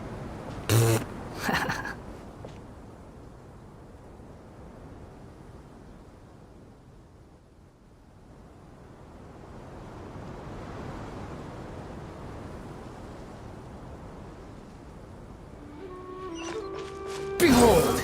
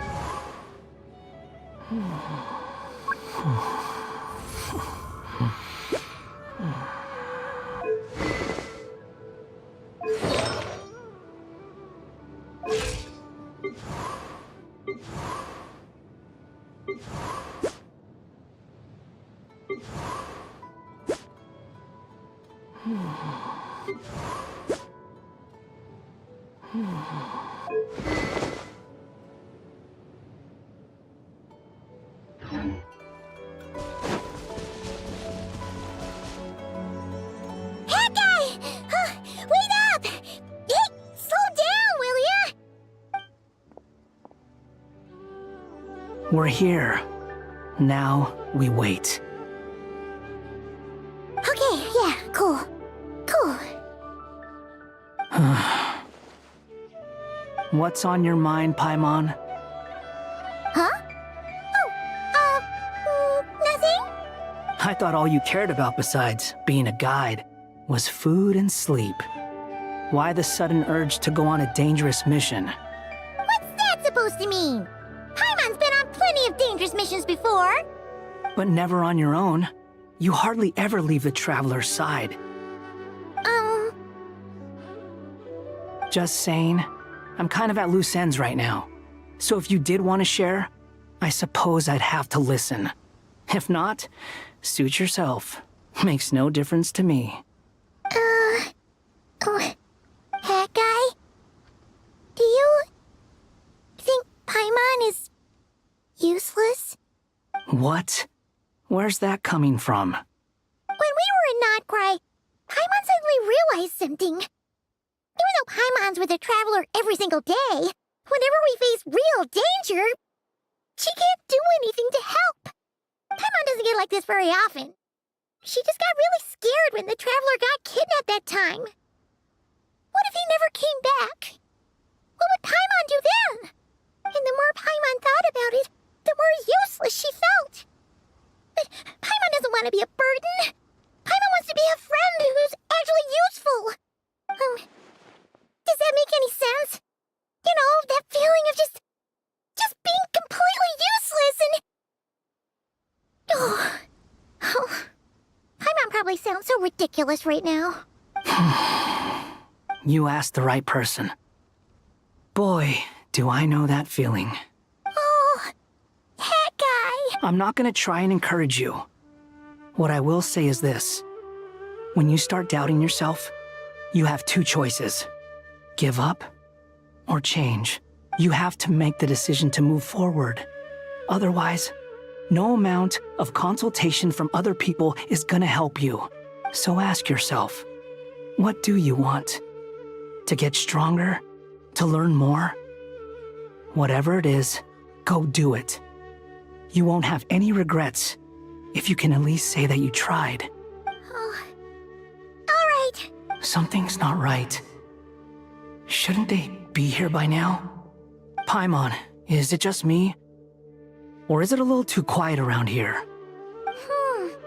Should Paimon take a look? We'll give it another hour. If nothing happens, we head back. Okay.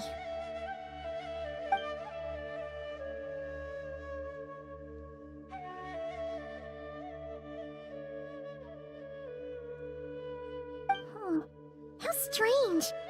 We've been here for ages. Where the heck are they? Have we been stood up? What is it? Did you think of something? Something feels off about this whole situation, but I can't quite explain why. We know for sure that the guy Sinocot had something set up, yet somehow his contact is a no-show. So, either the handler got caught, or, more likely, they decided to cut our guy loose. But how would they know to do that? Wouldn't they at least send someone here to check things out? That's the problem. They couldn't possibly know what's happening here. Unless... This feels all too familiar. Come on, let's head back.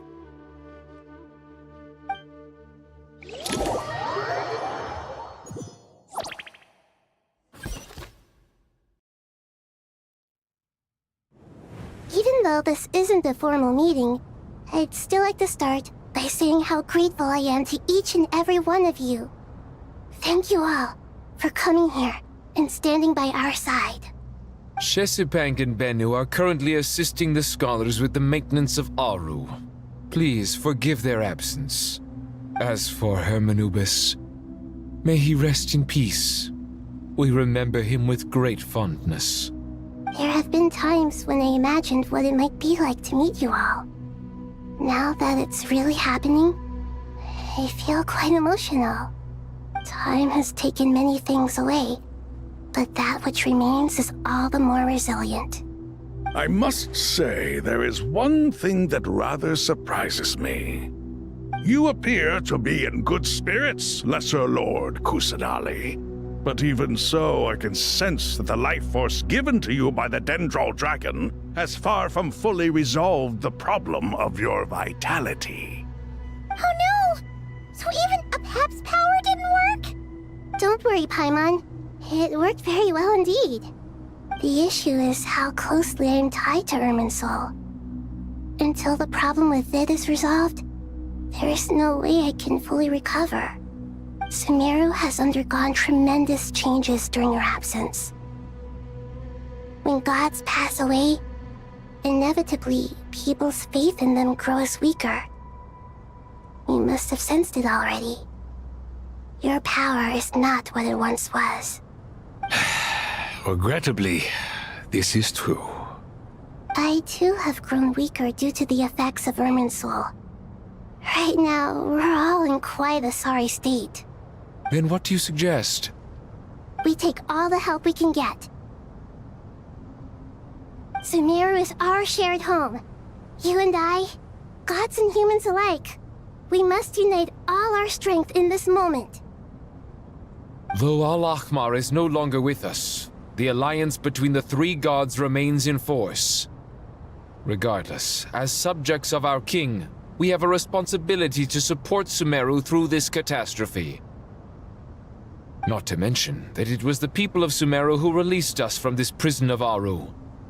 Times have changed, and the people of today possess greater wisdom than those of the past. You really know how to give a rousing speech, Koti. Now then, let us learn more about your plan. The brightest minds of the Sumeru Academia are busy opening and renovating Aru. They claim it has something to do with Irminsul? Correct. Irminsul has existed in Teyvat since the very beginning. But during the Age of the Dragons, it did not possess the significance it holds today. After the heavenly principles arrived, the power of the Light Realm was divided into elemental energy, and Irminsul was refashioned as a device that records and preserves all information. Since then, everything in this world has been inextricably linked to it. As the Dendral Archon, I have a duty to protect Irminsul. To Sumeru, it is both a national treasure and undeniably a major threat. Teyvat has seen many upheavals in the last few years. The most recent of these was a major crisis in Notcry, which forced Sumeru to be even more vigilant than usual. I made sure to monitor all the pathways through which an outsider could potentially transmit themselves into Irminsul. But despite my efforts, a major problem still arose within. I still believe that someone has actively invaded Irminsul. But rather than taking any of the pathways I referred to, the intruder chose instead to utilize the most direct route, and the only one that cannot be protected against, by entering Irminsul through death. I see what you mean. You cannot simply stop all deceased souls from returning to the ley lines because of a potential invasion that could occur at any time. That's right. As important as it is to guard against external threats, I couldn't allow myself to stop the souls of the departed from finding peace. Please, understand how difficult this predicament was for the Dendral Archon. Defense has never been an easy task. After Irminsul was invaded, my authority was quickly restricted. Soon after that, the tree began denying access to any connections. I'm sure you feel responsible, but you are not to blame. No one can predict every possible disaster. There will always be trials and tribulations for the world to endure. But the people of Sumeru should not have to endure this. We must find a way to break through the lockdown and connect to Irminsul. And this is why you need Aru. Yes. The only thing in Sumeru capable of rivaling Irminsul in terms of overall function and performance is Al-Ahmar's legacy, Aru. All I managed to do before falling into a coma was make some minor adjustments to Irminsul. Using Aru is a last resort, and a move that comes with enormous risks. The Scholar's initial plan was to borrow Aru's power to reboot the Akasha, then use the Akasha to connect to Irminsul and investigate. Unfortunately, Irminsul has suffered far greater damage than they first thought, rendering that plan futile. To rise to the challenge, we had to resort to a more extreme and far costlier means. This has led to a number of new contingency plans.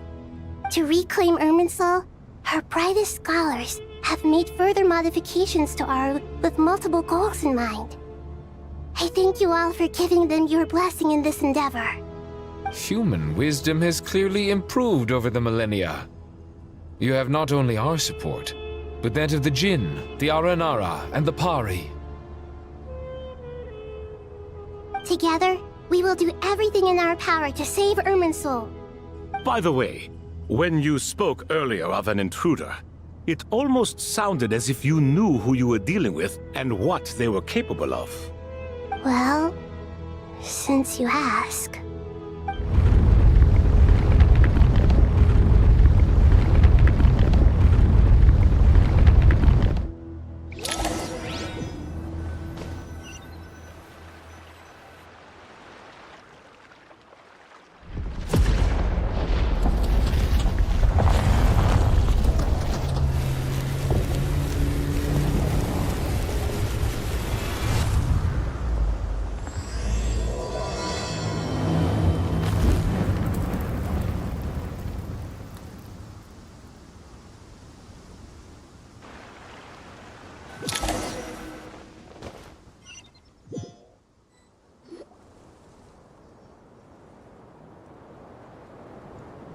Master Tighnari! What is that? Is this Irminsul? How did this happen? What's going on inside? Luckily, we managed to evacuate everyone. What in the world was that? That was terrifying!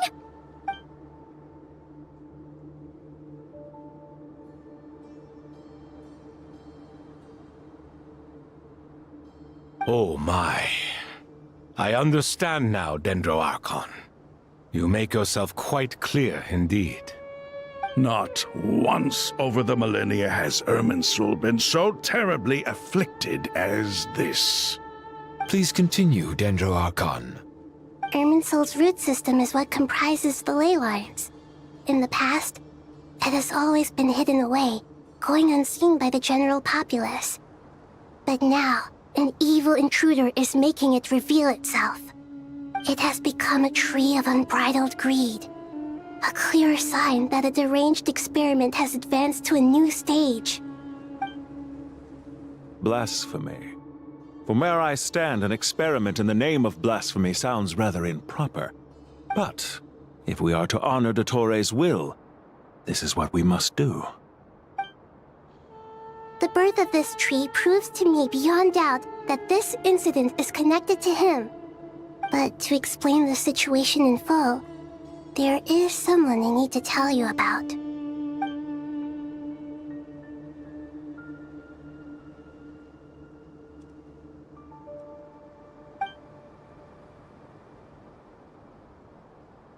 Zandik. So it was him. I saw him in the desert once. A man of supreme arrogance. So this is where it has taken him. But didn't Dottore die in Nodcry? How is he still able to do all this? He must still have loyal followers amongst the Fatui. Even so, I'm still unclear as to how he has been able to wield such a profound influence over Irminsul. I can confirm that Fatui forces have arrived in Sumeru City. Furthermore, Irminsul seems to be undergoing some kind of mutation. Evil branches are beginning to grow. Things that do not belong to this world are slowly but surely materializing. Sorry, I couldn't think of any other word to describe it. They don't seem to be fully formed physical entities yet, after all. But they are gradually becoming real. A baleful tree, climbing up into the heavens. Speaking of Dottore, I have some information on that front as well. I didn't think it was wise to state this out in the open. But my theory is, the mole wasn't cut off after he was caught. They wrote him off from the beginning.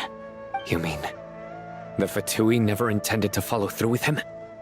Then why plant a mole at all? It's hardly a conventional strategy, and the rationale behind it is pretty twisted. But as it happens, I know someone who works exactly this way.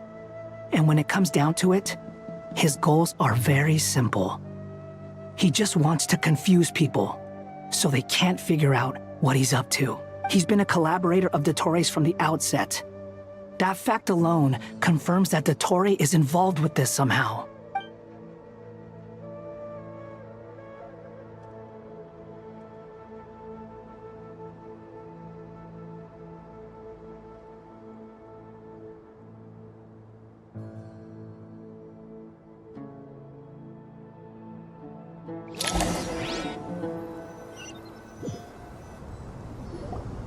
There is still much to be done. Everyone, please remember our core strategy. As per the discussions, the following groups must act immediately. Mr. Alhaitham and Mr. Kaveh, the next phase of the Aru renovation project must begin right away. Godspeed to you both. We'll give it everything we've got. The plan looks feasible, but the implementation will require certain resources. General Mahamatra Sino and his team will help to procure the materials required for modifying the terminal. No problem. I've already spoken with Sethos and Hat Guy, and they've agreed to assist me. This kind of thing is best left to the fleet-footed, right? Hat Guy? If it's efficiency you're after, we're the right people for the job. Following up on the elemental energy amplifier we discussed, Ms. Dory, I assume you're the one most familiar with the status of this project. Aside from the Dendro Archon, of course. Yep, that's right. Leave it to Lord Sangamabe. Got it. Well, I'd like Madame Farazan, Kale, and Nicole to support Dory on the technical side. You can count on us. Will do. Rest assured, I'll take good care of Kale. Dia, Candace, and Nefer, you'll be in charge of negotiating between the various parties. I trust you remember our goal. You bet. We can handle it. Good. I believe that covers everything. Tighnari will provide ad hoc support as needed, if that's okay. Poor Tighnari. Must be tough being Nephis' student. Getting bossed around all day, every day. Hey, don't try and drive a wedge between us, you old rascal. All it says to me is that Master Nephis has faith in everyone's abilities. While I'm nominally here as backup, I doubt there will be many situations where my help is needed. Exactly. Finally, Traveler, you and I will head to the border between Sumeru and Natlan. Once that task is complete, I'll be asking some of you to accompany me to the Eternal Oasis. The Eternal Oasis? I thought that was just a legend. So it does exist after all.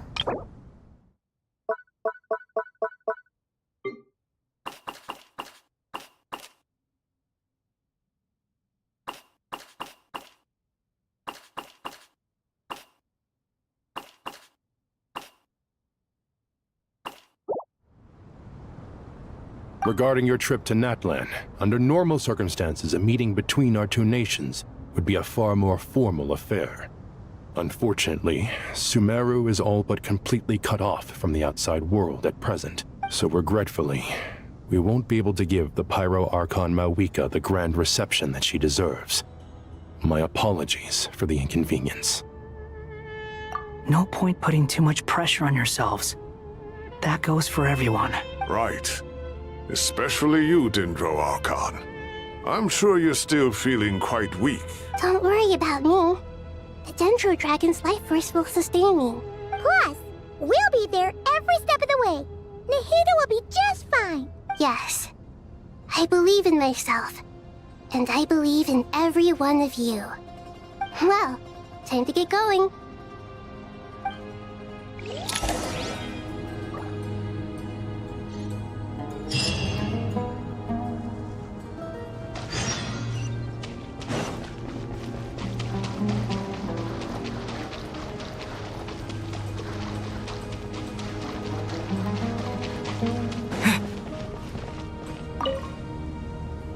To what extent we can implement the final plan depends on how successfully the Akasha can be modified and configured. And to make sure the configuration works, Aru will also need some further optimization. Yeah, no surprises there. Once we roll this out, any Sumeru citizens who already have Akasha terminals can simply continue to use their existing devices. This still leaves us with a significant equipment shortage, though. Many groups of people were never issued Akasha terminals, including mercenaries, the desert folk, and many others. We'll need a supply of rare materials for the renovation of Aru and the production of new terminals.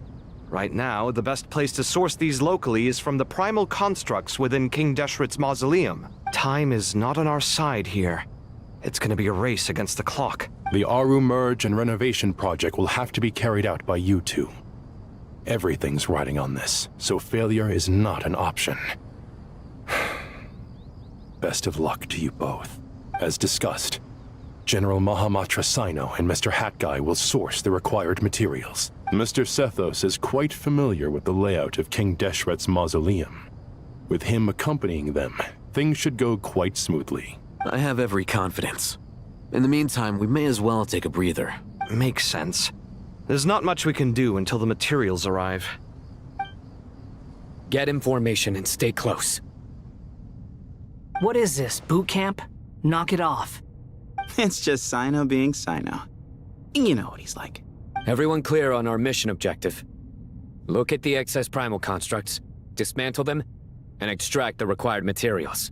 And King Deshret's 7 pillars agreed to this? If they're just sitting there doing nothing, we might as well put them to use. Thoth's words, not mine.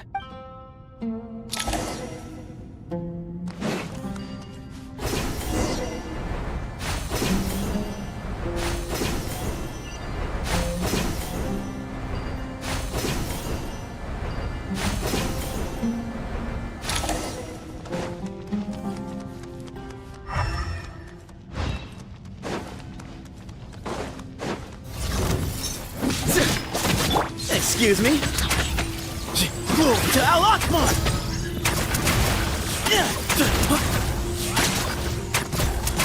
Judgment is upon you.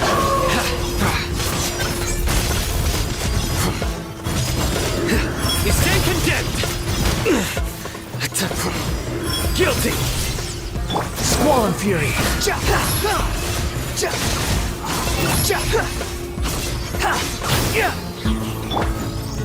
Surrender.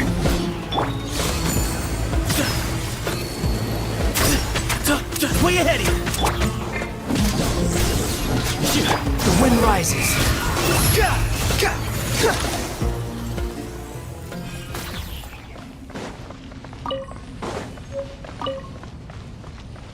Quit following me.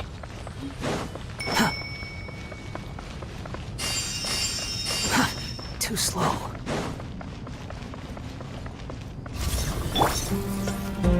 Nowhere to run! Behold!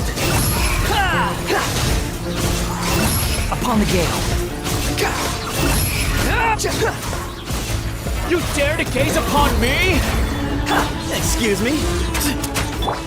Surrender! Move or be moved!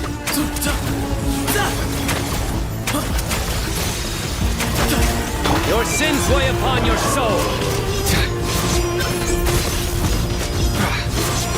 You stand condemned! Guilty! The wind rises. Upon the gale. Bow your head! These devices should still be usable even though they're broken down. Let's take them back for the others to review.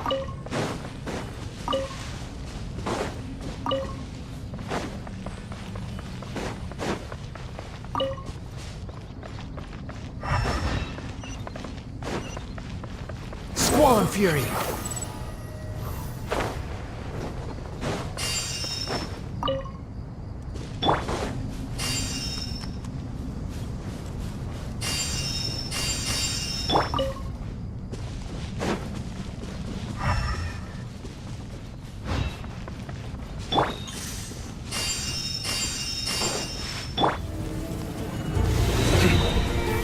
Nowhere to run!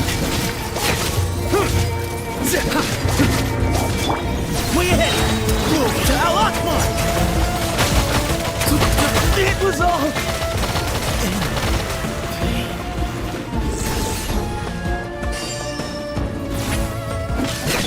rises.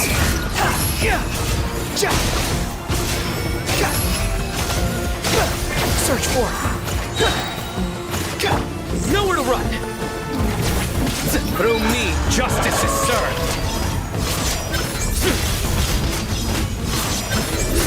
Their penance is due! Guilty! Behold!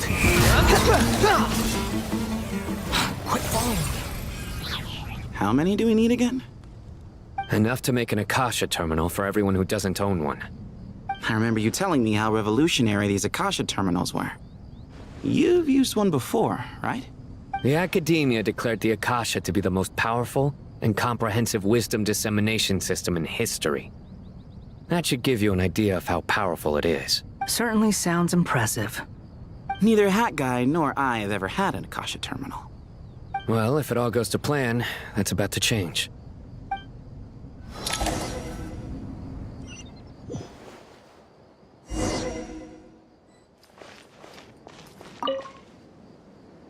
Oh, goody! Thank you so much for handling the delivery. What a long way it was. You've really outdone yourselves. I'm well aware what a bumpy, dangerous journey it must have been. Now, I would have loved to oversee the process myself, but of course, those of us who know the plan can't leave the mausoleum. Oh, trust me, I'm patting myself on the back for my assembly work here. Simply flawless work. But will you really be needing all of this? According to our plan, yes, this is the quantity required. I have no complaints about the quality either. Only the price. So expensive. I heard you covered a lot of the funding out of your own pocket. Oh, that's an exaggeration. The Academia provided most of the funds. I just offered a small token of my goodwill. Of course, the real tragedy is how little profit I'm making on this. You know, it's a serious crisis when you can't even make money out of it. It's really quite a beautiful design. And I'm intrigued by how such a diminutive device is able to output the power of the Light Realm. Did you attend the lecture on Light Realm energy, Madame Farazan? I don't believe I saw you there. Of course I attended. I was just a little late, so I had to listen to the whole thing from outside the back door. Anyway, I have a perfectly good understanding of Light Realm, elemental and abyssal energy, as well as the relationship between the three. Good to know. Master told me in private that the conversion process between Light Realm energy and elemental energy involves highly classified knowledge that shouldn't be disseminated too widely. But even so, the scholars still shared said information. Well, you can't enforce a rule that everyone breaks. Is that the idea? At first, the Dendro Archon was reluctant to explain it in great depth for safety reasons. Later, she came to terms with it, and simply informed my master that we would all have to face the question of survival together. To protect someone from such dangers means keeping them in the dark. But for someone to know and embody the wisdom within, they must understand its very essence. It's an information hazard.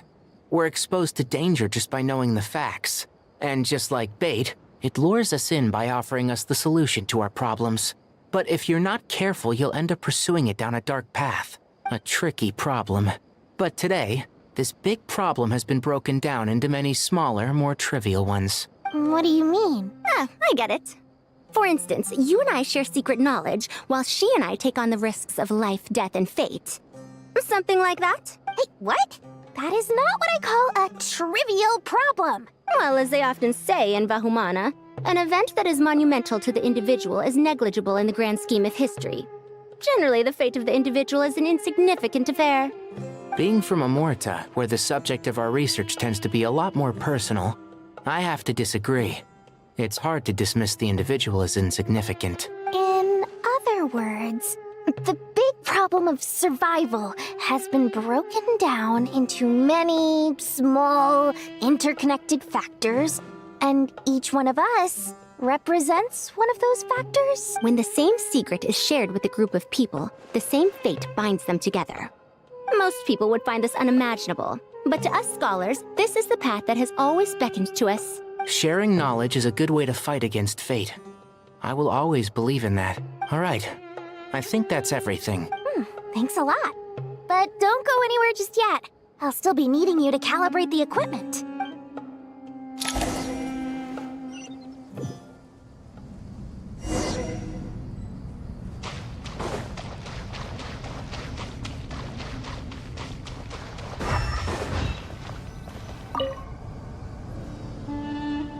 Okay, the materials are ready. We can proceed with the next phase. Alhaitham, how are you getting along? Most of the information in Aru is written in ancient desert scripts. Some of this is written in a tribal language, while other parts seem to be a variant of an Oasis script, based on the glyph forms. Oh. Not lost to history, I hope. Some are.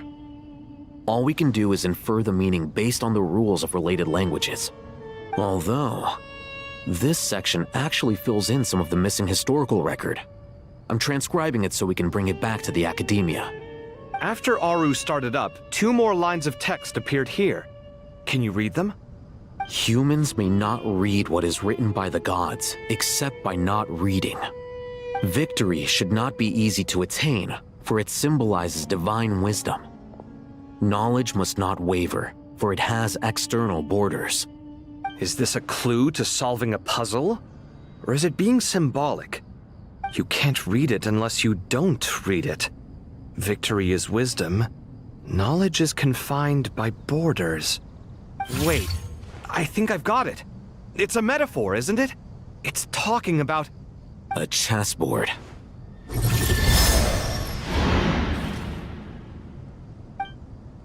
You were right. The youth of today are skilled at solving riddles. Have the secrets buried in the desert not been unearthed over the years all the same? Since Aru is a place reachable through wisdom, this day was bound to come sooner or later. Oh, I've always been against overly cryptic sentences. Don't you get tired of reading and writing all that? Ah, it's you 3. Just in time. We've been delving deep into Aru, and now this board has appeared. I've heard this was how you'd while away your free hours. You must be quite the experts by now in that case.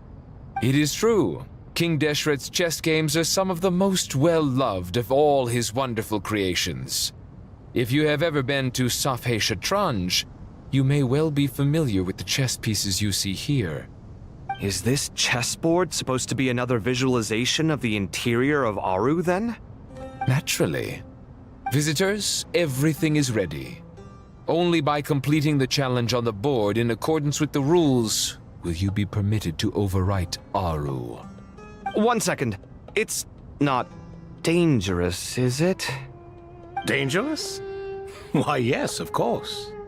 I should be the one to go, then. Wait for me here. Sounds like the self-confidence of our present company has rubbed off on you. Don't be ridiculous.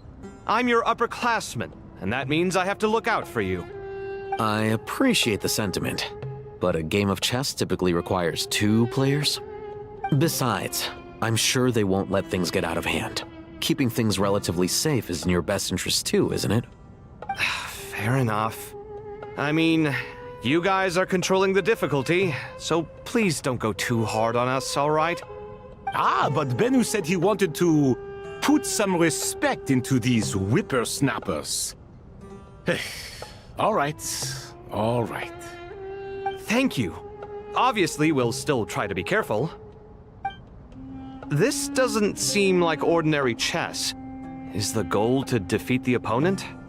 No, you must enter the board and pass the trials we have placed there. Ready? Let's do it.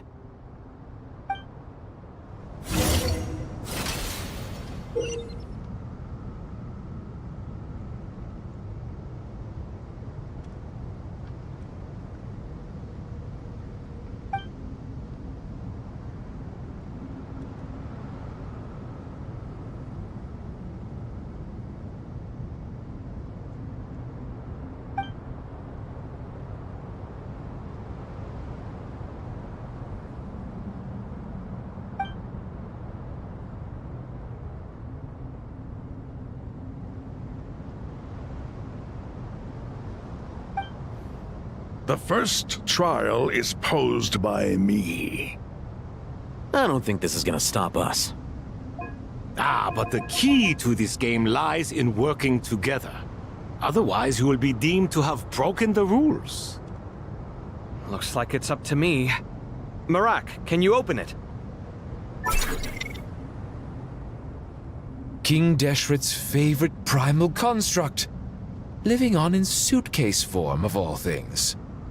Amusing. Ho-ho! Excellent work.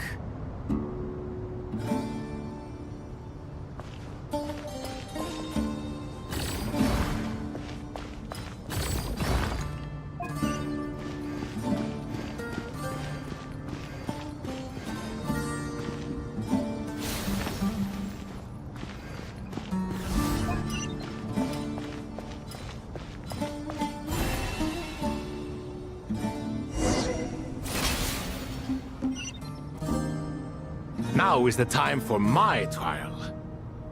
Now, don't be nervous. I'll make it nice and easy for you. Really? Thanks in advance. We appreciate it.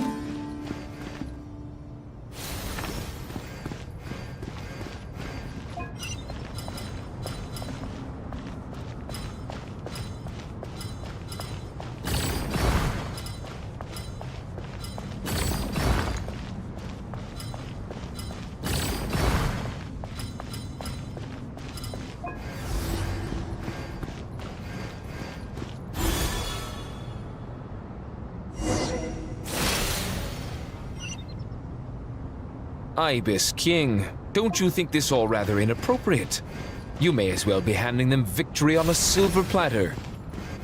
Do not expect me to follow your lead. Ha! Suit yourself.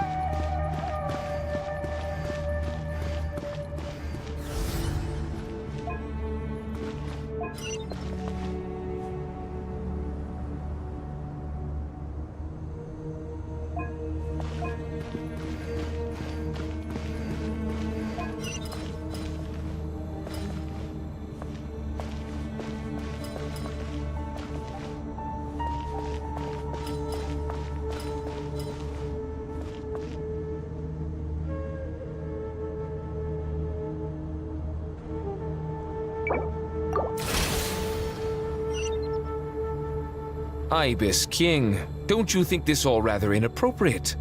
You may as well be handing them victory on a silver platter. Do not expect me to follow your lead. Ha! Suit yourself.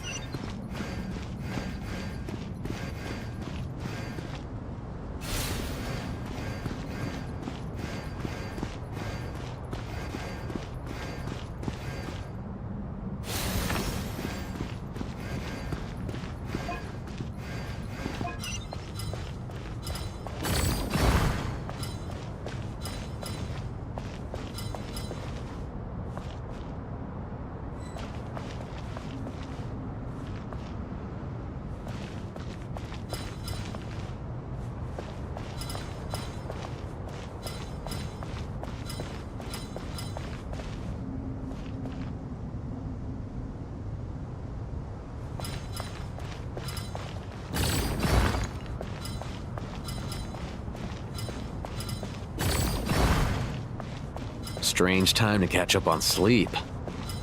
I'm not sleeping, I'm thinking! It's not that simple, you know.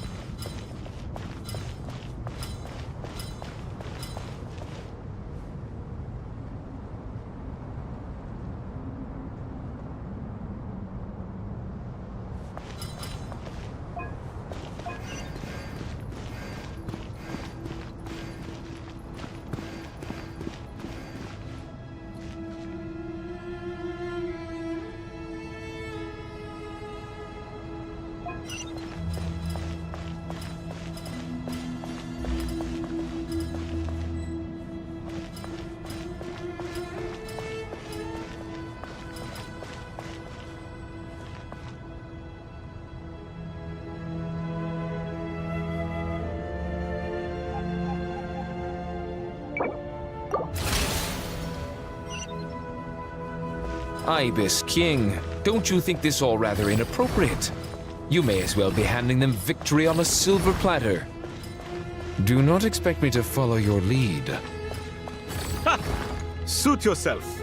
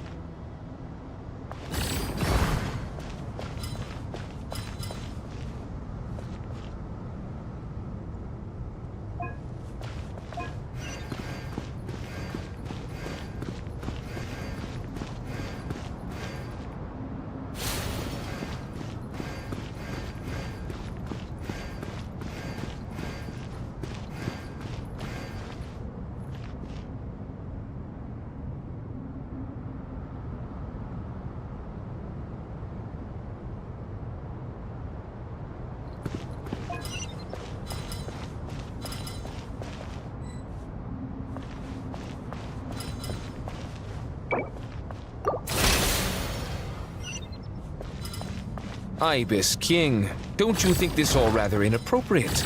You may as well be handing them victory on a silver platter. Do not expect me to follow your lead. Ha! Suit yourself.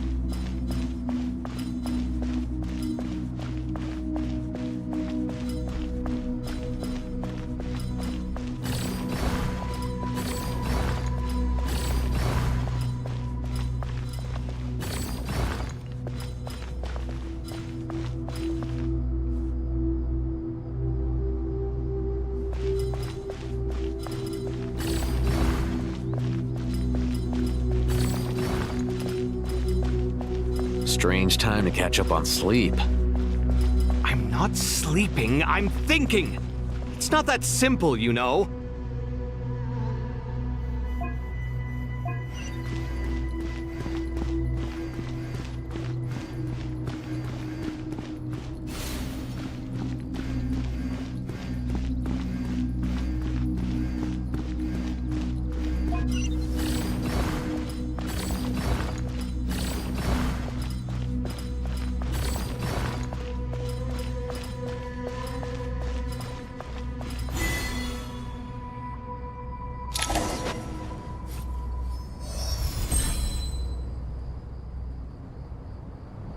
Done. Finally. It's over. But seriously, that was incredible! Standing on the chessboard felt completely different from standing on solid ground. And also... Oh, sorry. I'll save my thoughts for later. Thanks to the three of you for helping us out with this. Is it just me, or were you giving us quite a lot of guidance along the way? We made but a humble contribution. You lived up to our expectations. Bravo!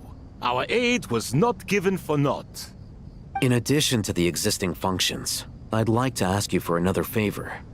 Since Aru's interference shield can cover the entirety of the mausoleum, it should be possible to extend its range even further. Perhaps you can find a way. So, building upon the existing functions to... Ah! I'm with you! Imagine for a moment. What would the ideal outcome look like if this function were compatible with the devices? I agree. This is the best solution possible. Please, everyone, we beg you to help us. Me, oh my! Well, since you ask so very nicely, I suppose... Goti? Kroko? What do you say? Naturally.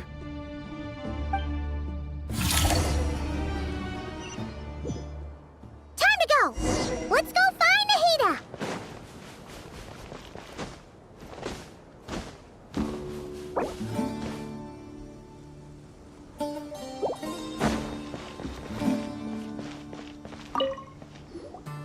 There you are. Miss Nicole truly is an angel. She shows great wisdom in guiding others, and she has already sent word to Natlan on our behalf. She said that while the other members of the Hexen Circle are busy with important work, she is quite free, and she is more than willing to accompany the people of Sumeru for the entire journey. Oh, yes, Nicole, all right. Always super patient and loves to help everyone out. She's the best. She is. So kind and enthusiastic. Well, time for us to get going. Let's head out.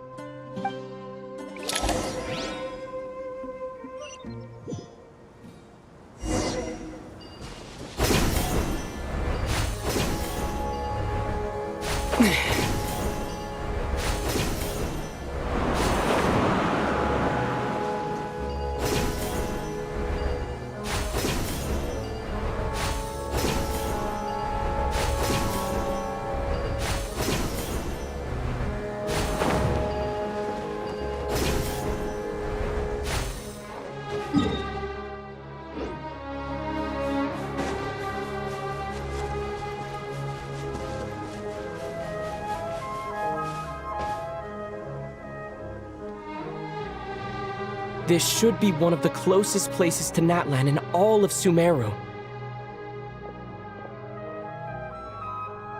There's the barrier Nicole and Nefer mentioned. It completely cuts this nation off from the others. But why? Why separate you from the rest of the world now, specifically? And if I'm not mistaken, Irminsul was polluted once before, wasn't it?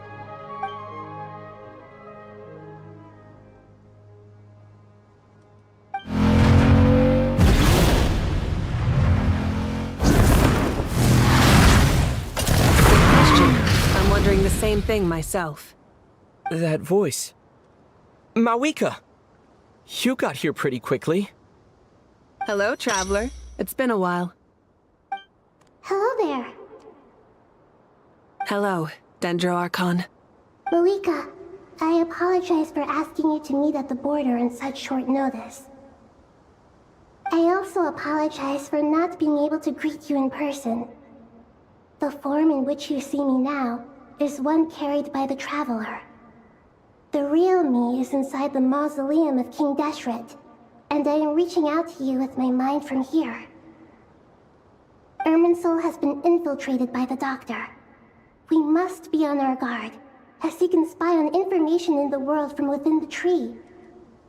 Fortunately, there is no record of the Traveler in Irminsul, and you are still within Natlan's borders.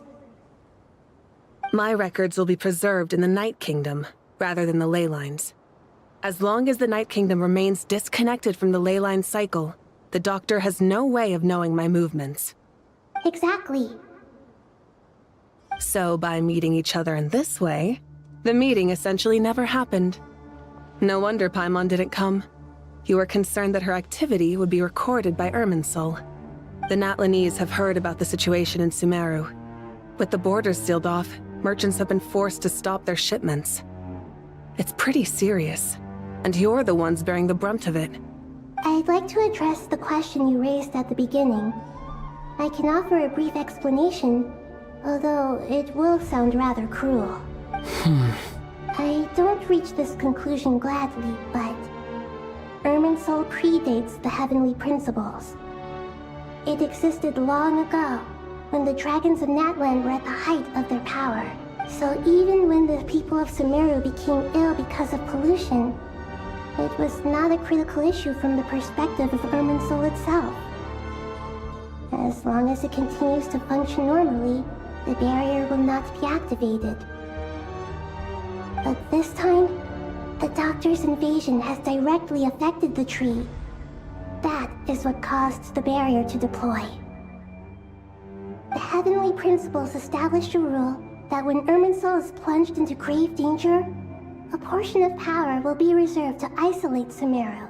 That way, even if Sumeru is destroyed, the outside world at least has some time to catch its breath. We'd certainly need it. The Heavenly Principles created almost everything that exists in Teyvat today. To them, preserving the existence of the world and its inhabitants takes priority over protecting Sumeru. Meaning, protecting Sumeru now falls to you. Yes. My own power may be limited, especially compared to yours. But that doesn't mean that we're just gonna sit around and wait for the end. If necessary, I will utilize any and every means at my disposal.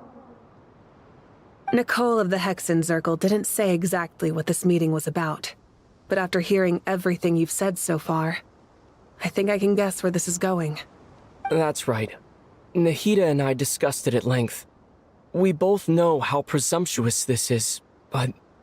You need the Pyronosis, don't you? Yes, you guessed correctly. Originally, I only intended to borrow it, but the situation is far graver than I foresaw. So instead, what I ask of you is to please give the Pyronosis to Sumeru. Why do you sound so nervous? There's no need to be shy. Surely a gnosis is pretty important to a god. I guess, but it's not as if losing it would suddenly render us powerless. But I'm sure you don't need me to tell you that. With all the nations you've traveled to, and all the gods you've met, you must have realized that by now. As far as I'm concerned, a gnosis is basically an elemental energy enhancer. But I don't usually use it. You know me. I like to think I'm pretty strong without it. Yeah, not about to dispute that. So you see, you don't need to sweat it. Here, take the Pyronosis. Huh? Just like that? Uh-huh, just like that. To tell the truth, I've always toyed with the idea of giving it to someone who needs it more than I do. I know you accompanied Nahida here to try and increase the chance of success. It's a good thing you did, because your involvement is one of the main reasons you've managed to persuade me. Are you sure about this? Handing over your gnosis just because of me? I won't try to quantify it, But trust me, handing over the Gnosis to Tumaini is far from the craziest idea I could think of. Besides, even if you hadn't come here personally, I think I still would have agreed to Nahida's request. Irminsul doesn't just affect Sumeru. It impacts all of Teyvat. I know all too well how difficult it can be to protect the things you care about. So logically, morally, or however you want to cut it, helping you is the right thing to do. You don't need to tell me the specifics of your plan. Where the Gnosis is involved, the tighter the secrecy, the higher your chances of success.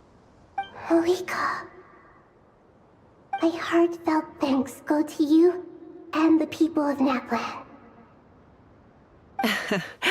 Don't mention it. But now for the hard part. How do I actually give it to you? The Irminsul barrier is right in the way. I have an idea.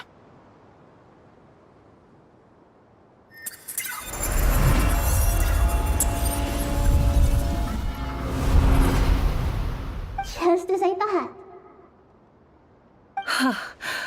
Incredible. What did you do?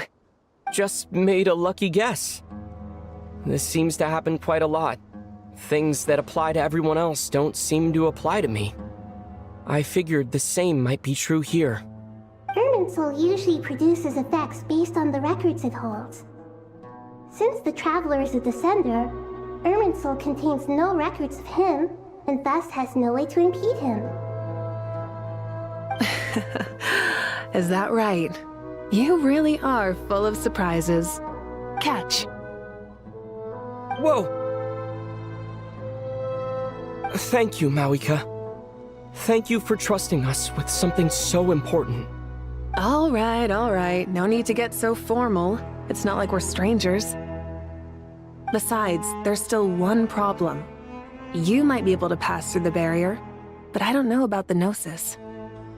Any other surprises for us, Traveler? Let me try something. I have the Pyrognosis in my hand. It feels strangely ordinary.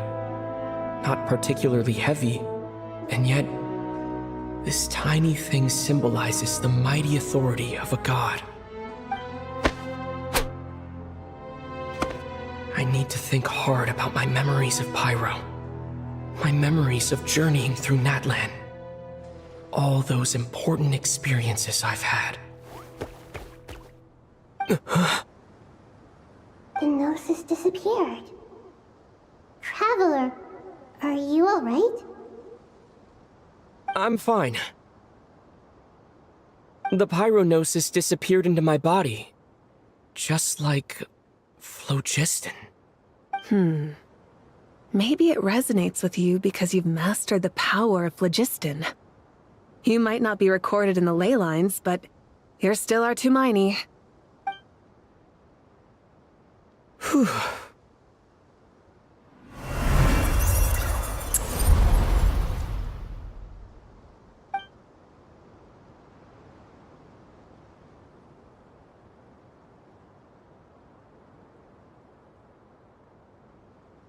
Please allow me to express my gratitude once again, Marika.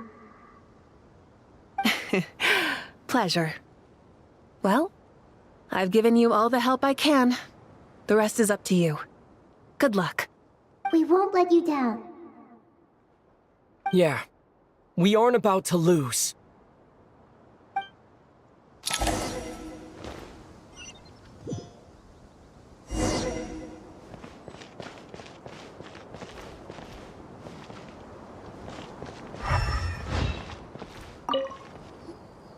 Traveler, Paimon, how are you feeling? Paimon's a teensy bit nervous, but only a teeny tiny bit. Seems like she's gotten way braver over the last few years, huh? Of course. After all the adventures you've had with the Traveler, I'm sure you've gained a lot of experience and grown as a person. I'm doing all right. What about you, Nahida? How are you holding up? With the negative effects of Irminsul, I'm a bit like a piece of fruit that's been burrowed into by hungry insects and left to rot. I'd be lying if I said it was nothing. But please don't worry. We all know what we're getting into, and we've prepared as well as we can. I believe in everyone. I believe in you. And I believe in myself. Stoking the fire inside oneself is certainly one way to live, but knowing when to rely on one's companions is also a form of great wisdom. I've been quietly learning little things from everyone, like plucking tufts of fur from a sumpter beast. Me too. With the constant traveling, I'm always learning and growing. That's the journey of life. I think there's someone else here who would share that sentiment. Don't worry about what I think. I was just passing by and happened to overhear your conversation. What are you talking about, Hat Guy? This is the top floor. No one passes by the top floor. Says who? You can fly just like I can. I would have thought it makes sense to you of all people. I don't know why, but I feel a little more relaxed now. It shows that you feel comfortable laying down your burdens in our presence. It means that Sumeru is a place you can trust, where you know we have your back. And we feel exactly the same way around you. That's what it means to be friends.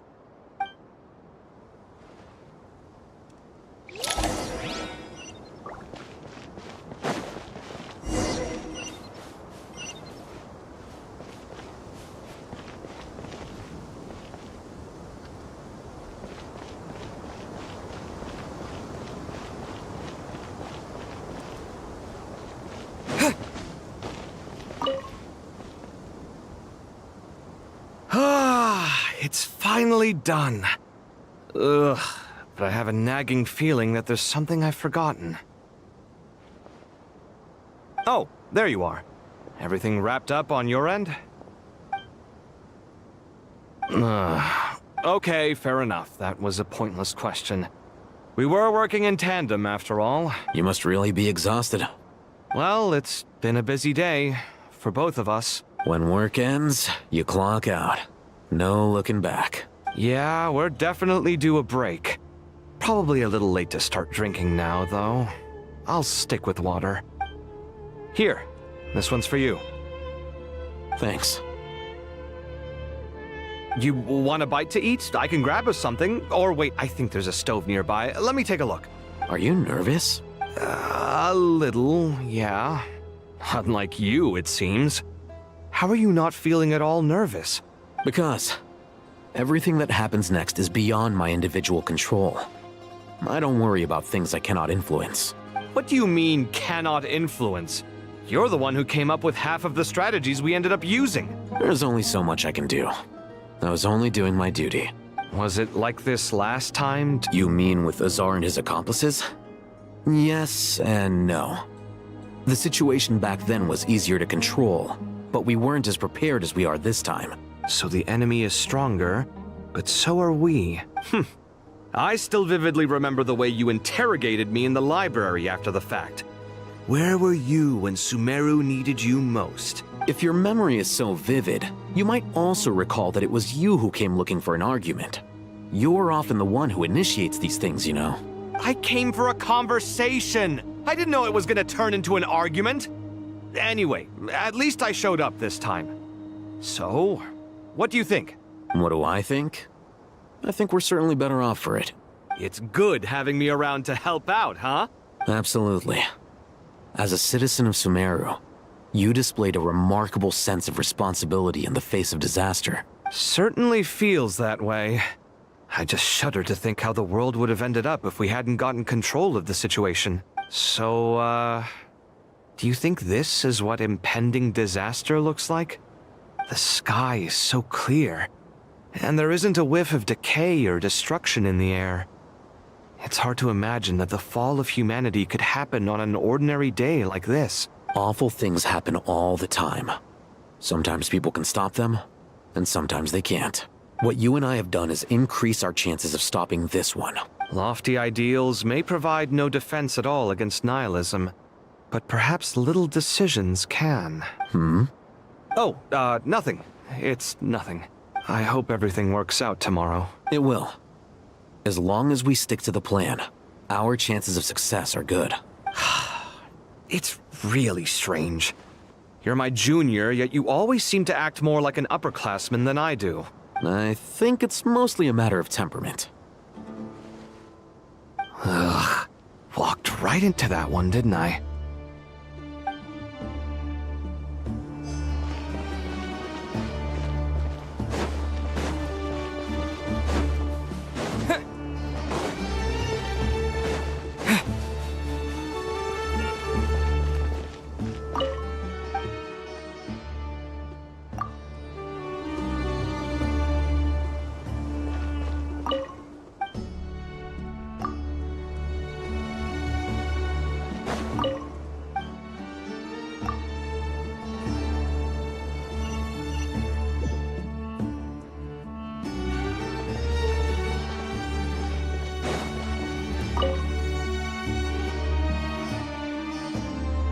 We'll make our move after sunrise tomorrow. Good. Is everything ready? As much as possible. That'll be enough. Don't let the pressure get to you. We'll take things one step at a time. Master Tainari! Mr. Saito! I brought some juice and some water. I know how easily you get dehydrated in the desert, so you should definitely have some water. In which case, I'll have the juice. I gotta ask, though. Who's on juice-making duty at a time like this? Madame Farazan said she was feeling a little nervous, so I told her about the automatic juicer my friend invented. She took it right off me and started making carton after carton of juice. A juicer? Did Sucrose send that to you? Yeah. I hadn't had the chance to try it out before this incident occurred, but I couldn't bear to leave it behind in Gunda. The juice is very sweet. I think so too. Kale, how are you feeling? Physically, I'm okay. But it just still feels strange to me. Why would a great power like this come to someone like me? I know the feeling well. That same question ran through my mind every day as a kid. At least now, you have someone who can relate to you. All the more reason that you should apply for Spontamod. Tainari fiercely opposes the idea, though.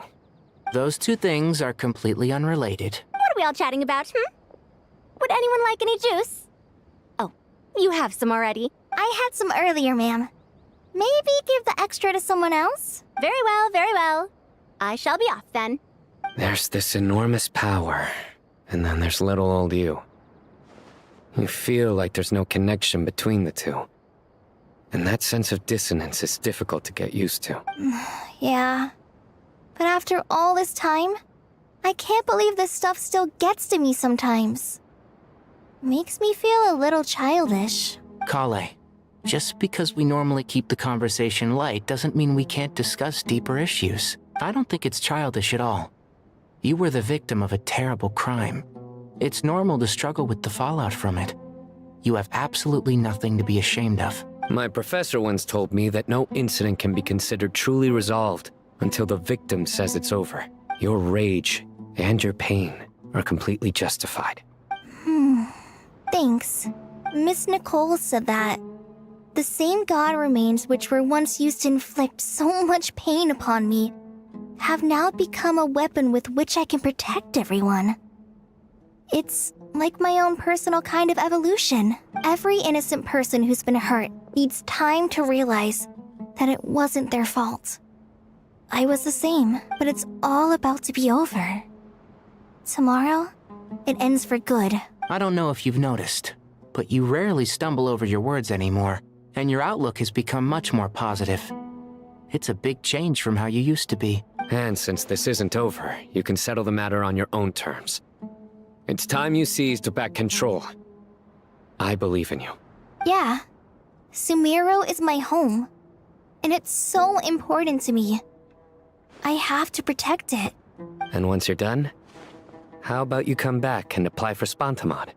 Stop it with the sales pitch, would you? Hey, excuse me. There are still 3 unclaimed cups of juice here. Why don't you take one each? Ugh, my arms are getting sore from carrying them around everywhere. Madame Farazan, why are you... Here, let me take them off your hands. Thank you, Madame Farazan. Drink up and enjoy my handiwork. I think I'm going to make something else now instead. Please, try to relax, Madame Farazan. Your nerves are starting to get the better of you. I know.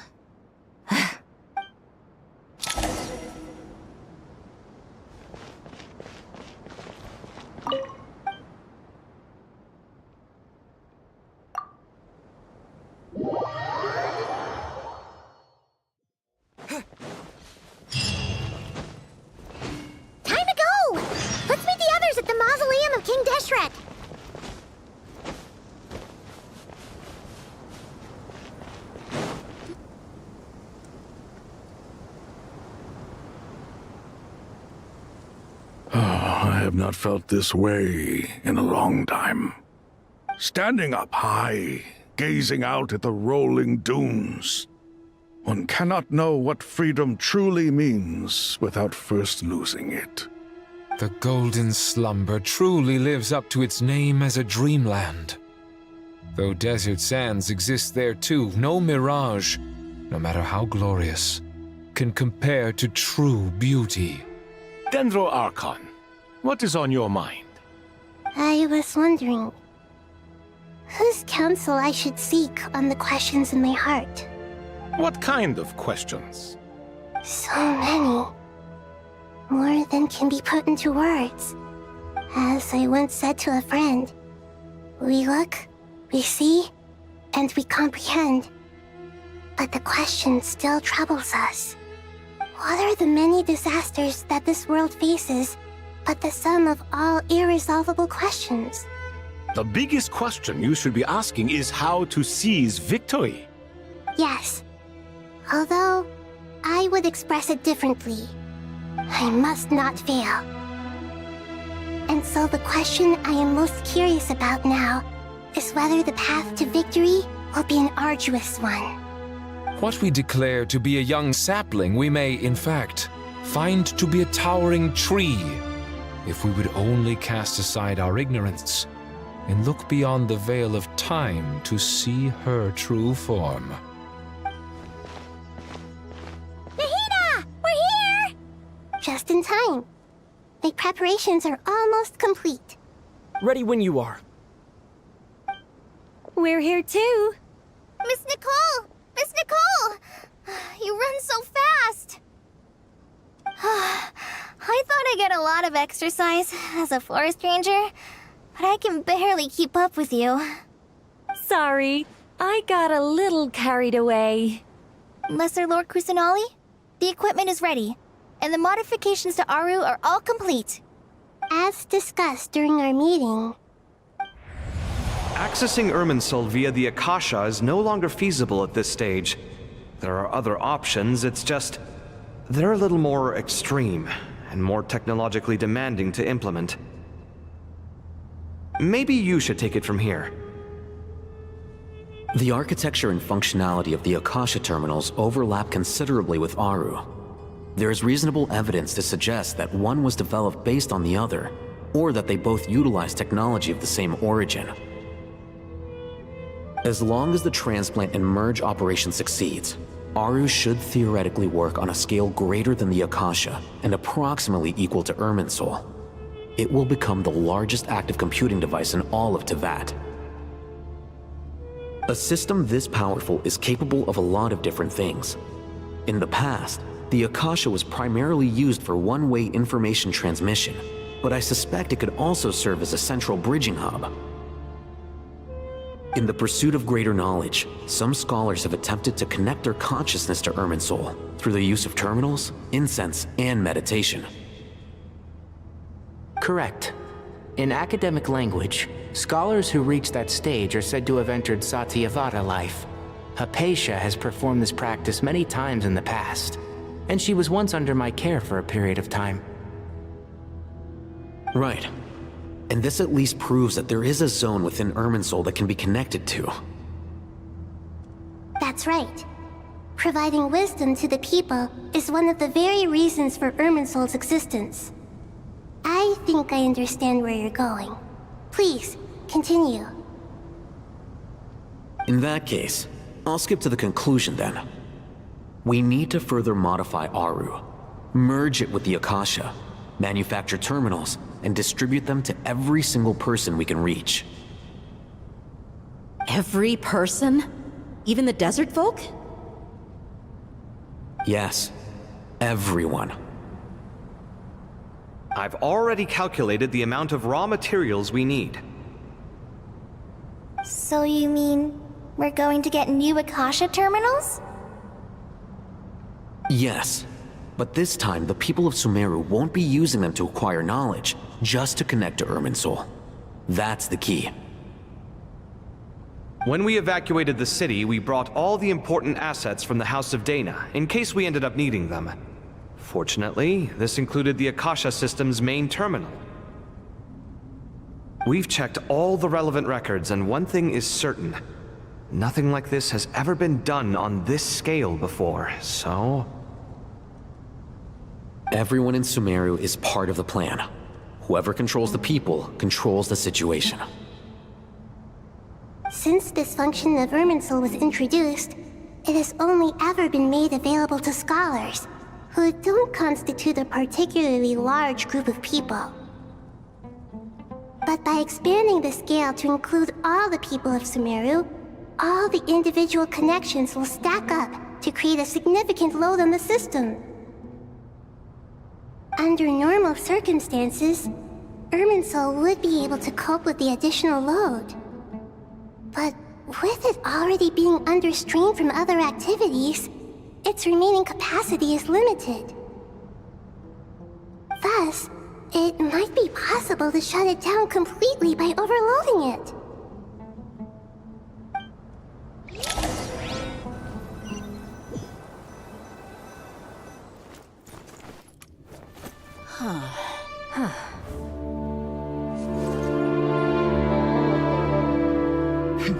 Counting down. 3, 2, 1. Are you ready? Ready!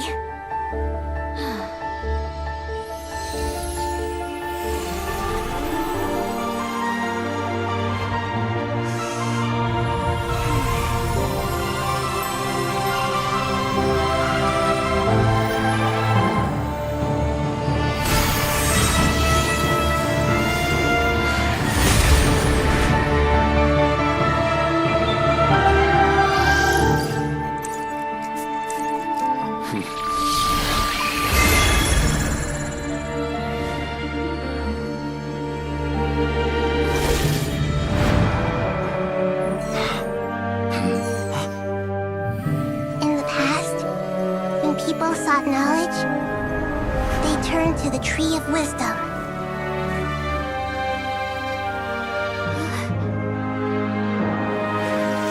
Today, we use it to save Sumeru and the whole world. These boughs that nurtured learning must not become tools for destroying the world.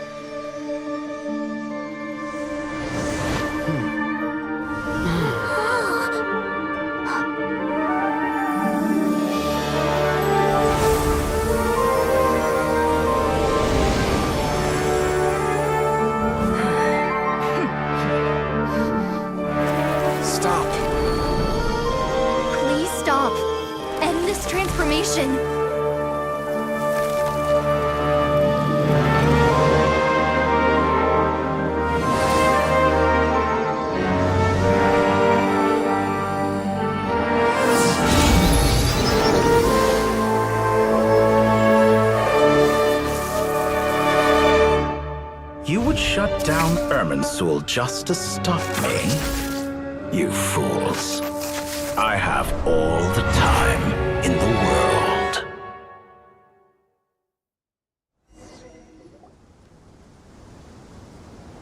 Success! The evil Irminsul tree has stopped growing! Great!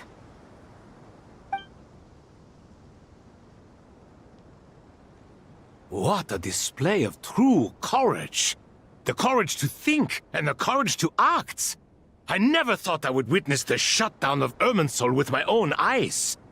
Perhaps this is human wisdom in action? Indeed, only humans could do such a thing. Gods are few and far between. What was once created for spreading knowledge is now used for another purpose. A rather ingenious plan. I am grateful to you three for your help. Only thanks to you were we able to extend Aru's interference capabilities to cover all terminals. Now, nobody who wears a terminal will have their activity accurately tracked by Irminsul. No matter how many eyes Dottore possesses, he will not be able to see us clearly. Now for the next step. I will need the help of your supreme powers once again. How might we be of service, Lord of Dendro? I need to reach the Eternal Oasis immediately. Right now?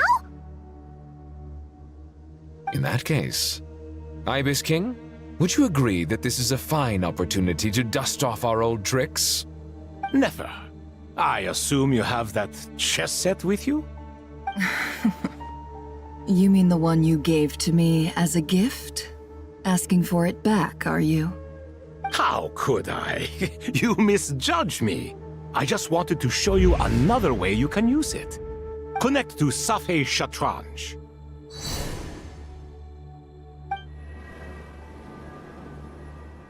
Safei Shatranj? You mean that place in the desert? Thoth's chess set gains its power from the chessboard laid out in the desert by King Deshret and ourselves. All ceremonies conducted using the chess set must be activated via Safei Shatranj. In other words, the chess set is an extension of the chessboard. In the past, moving a chess piece was a sacred and momentous act. Transfer initiated. Entering live combat mode.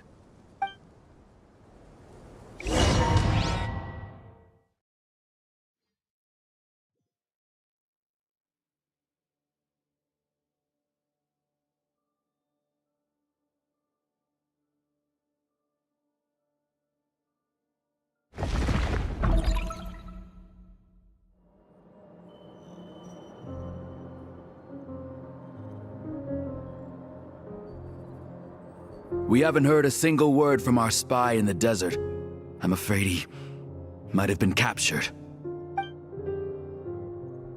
Never mind. But we spent years turning him. And a lot of Mora. Nothing comes for free in this world, but the loss is not without its purpose. For a small price, we have wasted a precious amount of the limited time they have. Quite a bargain, if you ask me.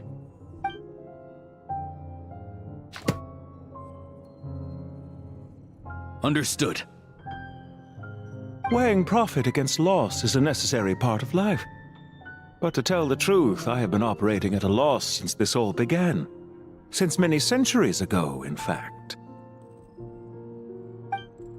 For instance, why would a banker act as the executor of a will? If you hadn't deposited your personal belongings at Northland Bank, I would have no reason to be here right now.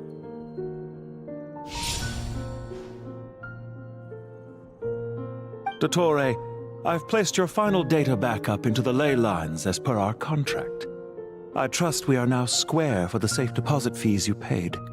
Is it not a little petty to split hairs like this, given our amicable relationship? I consider sound bookkeeping a matter of principle.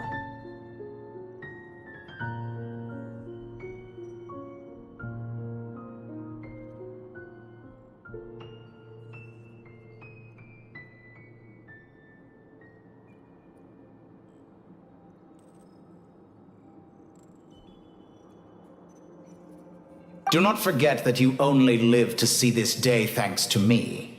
In fact, every day of your life since you met me, you've been living on borrowed time. Why, that's hardly a fair assessment. I will concede that my survival was perhaps at your whim, but I became a harbinger on my own merits. Managing money is not like other professions. Mine is not a role I could have acquired based on your recommendation alone. And certainly not one I could have lasted so long in without genuine ability. The information stored in the ley lines is quite comprehensive. Rest assured, I have not forgotten how strong your pride is. Well, I presume you have no sense of fragmentation while talking with me. How could anything possibly go wrong with such strict measures in place? The remainder of your soul was split in two, with one half sent to Nodcry and the other stored in the most secure vault of the Northland Bank. Though I must say, your disdain for the other segments is quite amusing. Zandik is you, and you are Zandik. Zandik created the segments, yet you, a segment yourself, reject him.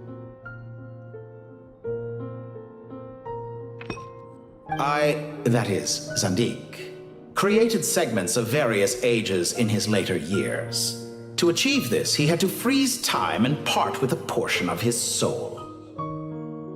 but as constructive as it sounds. It erases my uniqueness.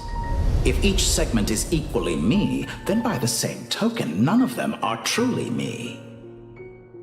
A soul living forever in the past inevitably holds different views than he did in his later years. The same thing that completes me also restricts me. You too might ask yourself which stage of your life you want to be preserved at. The day your business failed? Or the day you were framed by a gang and sold off to a medical lab as a test subject? We needn't dredge up the past. This undesirable plan was eventually scrapped. Lesser Lord Kusanali was quite right. I needed an opportunity to eliminate myself. And after that, I concluded that there was no more effective plan than directly splitting the soul. Once the soul is transferred out, you will find that creating a physical body is far simpler than creating a puppet. The other half of your soul suffered a crushing defeat in Nodcry, you know. And yet in the process, I obtained the information I always wanted, did I not? Because now we finally know where the best testing ground truly lies. I once thought your ultimate goal was to ascend to godhood. But as it turns out, that was merely one of your experiments. Experiments take many forms.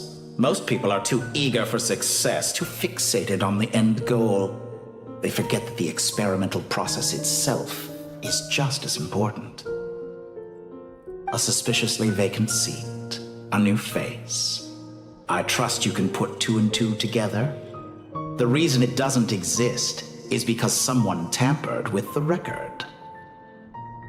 What can I say? After all your efforts, you really did uncover the world's secrets. So, is the new world you promised a lie? No, it never was. I am glad to be able to control Irmin's soul from within. Now I shall attempt to create a new world inside the existing one. Almost everyone faces the prospect of death. But not a single person has ever been able to experiment unrestrained in the afterlife through sheer force of will. I am the only one to have overcome this enormous challenge. Would I not be letting the world down if I didn't make the most of the opportunity to experiment? Clearly, the dividing of your soul did not affect the magnitude of your ego. Out of all the versions of you that have ever existed, this you is the most insane and the most radical. Is that why you chose to work with me? Which was it then? My insanity? Or my radicalism? Could I call myself a venture capitalist without a suitably ambitious plan to invest in? Yours happened to fit the bill quite perfectly. Well then, I must say, while I am surprised enough that you showed up at all, what surprises me more is that you chose to present yourself as my former subordinate, and not as the banker Pantalone. Why make things harder than they need to be?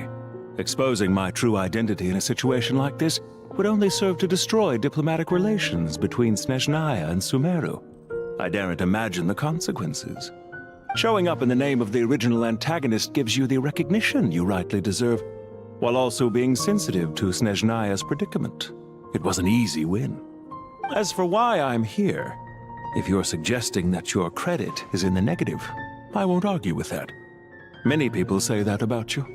I'd argue that a significant factor in your willingness to cooperate is the fact that you have but a few years of life left after my death. Living and dying together has a way of binding two parties together rather closely. Is it not true that a relationship should be judged by both the positive and negative returns it yields? So some of what I said actually made it into your head after all. It's true that I hope you don't die too soon, but don't you find that a strange thing for me to say? After all, you've already had quite a long life, especially for a human being. Let's not pretend that you're any more innocent than I am. Are we not the same in this regard? We both despise the existing laws of this world, and neither of us enjoy being under anyone else's control. Is it really so greedy to want the world to operate by a new set of rules? Of course not, my dear friend. And as I've said before, mutual interest is the foundation for the most reliable of relationships. You can attest to that. I just hope there never comes a day when I have to work too hard to prove that. Regrader, sir. People have been spotted approaching Sumeru City. How strange. Despite your access to Irminsul's data, it appears the soldiers noticed before you did. They must have found a workaround. Well, Dottore, I trust you know what this means. The fact is... They're coming. They'll breach the city gates any moment now. But even so, I would say Irminsul is a wonderfully convenient thing on the whole. If you do manage to create a new world, perhaps you could plant one outside my office, too. I'll consider it. What do you need me to do? Stall them? The experiment will take time. Stall them for as long as possible. Very well. But you're really asking for the moon here. Have you heard this story? There was once a guilty man, kneeling in the center of a church while an angry mob outside waited to bring him to justice. He pleaded with the gods, begging them to grant him one final request, the chance to finish confessing his sins before he was sentenced. Many suns and moons passed, seasons changed, and still his confession continued, as if he intended to speak until the end of time. Are you suggesting I worship you as a god? Or were you hoping that I might confess my sins to you? Certainly not the latter. That would make my life miserable indeed.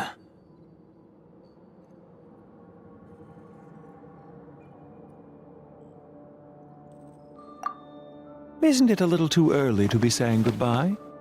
Not that I wish to keep you from your business, of course. Very well. Let's leave the conversation there for now.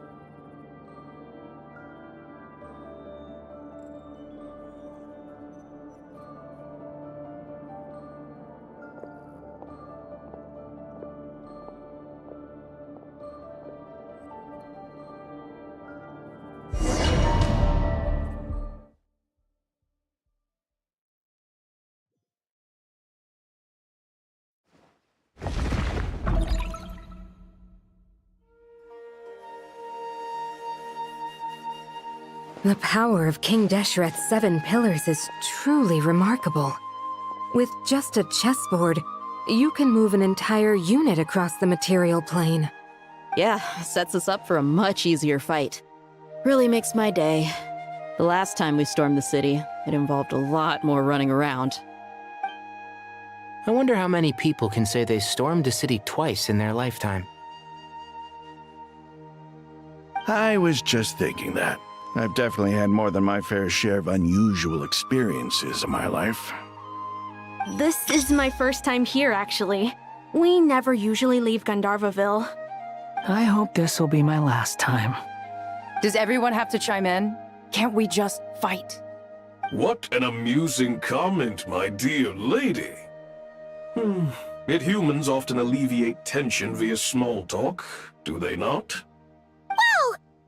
Why is Candace's shield talking?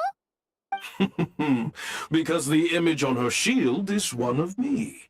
And I, of course, can appear wherever I wish to. Huh. Well, la-dee-da. Isn't that fancy? Could I get in on this? You wish for your gauntlet to speak? Why, certainly. Ahem. I think you'll find that it is I whose image is carved hereupon. Thanks. Definitely feel stronger now. You're welcome, my lady. I am glad to lend you my power. Cyno, what's the situation? There are troops stationed at every entrance. As we expected. A frontal assault will suffice. Everyone, stick to the plan. We'll take the main entrance. You head for the House of Dana's side door. Move out.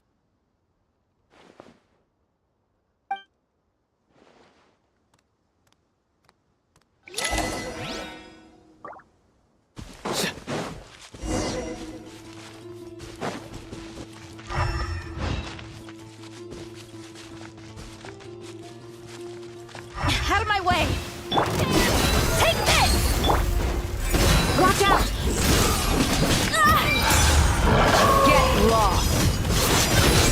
Whew. Thank you, Jed. You gotta be more careful. If you're not ready to put your life on the line, you can't be certain of defeating your opponent. She's right. Keep your wits about you, Rana.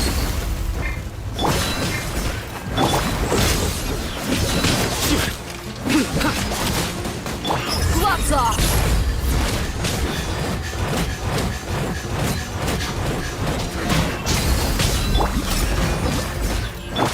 Surrender! Look alive! Ha! Can't run from it.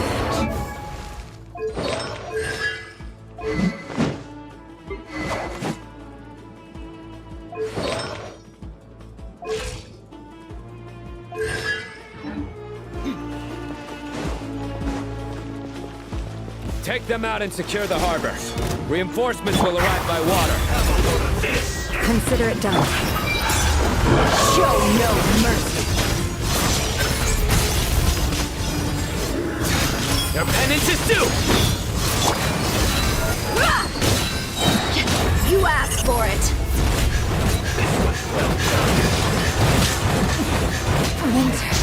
You need to hurry up. Wait! Grant him your blessing!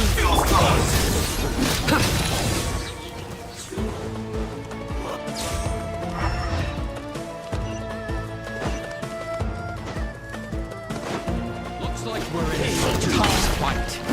Nowhere to run! Pin them down!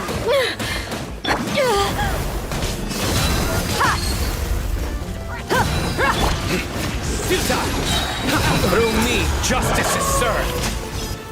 You stand condemned. Guilty. Their penance is due.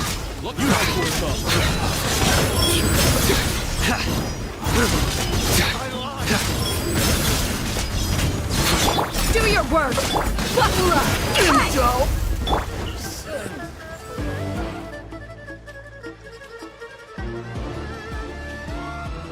Waterway secured.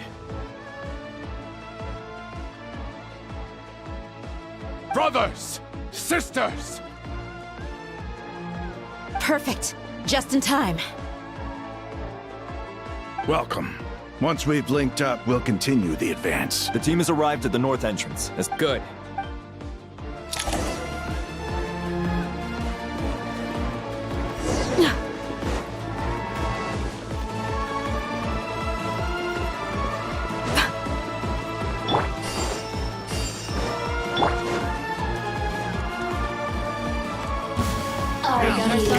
Here to prove. Surrender!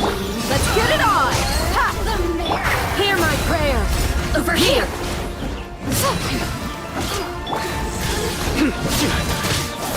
Judgment is upon you. Guilty! You stand condemned! Your penance is due! Wait! Look alive! Your scalp! Gloves off!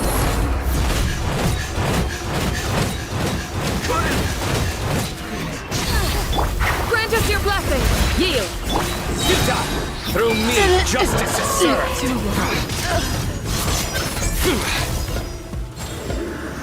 Guilty!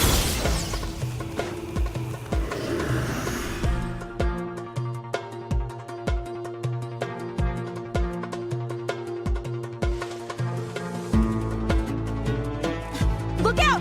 It's an ambush! Finally. We need to hurry. Take the middle road now. Mahamacha Sino, area clear. Don't relax just yet. More Fatui approaching from the right.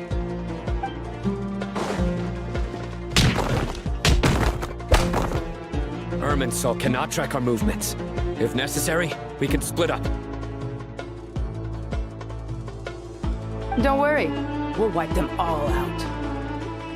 As you can see, our people came raring to go. Good, good. How are things with the Traveler? Can Tainari keep him safe? Don't underestimate Tainari just because he's a Forest Watcher. He can handle it. All right. You know that's not what I meant.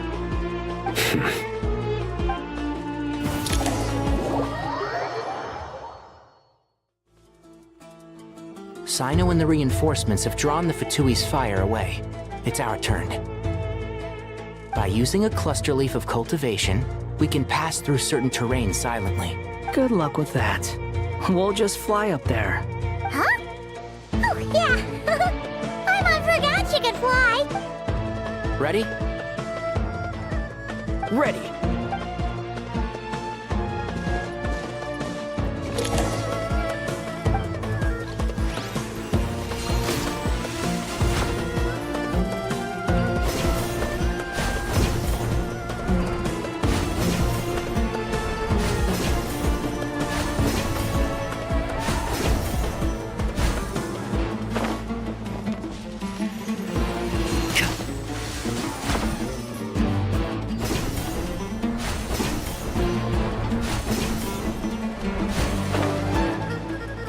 Keep up.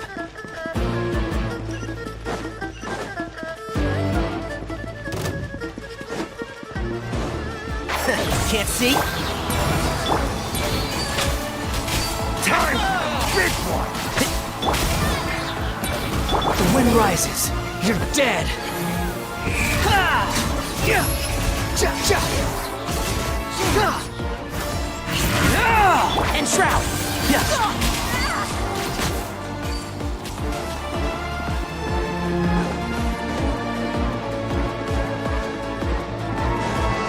Keep up.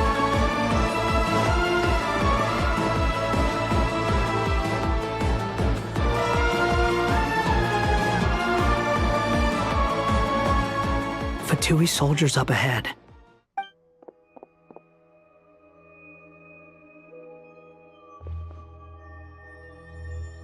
Careful.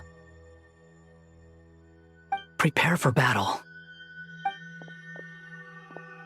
Hey! There's people over there.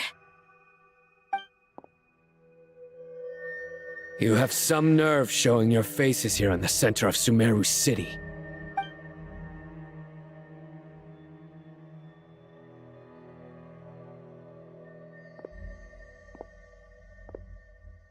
You're right on schedule. Well, this guy sure as heck isn't your average Fatui sergeant. They've stationed quite a few people nearby. It definitely looks like they were waiting for us. But something feels off. Everything about this guy feels too deliberate. I highly doubt he's just a subordinate of Dottores. And he's no mere sergeant. Whatever his rank is, it's high. Much higher than we thought. So you've been waiting for us. But it looks like you're geared up for a conversation, rather than a battle. Very clever, General Mahamatra Sino. I know you're the one in charge of this siege, and I look forward to making a deal with you. A siege? Sumeru City belongs to us! Historically, yes. But things can always change. We have quite a sizable force with us, you know. For instance... There's a Fatui ambush at the north gate. Can you handle him? We can for now. Yes, I'm quite sure both sides can hold their ground for the time being. The battle has not yet reached its climax. But what happens next? Do you enjoy watching bloodshed? Surely some of those here are people you count as friends. Once a war begins, some people must die. I doubt you wish that fate upon anyone you know. Wait a second. It's a trick. He's not even there. Silence! He disappeared. What was that? A ghost? Curses. He was never there to begin with. That was just a shadow projected there to lure us in. Enough talk! Attack! I apologize for being unable to accompany you at this crucial moment, but I am compelled to leave for reasons beyond my control. Please excuse me. Sumeru's General Mahamatra is quite ruthless. It's a good thing I wasn't there in person. Your illusion held them up for a time just fine. But now that they have seen through it, they will realize you were just a decoy. Decoy or not, what matters now is that they will be heading your way imminently. Not imminently. They are already here.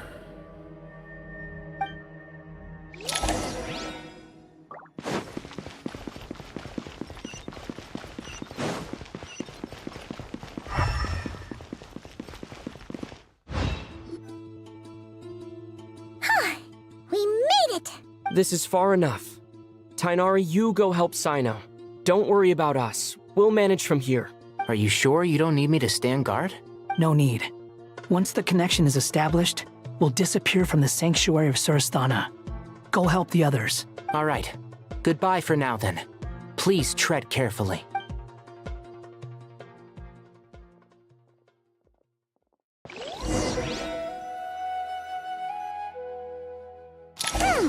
Now where's the interface Nahida mentioned? Come on! Where's it hiding? Found it! We can connect to the inside of Irminsul through the Sanctuary of Surasthana's built-in security system. You should be pretty familiar with the process. Is it the same route as last time? For the most part. We don't need to adjust any of the parameters. Then I should be fine. And Paimon? Once you're both ready, we'll set off. Wait! The stakes are way higher this time, right? Maybe Paimon should stay outside and help the others. Then, you can focus on the fight without having to worry about Paimon! Huh? Why are you staring at me like that? It's nothing. I just suddenly realized how much you've grown. Hey, you've grown quite a lot yourself. Don't you two start getting into it again. Well, anyway, Paimon thinks she's pretty knowledgeable. Who's the best guide in Tavatigan? And don't forget, Paimon's a college student now. If we say Alhaitham's not a weirdo, it's hard to explain how he came up with the idea of you applying to the academia. But for all that he counts, you're doing surprisingly well in your studies. Just goes to show how important it is to have someone supporting you. And Paimon's not the only one. Let's not forget that you only became a student because of Nahida's personal recommendation. That's fair. I have learned a lot in Sumeru. Oh yeah. Did you ever come up with that ugly nickname you promised me? What? No way! We're friends now! Paimon gave up on giving you one ages ago. Anyway, isn't Hat Guy enough of a nickname for you? Fine. Suit yourself. We need to go. Paimon, if you're staying, look after yourself. Will do. Paimon's gonna link up with Tighnari and Cyno. You guys are the ones who need to be careful. We will be. Bye for now.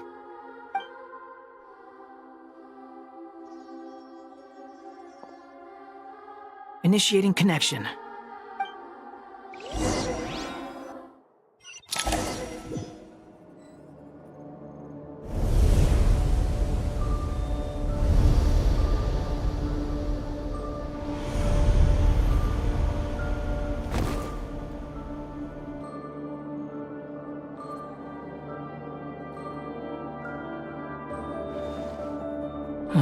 Well, here we are again. Come to think of it, I still don't even know where we're going. Thanks to our terminals, it should be impossible for Irminsul to read. I can... Don't tell me. Only you need to know. That way, whatever happens to me next, it won't affect your progress. Listen to me. Your safety is just as important as mine. Don't even think about sacrificing yourself for the greater good. We came here together, and we're leaving together. All right, if you insist. I won't argue with you.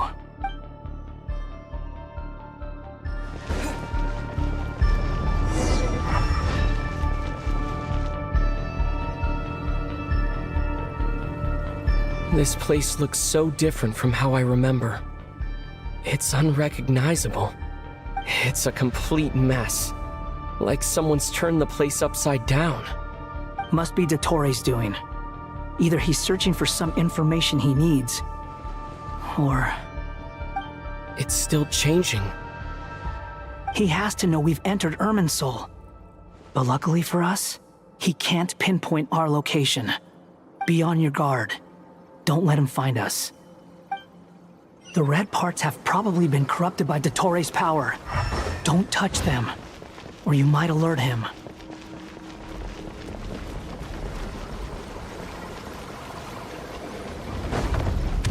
He's looking for us. Tread carefully. That wall could be a problem. Fortunately, it looks breakable. Give it a shot.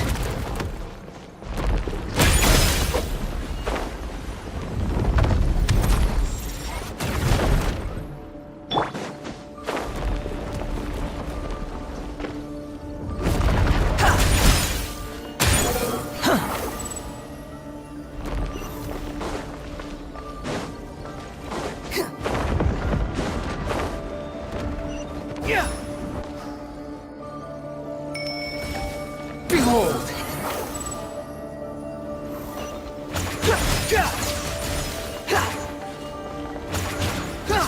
The wind rises.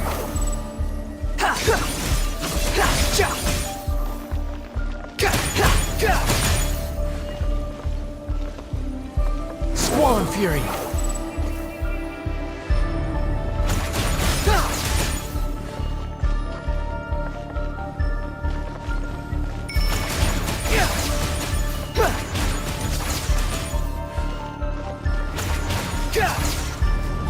Rises. The same old trick again? Are you kidding me? Let's handle it just like we did before. This cheap trick isn't gonna stop us.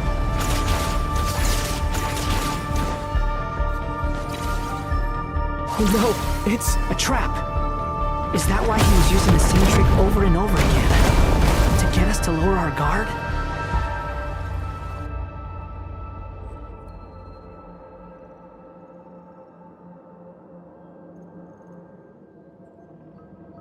I'm trapped!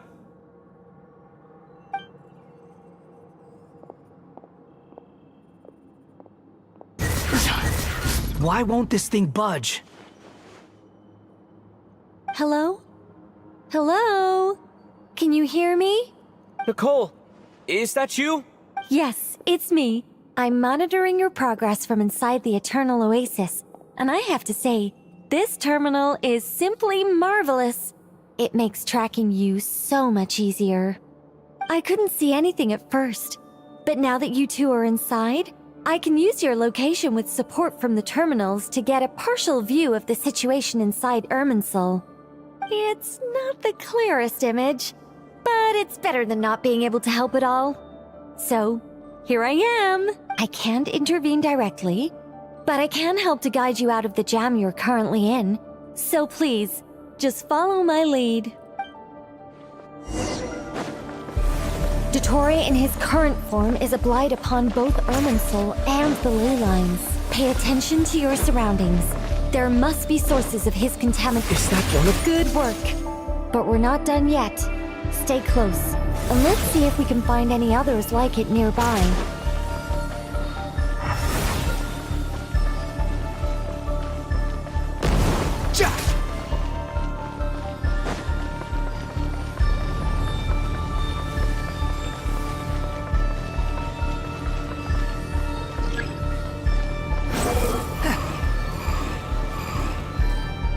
This must be another one. Agreed. Now... Wait! Watch out! It's Dottore. The seal is broken. Quick! Get out of there! And where exactly do you think you can run to? Wait, what is that? Pursuers! That's gotta be it! Run! Don't let that thing touch you! Dodge that attack!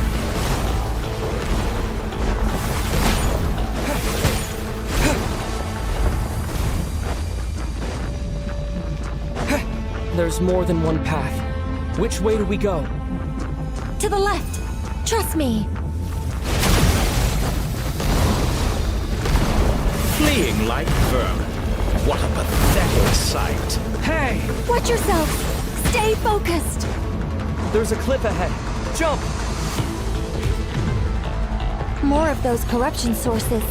Destroy them as you did before, and open the exit as quickly as possible. They're relentless. Is he trying to wear us down? You'll just have to destroy these too. I think the pursuit is over. Hard to say. Stay alert.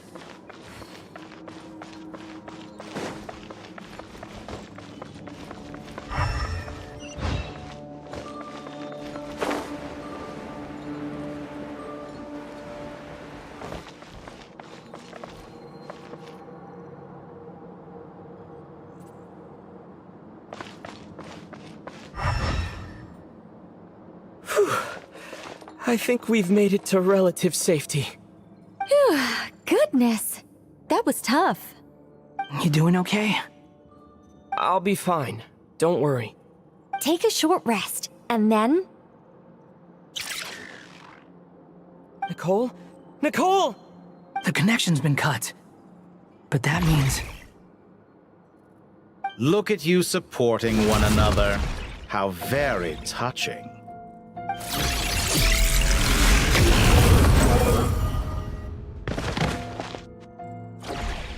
Dottore! Took you long enough to find us. You're more useless than I thought. Oh, really? I think I deserve a little more credit for my methods than that.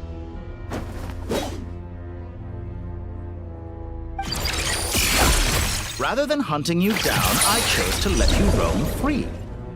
I indulged your presumption that I was unable to track your movements, played along with your clever little plan. Fleeing is for animals, but I rather enjoy watching you flee. Some things lose the will to run altogether as soon as you put them in a cage. If that's true, then why did you come looking for us? Because I wanted to observe you up close, of course. Don't misunderstand me, I'm not here for a fight. Is it so unusual that I wish to greet my old acquaintances in person? After all, it's been a while. Scaramouche.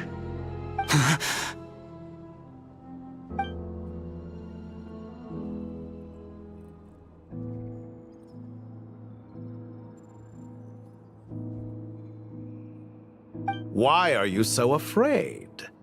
I have done nothing unprecedented in discovering the truth. Nor did I go to any great lengths to uncover your story. You made a bold series of moves in deciding to erase yourself. And with the power of this great chronicling device called Irminsul, you were able to achieve something quite remarkable. Once most people form an opinion about someone, it tends to imprison their mind. Yet you managed to erase every trace of your existence. A novel take on death indeed.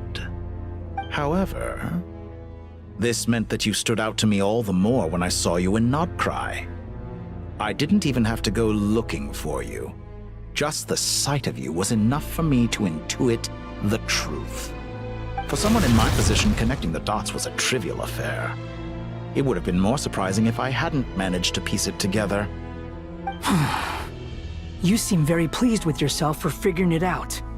I'm sure you'd even be more delighted to learn the full extent of your crimes. That would hardly be necessary. Besides, isn't there something that concerns you more right now? Something that fills you with dread? Let me put your mind at ease. I have no intention whatsoever of restoring any of the records you deleted. For one thing, it would be exceptionally difficult. But more to the point, I doubt that the prospect of losing your current life is all that frightening to you. Because in your case... the cruelest twist of fate is that you'll never again have the chance to make up for any of your mistakes. Isn't it? Dottore?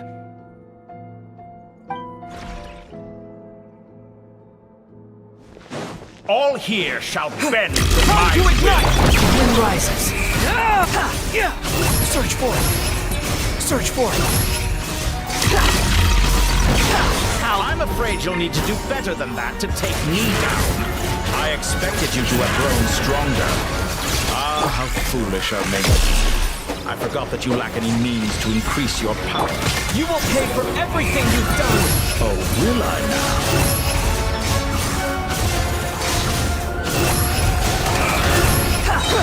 You dare to gaze upon me?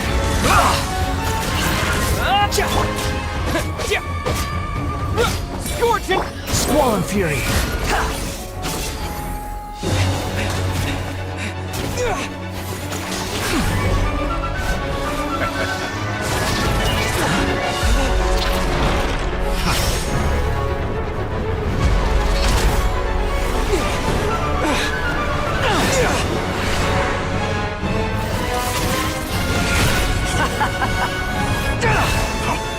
Does the prospect of death amuse you? I could ask you the same question! I'll distract Ettore. You focus on the mission. Got it!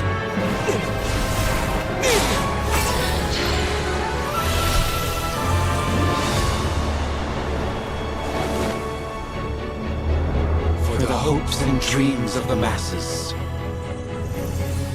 Open the secret door on this enchanting night. May wisdom's light eradicate ignorance and darkness, and hereby fulfill our ancient vow. Commence data extraction.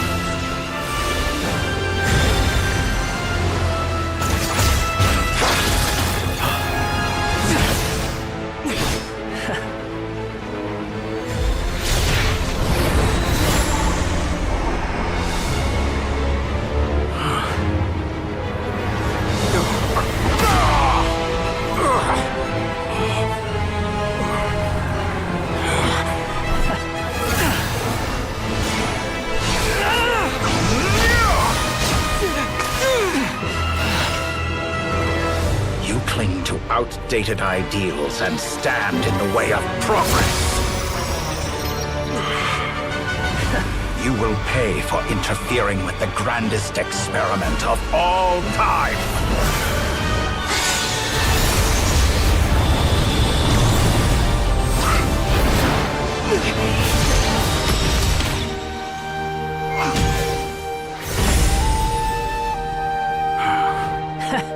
Good timing.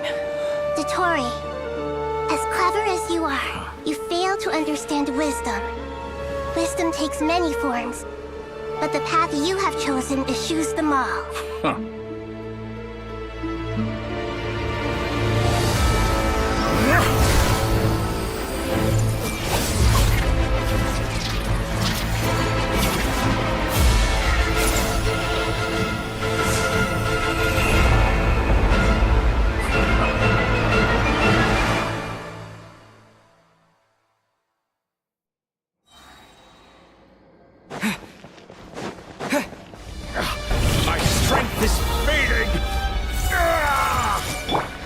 Within Irminsul, it stands to reason that any power you wield comes from it. You're extracting the information from Irminsul just to strip me of my power. I will find his weakness.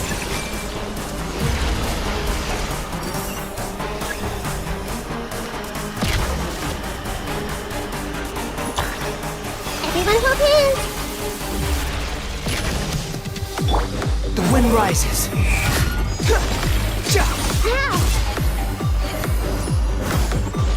I admire your attempt to introduce a new variant, but it's nowhere near enough.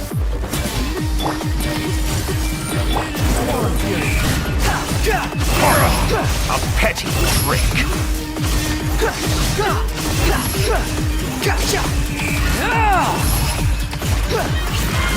This may turn a little. Scorching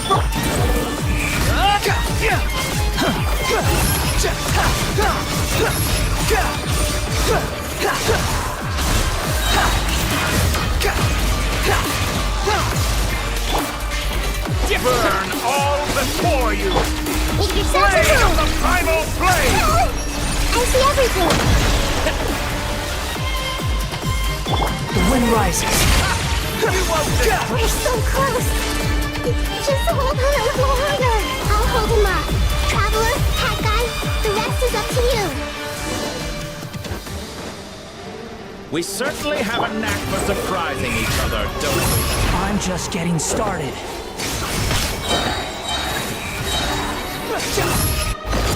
It's time.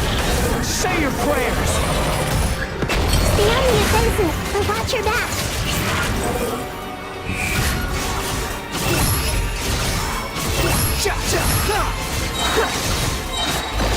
It's time. Say your prayers.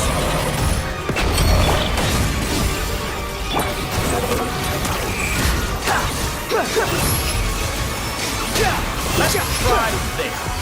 Muso no Foul music.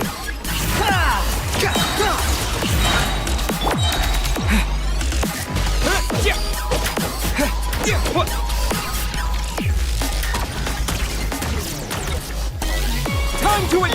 Squirm Fury. Burn all before you. Blade of the final blade. It's time. Say your prayers.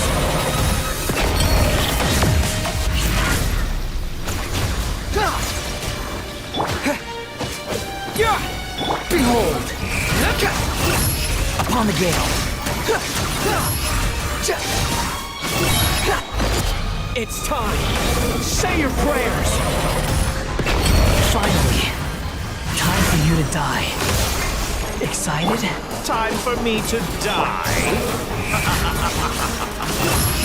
How could I have reached this place if death was something I feared? It's time. Say your prayers.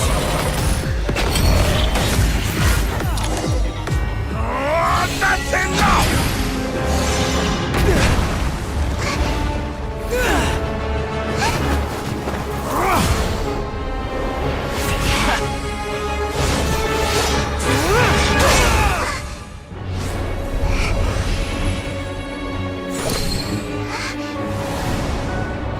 It's all yours. Do with it as you see fit.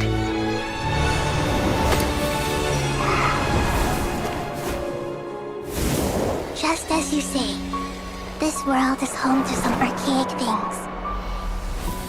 And as you suppose, you are a formidable opponent. You have long coveted the secrets of wisdom. So now, I will demonstrate true wisdom in action. I invoke my supreme authority as the keeper of Irminsul. Commend me or condemn me. But give your verdict now!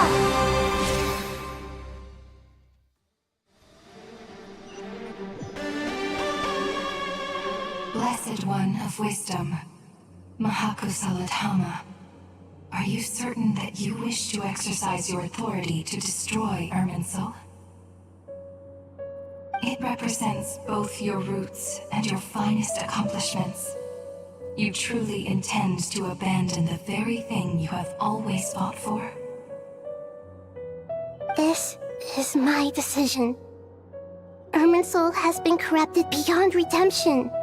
Irminsul is the original tree of Teyvat. It is the means by which the heavenly principles maintains fate itself. The 7 Archons should honor and revere it, for their authority was bestowed upon them by the heavenly principles. It is precisely because I honor and revere it that I fight for the humanity it exists to protect. Wisdom is knowing how to weigh the options and make the right decision. If you truly care about the fortunes of this world, then it is me you should seek to preserve. Planting a seed begins the chain of cause and effect. Since you have become a great tree yourself, why should the loss of another tree be anything to fear? Till we meet again, Lord of Dendro.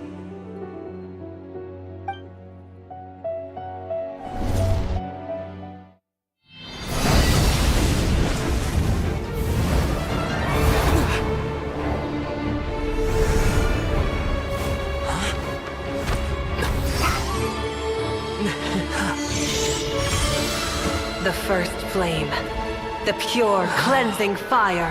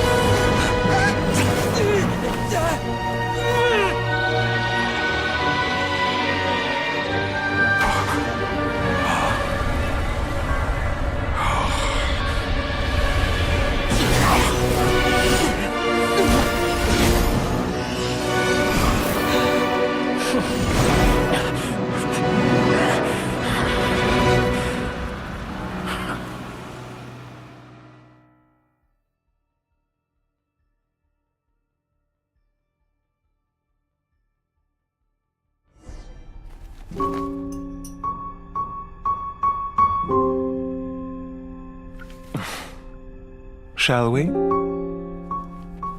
Where were we? I was suggesting that you needn't perform when signing a contract. You're only sitting here because your bank demanded an evaluation of the trustee. So you told a story about a young scholar from a merchant family in Sumeru? I told a compelling tale, didn't I? The post-expulsion story is far more captivating. The human experiments or the elixir of immortality? The part where you die. Ah, yes. My favorite part. The 35-year-old Segment thought of himself as Dottore, reserving the name Zandik for the original specimen. Of all the Segments, he was the most selfish. After his expulsion, Dottore searched for a new direction. He joined the Fatui, studied Elazar in great depth, secured resources. He was rather fortunate in his career. Zandik turned to Conrian technology and successfully created his segments. But this was not immortality.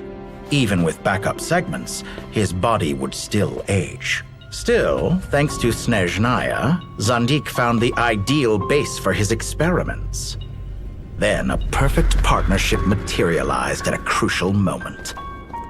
The year that both parties realized they needed more time. Fortunately, Zandik succeeded. In a miraculous turn of events, he gained the extra time he needed. I seem to recall it differently. All right, it's true. No matter how much elixir he took, Zandik remained human and continued to age. Then, on the morning he turned 85... Help me up! Call for help! Surely he would be rescued, Zandik thought. But to his surprise, no one helped him. Zandik was too selfish for that. Don't forget, you're one of us. Yes, and we're all waiting. Waiting for me to die. Pantalone arrived for a meeting and happened to witness what followed. He found it unsettling. I never said that. But the Zandiks were unfazed. It was a rare opportunity for self-dissection.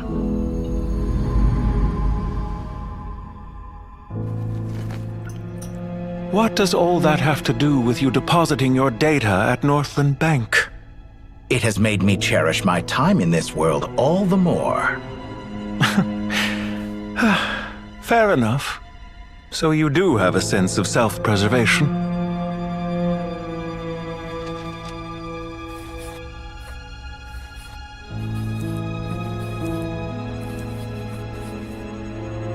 What do you mean?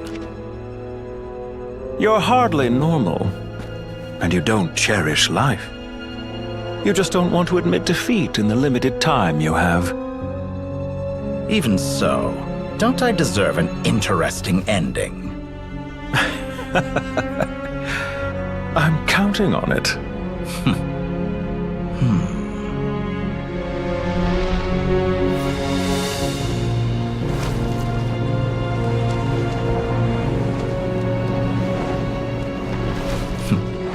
If nothing else, I expect my funeral will be a grand affair indeed.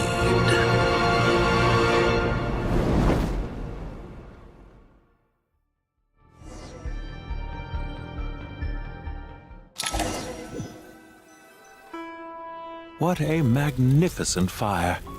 In Snezhnaya, we light fires to ward off the cold. Fire, it seems, is antithetical to ideas such as cold, frozen, and unchanging. Perhaps it has always been that way. From the beginning, fire has been used to drive away wild beasts and warm the body and mind. You could say it's a form of treatment. One that cures the human heart of mortal fear. Mortal fear? Something you haven't been acquainted with in a long time, by the sounds of it.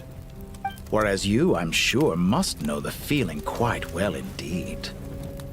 I remember when we first discussed the Elixir of Immortality, you claimed that extending your lifespan was about buying more time.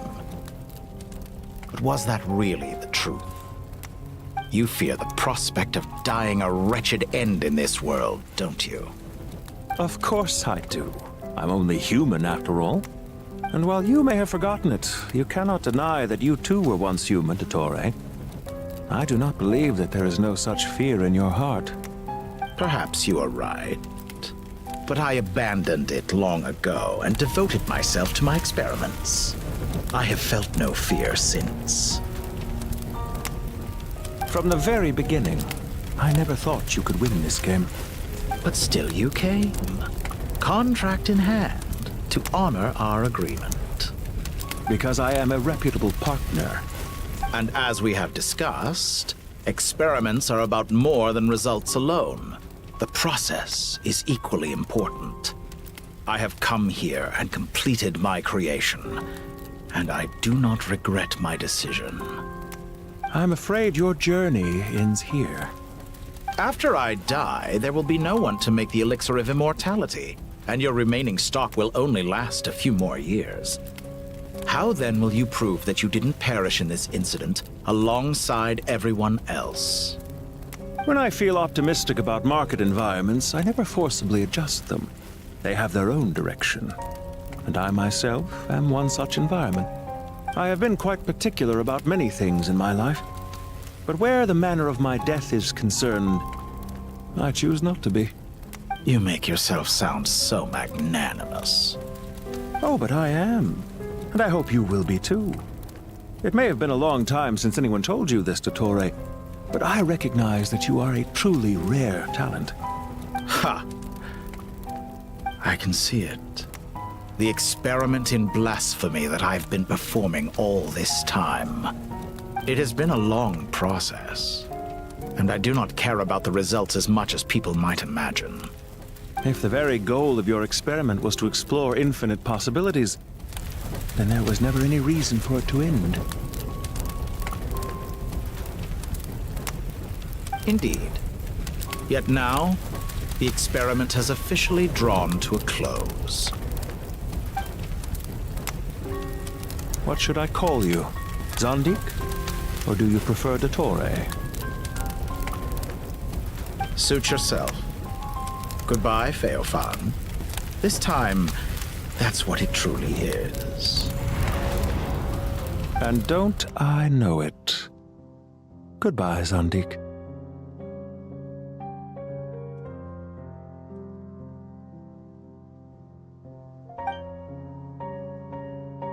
I could have carried out many more experiments, but to me, Lord of Dendro, this outcome is certainly not the worst. I believe you. But unfortunately, this is where it all ends for you.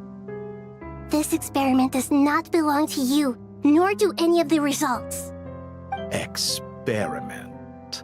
It sounds like you're trying to outdo me in my own field. Wisdom is conveying information in terms that people can clearly understand. You know exactly what I mean. Indeed. I can see no further outcomes. Ha! You have a formidable mind, and you are braver than I thought. Setting fire to the very thing your survival depends on. Your previous threat was empty, but this time, it is real. When necessary, wisdom can be as fierce as an inferno. Some of the flames that incinerate you come from within yourself. Perhaps you are right. You see what lies at the bottom of the human heart, and that is your wisdom. Here is where your journey comes to an end. All that is yet unknown belongs to those of us who will carry on living. It seems I have unwittingly been your arch-enemy all along. But now, it's all over. I do not deny your intelligence. But what you refer to as experiments, I would never describe in those terms. They are events that take place in the real world, and they are so much more than mere data. Goodbye. We will never meet again.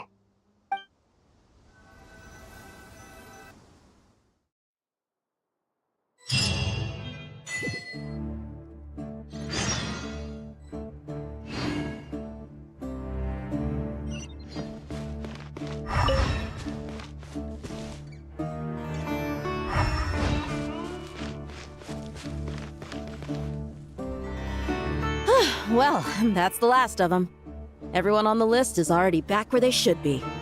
It was a long, hard road, but we finally finished escorting everyone back. I just pray that we'll never need to leave again. I hope we can stay here forever in this peaceful paradise of our own choosing. Paradise. In the annals of the Temple of Silence, that word carries great significance. It represents the hopes and desires of the gods. Their longing for a place to rest. I wouldn't think gods need such a place. People always think they're the only ones who can lose their homes. They forget that gods too need a place to reside. As the Goat King once said, "A god without his people shall cease to exist." Gods need their believers every bit as much as their believers need them. Only we can truly understand how much the desert faith has faded over the centuries. But we still talk about the gods as though they're part of our lives. Given the myriad ways in which gods and humans interact, I'd say they really are. How else could Dunyarzad consider the Dendro Archon a friend? Well, that sounds about right to me. Describing them as friends sure makes us feel a whole lot closer. If you told me a few years back that I'd have this many friends, I'd have called you a liar. Belief is a choice, just like friendship. We've made our choices through battle. The right ones, wouldn't you say? I'll be heading back to the Temple of Silence. I heard the Goat King and the Ibis King decided to pay us a visit. How about you? It's back to Aru Village for us. Still plenty of supplies to distribute and people to help. Until next time, old friend. As long as you can find the time, you're always welcome to visit us in Aru Village. Right back at you. Make sure to drop by the Temple of Silence the next time you're free. Or it is that two of the other 7 pillars, Shezapang and Bennu, might also be dropping by. Since you're wearing the symbols of their power, it'd only be fitting if you came to see them for yourselves. Dropping by? That makes it sound like they're visiting a neighbor's home. Well, the temple was founded by Hermanubis, so I guess to them, that's exactly what it is. Guess that's true. All right. We'll make sure to find time to stop by. Stay safe on your journey home. I will.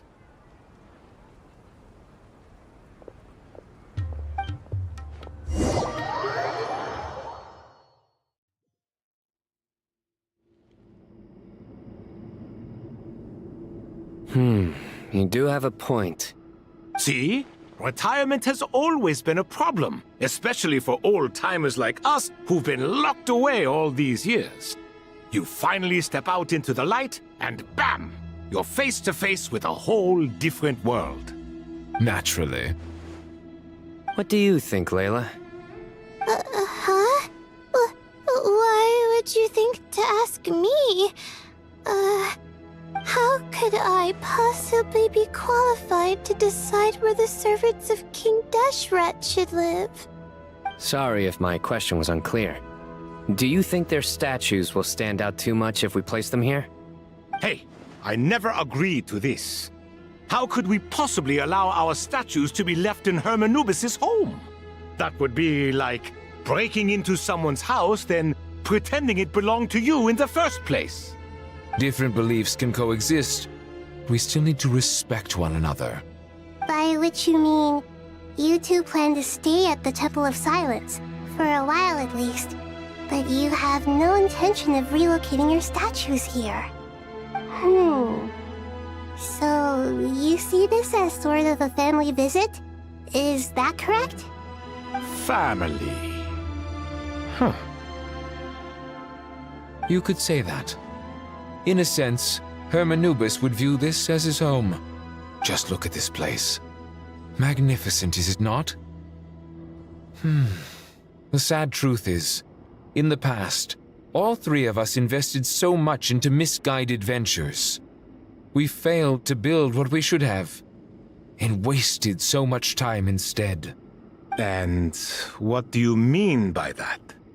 I mean that for the most part, time spent associating with the likes of Sobek, and, let's say, Thoth, might reasonably be considered wasted. Why does that not surprise me?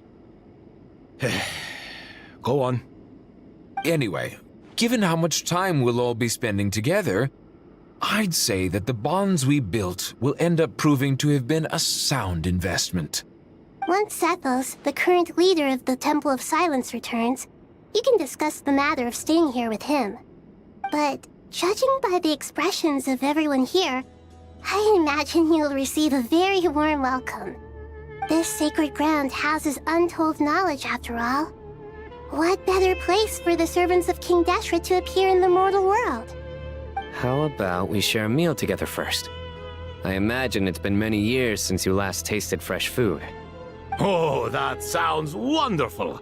After so many hundreds of years, I can only surmise that desert cuisine has become a lot more varied.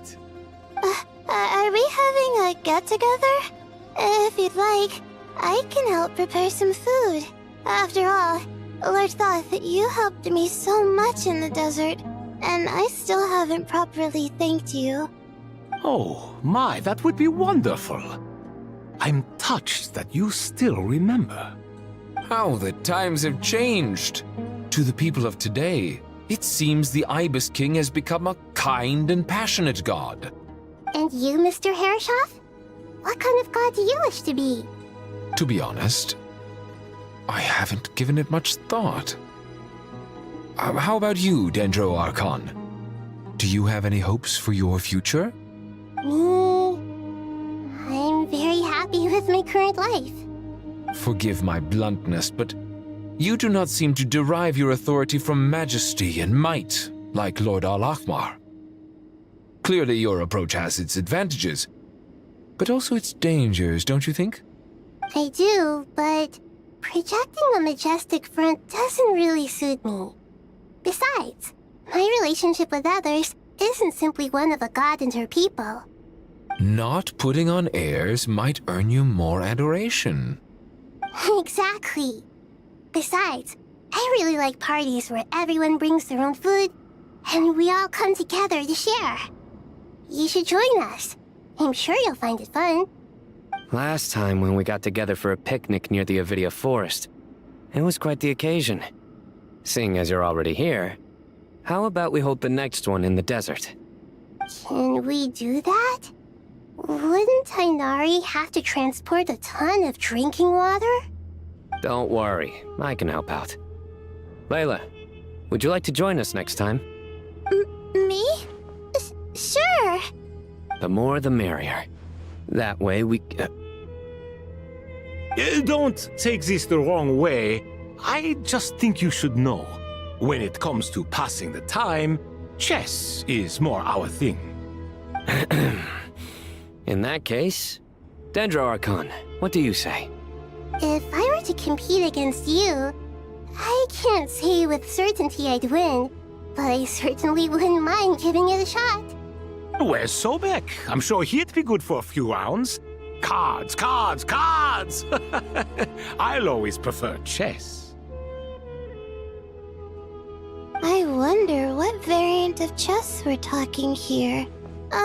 Mr. Thoth, is there some sort of astrological significance to this game? Oh, I'm glad you brought that up. As long as the leader of the Temple of Silence agrees, we can search Hermanubis' place for books to teach you how to play.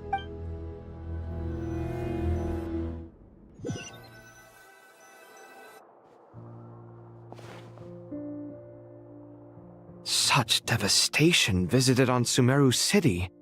So many houses destroyed or damaged in the fight. Look at all of this. It's going to take me forever to tidy up.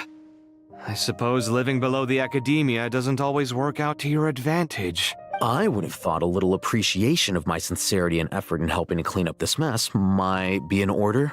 Helping? Effort? This is your house! Of course you should be putting in the effort! If anything, I'm the one who's helping!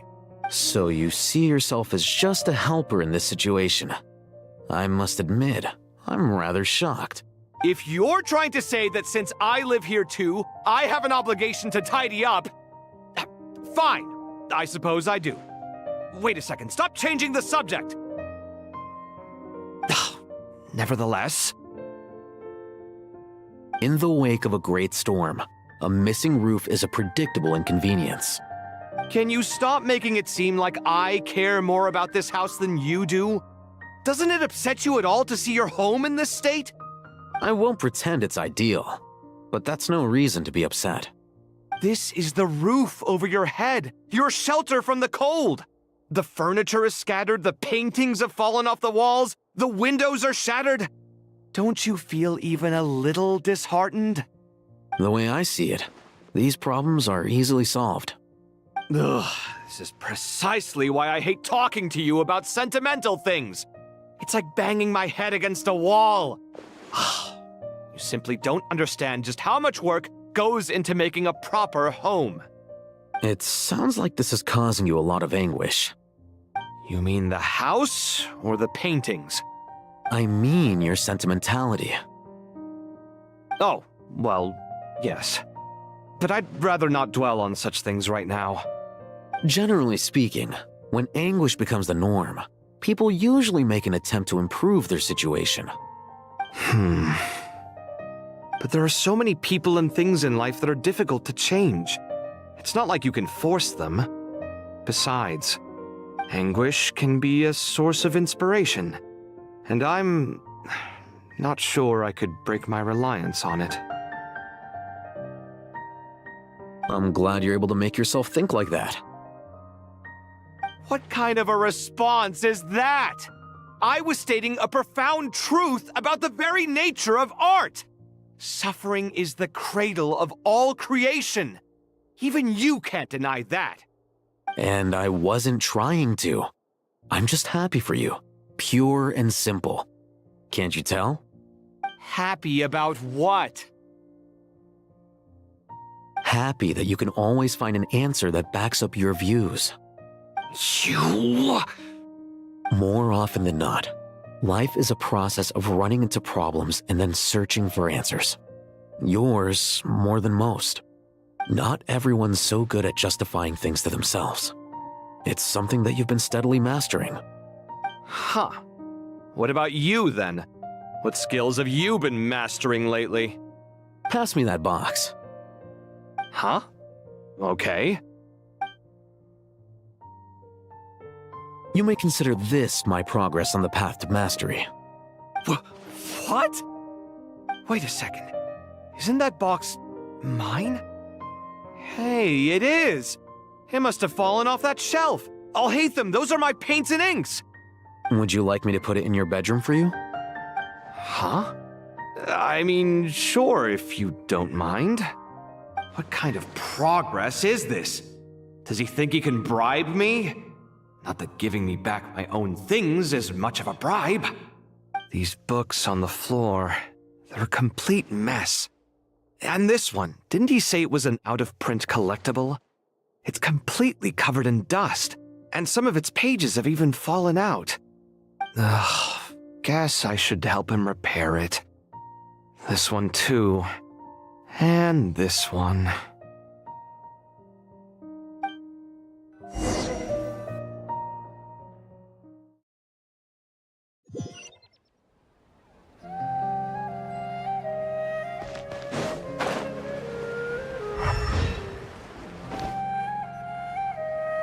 magical subterbeasts, imported goods. Such a bright future ahead.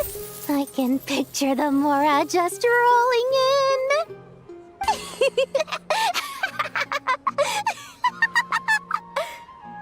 You do realize you sound like a choking cow? It's called being imposing. Can't you feel it? Are you not intimidated? Oh, I'm positively shaking in my sandals. What commands do you have for me, oh mighty Lord Sangama Bay? You've got a lot of nerve, Nefer. You went and told Candace and the others everything, didn't you? Seriously, do you have any idea how differently they see me now? Surely that's a good thing. I presume they're more disposed to actually like you now, maybe even view you as a friend. You traded my secret for sympathy! Thanks to you, I've lost every last shred of my mercantile majesty. How am I supposed to make anyone think I'm a big, scary investor now? The dark days of Lord Sangama Bay are behind you. Why not take this chance to make a few honest friends? Speaking of friends, since when did the notorious Lady Nefer gain such an admiration for holier-than-thou types? A moon chanter here, an angel there? Who'd have thought it? A coming together of fates, nothing more. No need to throw around accusations of admiration. Forget it. You're right about one thing at least. Making friends is never a bad thing for a merchant. So, I really took a loss this time.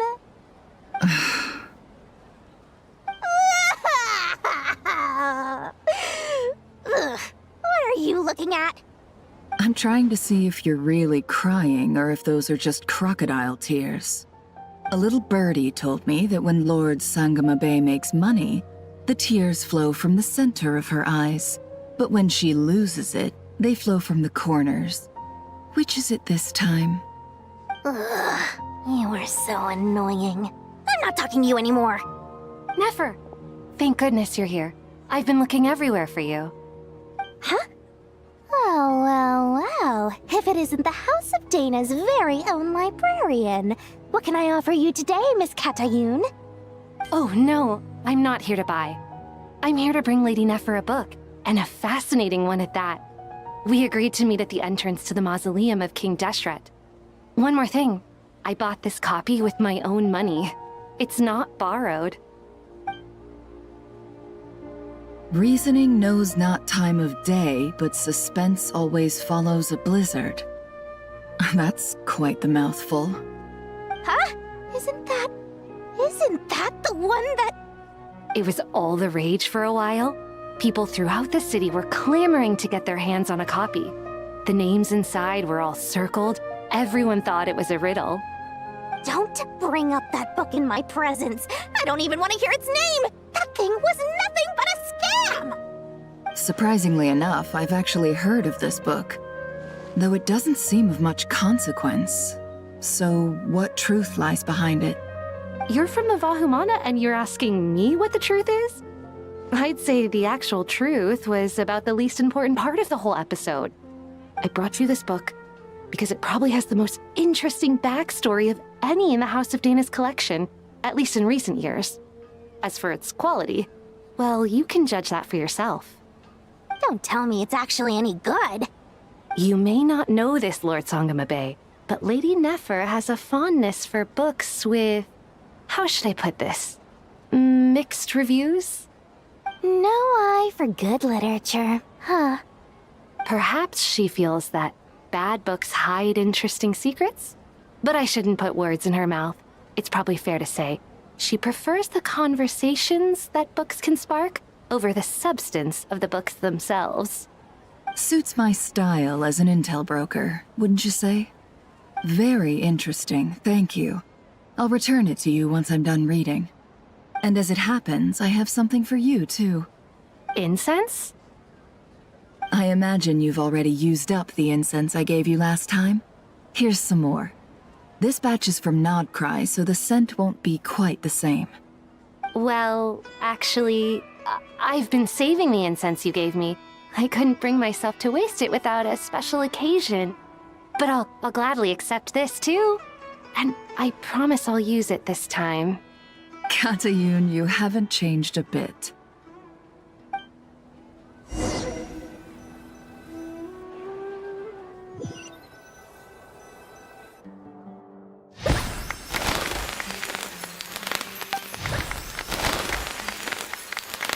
Congratulations, Kale.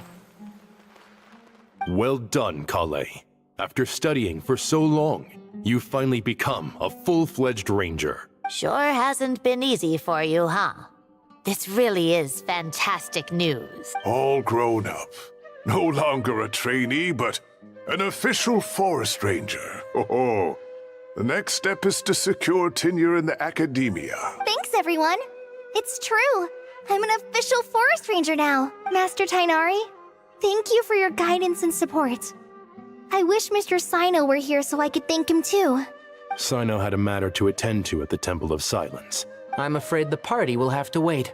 Kale still has some matters to attend to first. Kale? Is everything all right? No, it's not what you think. There's nothing wrong with my health. I just have a few things I need to deal with. I've made plans with the Traveler and Paimon to visit Mondstadt. Master Tainari and Mr. Sino will be accompanying us too. Well, that's a relief. Let's get together when everyone's back. I'm sure you'll be doing even better by then. Of course. I have a feeling you're right.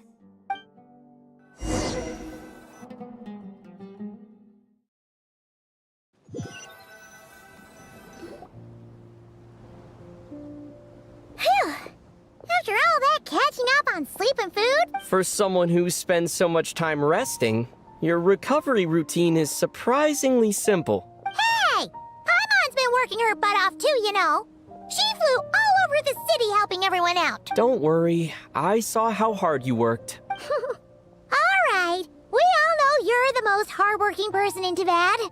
As long as you're rested and full, then Paimon's been looking around the place and it seems like the city's already on the mend. But Paimon...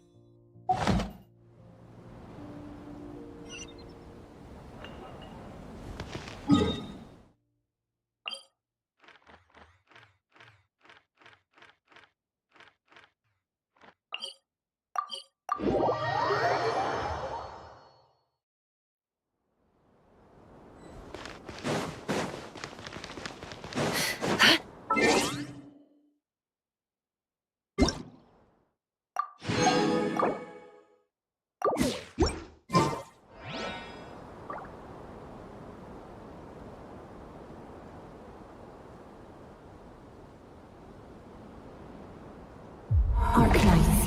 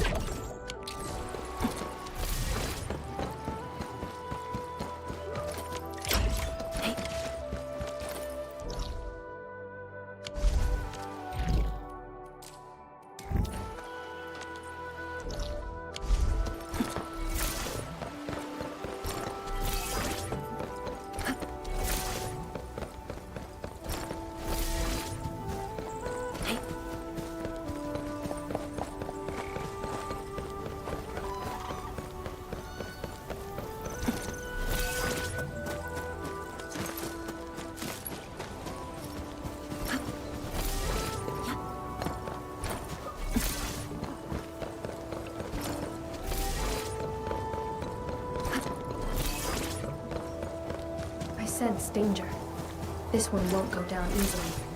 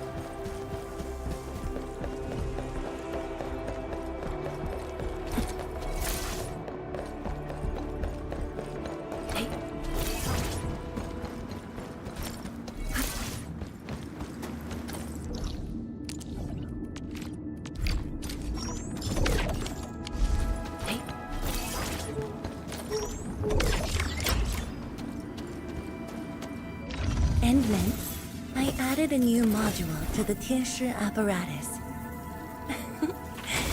Shall we see how it performs?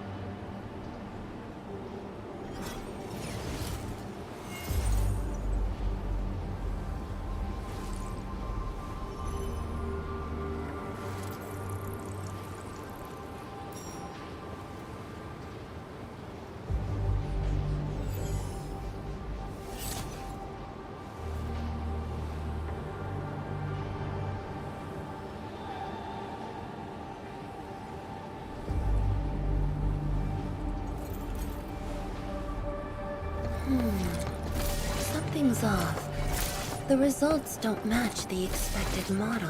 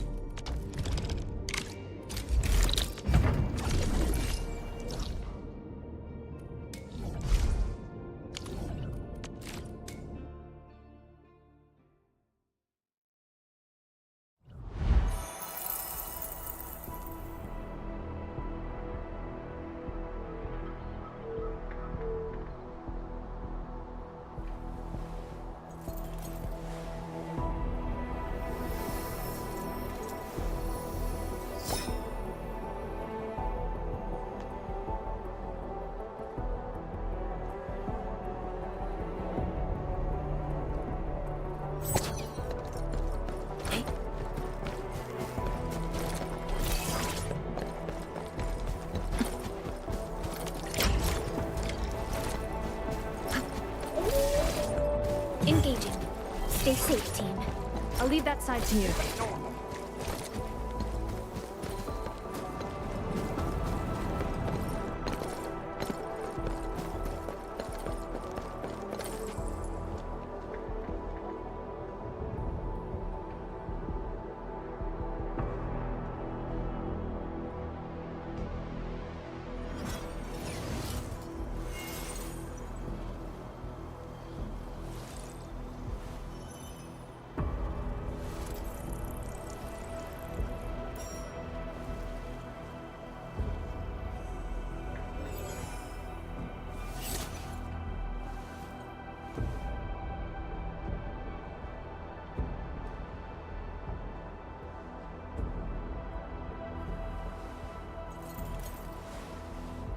only by walking upon the land can we truly appreciate every breath and pulse of life. And this is what Enfield is fighting for.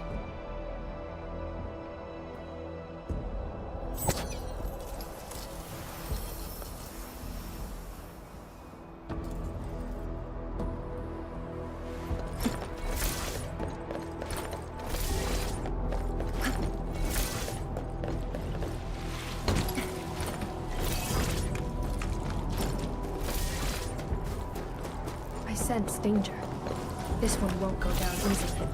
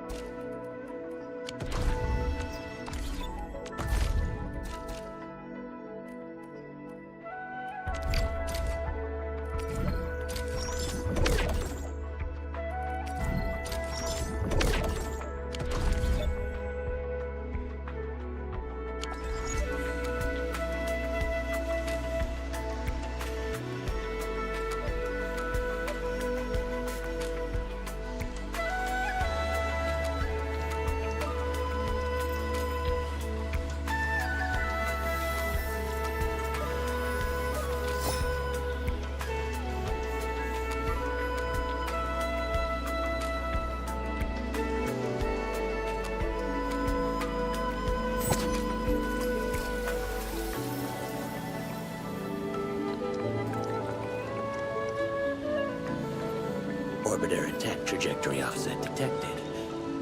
I may need to initiate troubleshooting.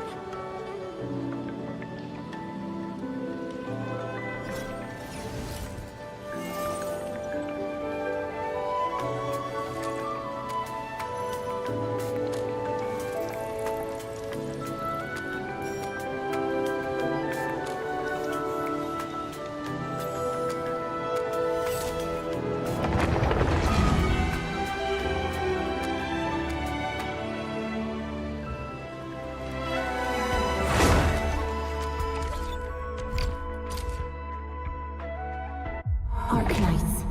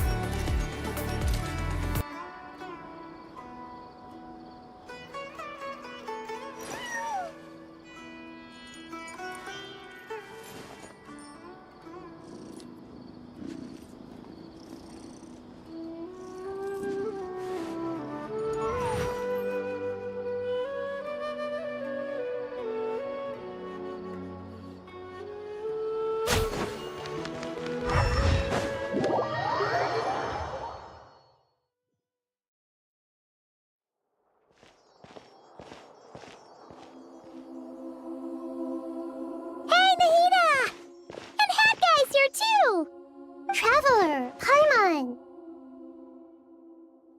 What's going on here? Nothing much.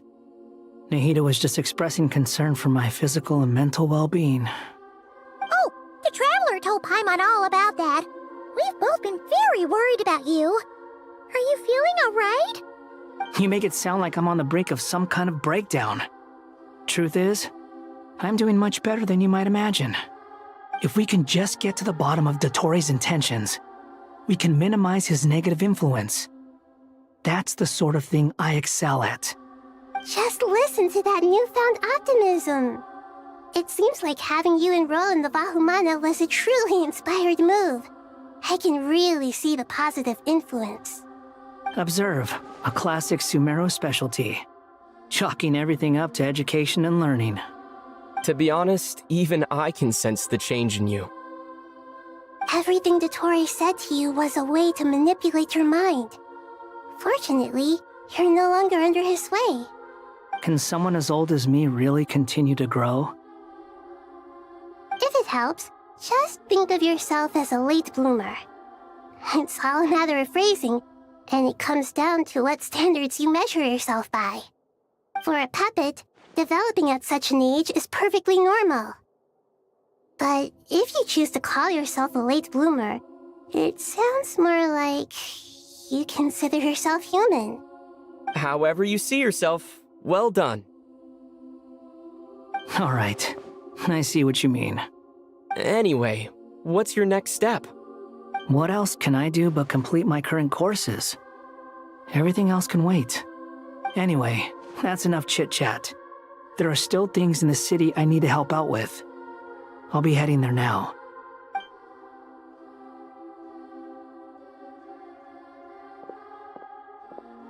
I'm so happy that Hat Guy is doing better than we thought. But what about you, Nahida? How are you holding up? The pyronosis burned down the corrupted Irminsul. The flames blazed for 7 days and 7 nights before they finally subsided. All that was left were the parts underground. Now, Aru shoulders the responsibilities that once belonged to Irminsul. The situation was contained before it got out of hand, so Tevat's most vital information has largely been preserved. Irminsul has a strong influence over you, doesn't it? How will you cope now that it's gone? There is no need to worry. Thanks to Nicole's extraordinary talents, my connection to Irminsul has been severed and transposed onto Aru. Angels can do things like that? They can. Such abilities are precisely what makes them so powerful. The goddess of flowers, Nabu Malikata, once claimed that she too could perform feats beyond the reach of mere mortals. In my eyes, much of what she went on to achieve reached such transcendent levels. Her and Nicole really are both fascinating and magnificent. So, does that mean your situation is stable now? Correct. Just imagine that Aru has become the new Irminsul, and the essence of my existence has been bound to it. The wisdom of Sumeru has ultimately converged into a single, unified entity. Should we ascribe this all to fate, or is it merely fortune? Whatever it is, the important thing is that you're okay, Nahida. Dendro Archon, Lesser Lord Kusanali. Oh, thank goodness you're here. Greetings, Traveler and Paimon. Sir Nevis, do you have something urgent to say? Yes, there's something I need to report. We've received a message from Snezhnaya.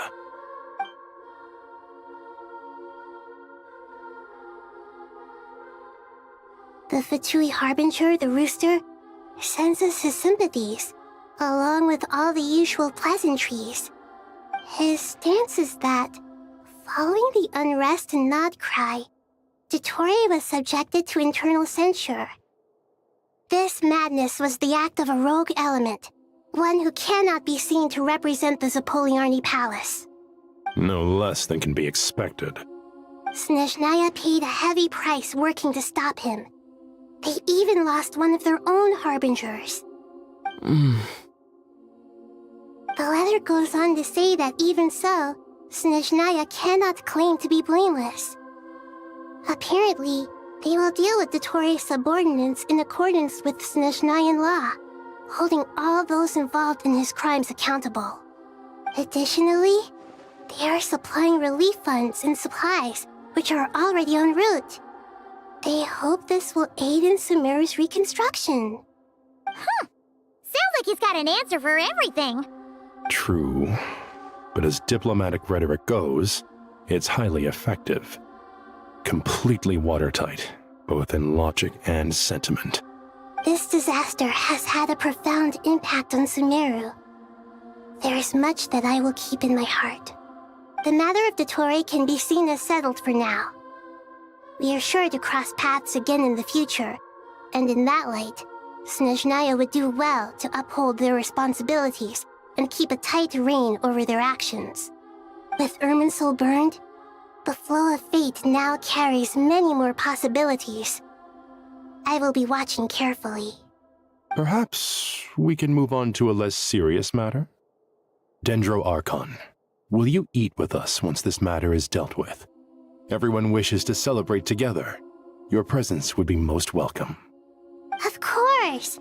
Dunyarzad, Sino, and Hypatia all told me the same thing.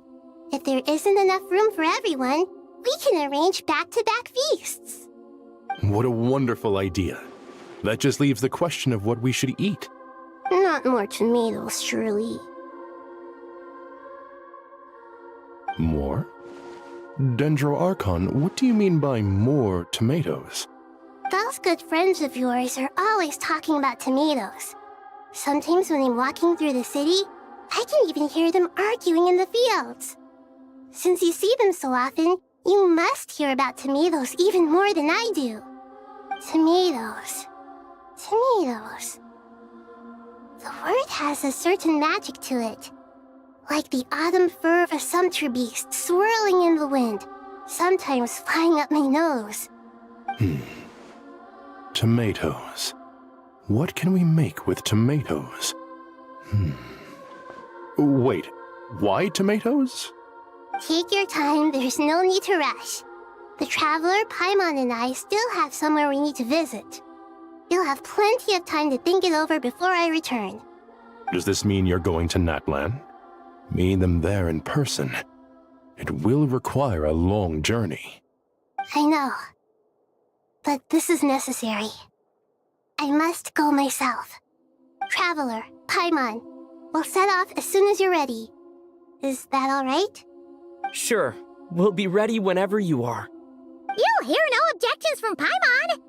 We should grab some snacks along the way, though. It'll be just like going on a long holiday. Wonderful. I'm looking forward to this so much.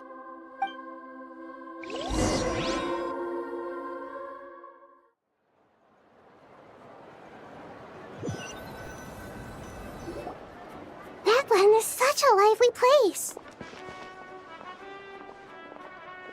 It's super cheerful and positive, too. I can see that. There are people outside exercising at all hours. Such a healthy way of life. You came. Welcome, welcome. You must be hungry from your journey. Would you like something to eat? Oh, thanks, but no thanks. We've been eating the whole way here. We had a mushroom platter, sap's meat stew, butter braised chicken, hot sour pudding. Paimon's positively stuffed. All right. No need for all that detail. I'm starting to get hungry myself. Maybe later then. We can wait till everyone's got an appetite. Then I'll head out for a meal together. Sounds like a plan. Let's find somewhere to sit down.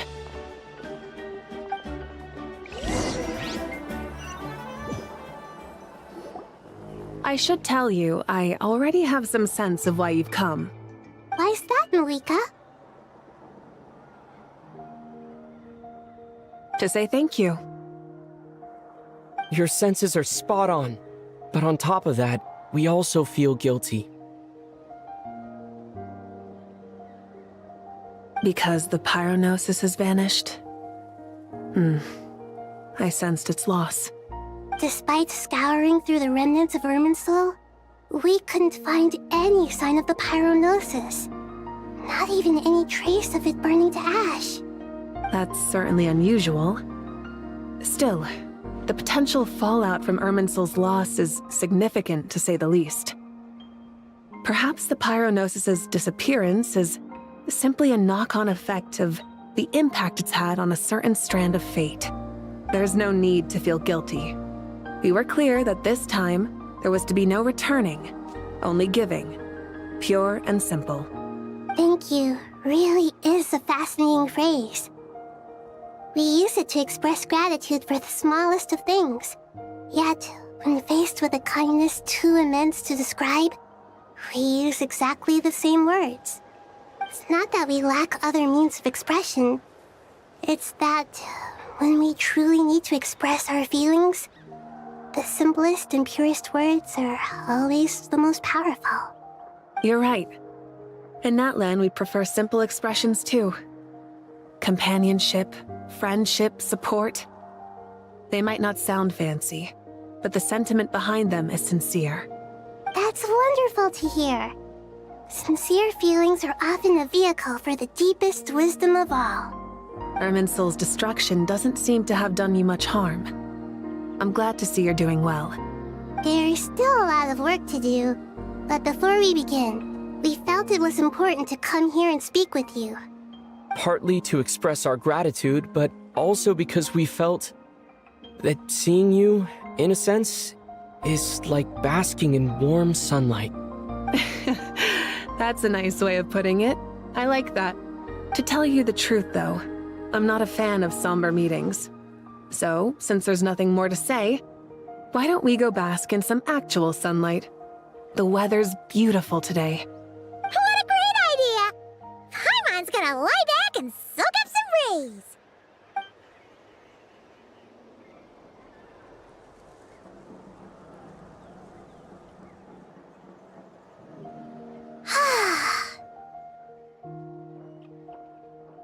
In that case, I think I'll lie down for a bit too before we head to our next stop. And where might that be? Mondstadt. Paimon and I are gonna head back there with Kale and the gang. Long ago, I sensed that the god remains inside Kale had come from the goddess of flowers, but I kept it a secret. Those remains weren't hurting Kale, not as she is now. They simply exist. Besides, I could sense a deep yearning within her. A yearning for an ordinary life. A yearning to hold on to the hard-won happiness she now enjoys. With someone like her, I have a responsibility to keep her secret. She should be ready to face the truth by now. Whenever people meet, there is always the potential to create warmth and kindness. Every child grows up, but even as adults, they are still children in the eyes of certain people. Oh, just like how Paimon sometimes sees Nahida as a little kid. Is that so? Well, anyone who's friends with a kid is probably a kid themselves. Of course! And there's nothing wrong with that. When we get back, we'll actually be hanging out with another of our friends who happens to be a kid. Or more like looking after, in her case. Anyway, we'll always be there to watch out for our friends. Dear Sucrose, when you receive this letter, I'll probably be as busy as always. But busy with wonderful things. That's because I'm no longer a trainee. I'm now an official forest ranger. Impressive, right? Sino said them official rangers sound much tougher than trainees. Though he did say it was already pretty tough to start out with. You probably heard that something big happened in Sumeru recently. Don't worry, it's all been taken care of. We're heading to Mondstadt soon, so if you're free, maybe we could meet up? Plus, it's not just me, a few of us are going. Hey, do you still remember that time we all got together? You know, when we all went to the Windbloom Festival? It'll be just like that.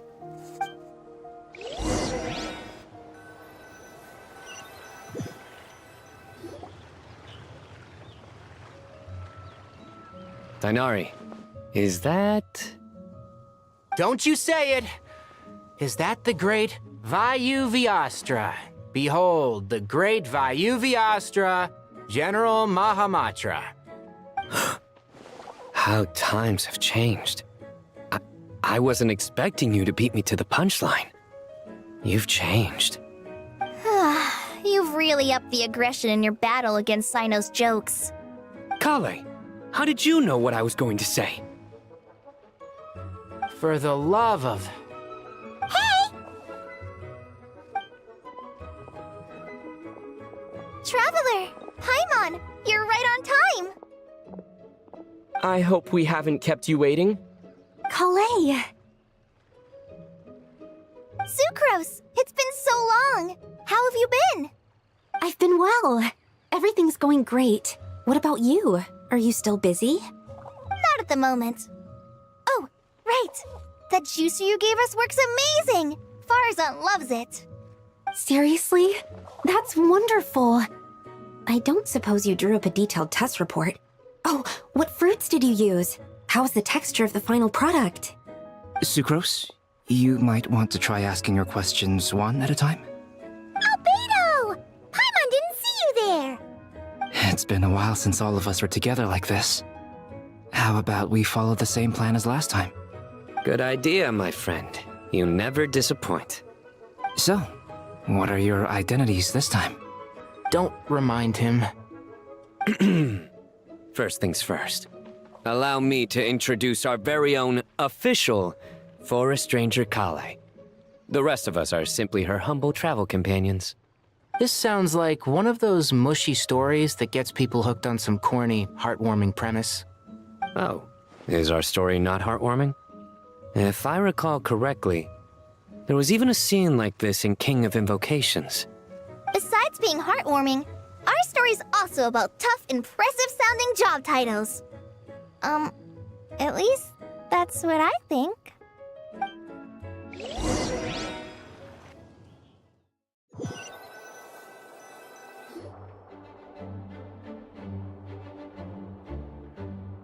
Oh, you're here already? I'm still giving Dodoco a little trim.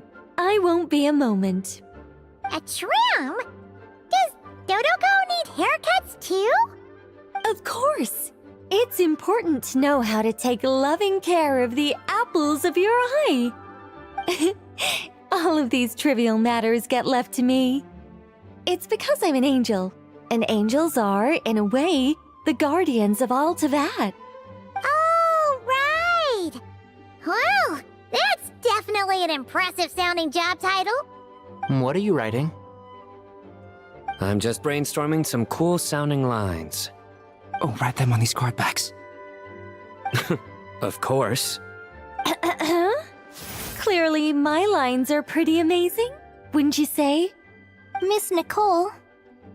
Kale? You seem a little nervous. I was just wondering, who was the person you mentioned who needed their wish fulfilled? Wish? What do you mean? Miss Nicole asked if we could meet up in Mondstadt once everything was over. She said a friend of hers had a wish that needed my help to come true. Well, you never mentioned that before. All we knew was that you'd arranged to meet in Mondstadt. But we thought it had something to do with the god remains. To be fair, everything I told you was true. Anyway, my friend is waiting. Come on, let's pay her a visit.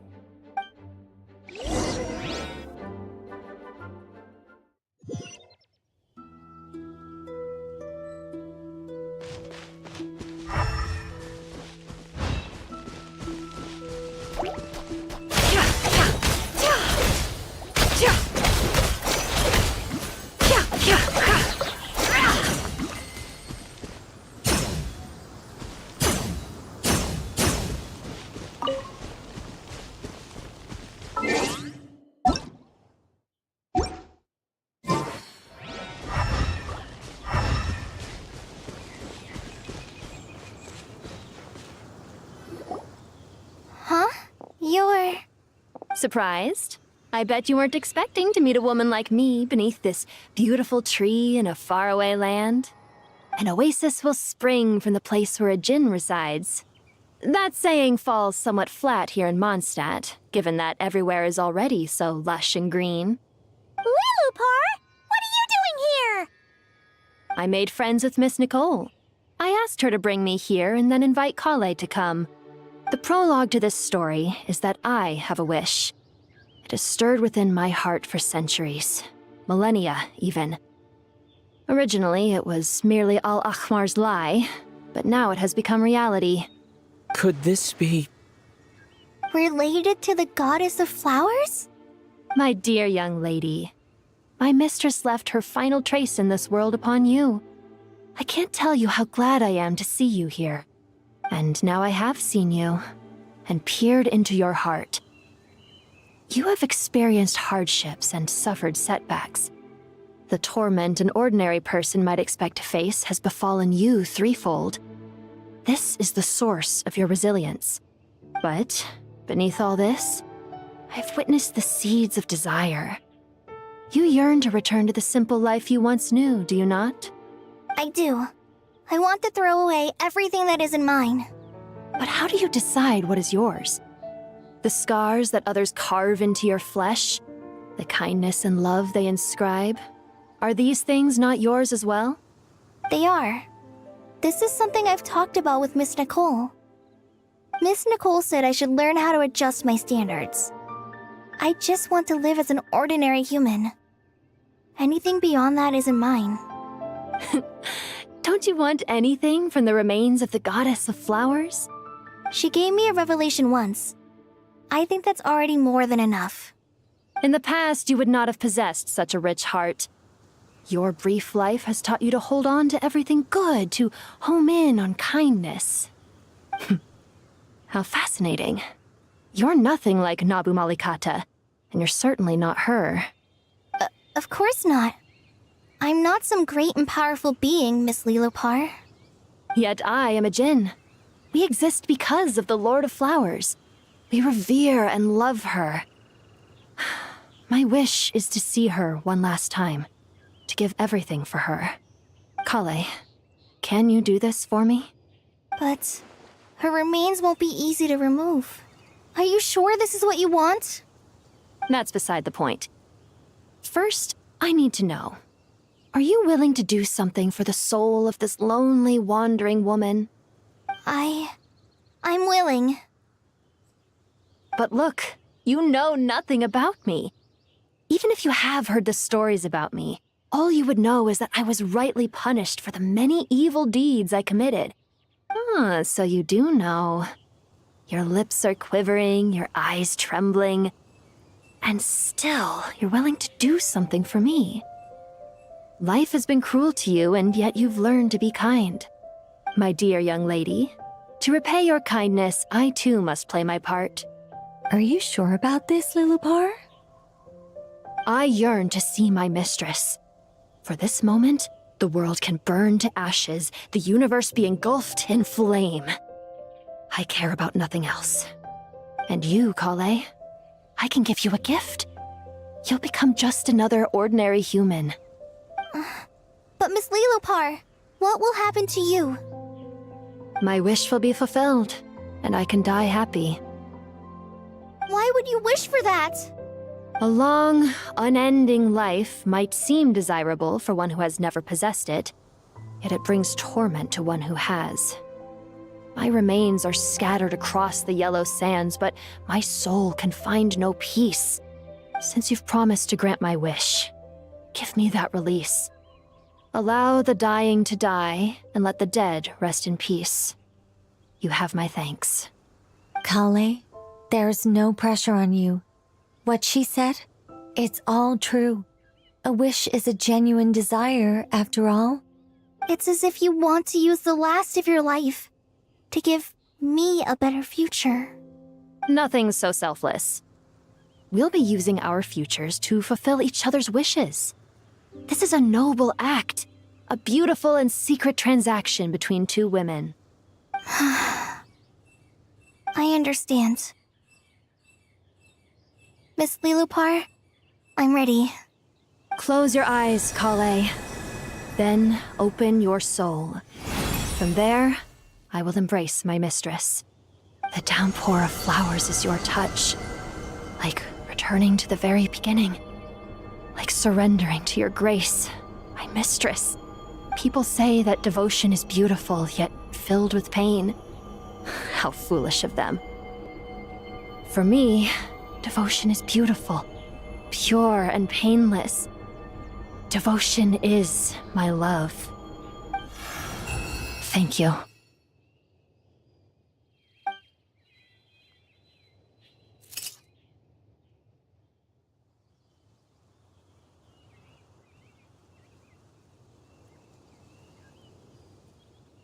Lilupar! She disappeared? She left, carrying the blessing of flowers. Kale, are you alright? I'm fine. Now that the remains are gone, I don't actually feel any different at all. Those remains weren't hurting Kale. Not as she is now. They simply exist. Besides, I could sense a deep yearning within her. Kale must have already received what she was yearning for. I'm doing fine. I feel relaxed. There's really no need to worry. Then my wish has come true, too. To become ordinary? That's just one of my wishes. Actually, I have a few more. For instance, I want to protect the people I meet and help them find happiness. That sort of thing. So between Miss Lilupar and me, you fulfilled 2 wishes already, and protected 2 people. Wonderful, isn't it? I feel so fantastically happy. I guess that settles things here. So what's next? What do you want to do when we get back to town? Clay, look who I've brought to see you. Hey, Kale! I heard you guys were holding some kind of secret event. How come you started without me? Huh? Oh no, it's nothing like that. We were just saying goodbye to an old friend. Really? Who? Me. The old me. So that's what this is all about. Did you come all the way to Mondstadt for that? Because we knew the old you so we could witness the change? Exactly. The old me is gone. I puffed her into the air, and she became a fluffy pink cloud, floating into the sky, before disappearing forever. Do you think, maybe up in the sky, she has friends waiting for her with test tubes, flasks, and bows?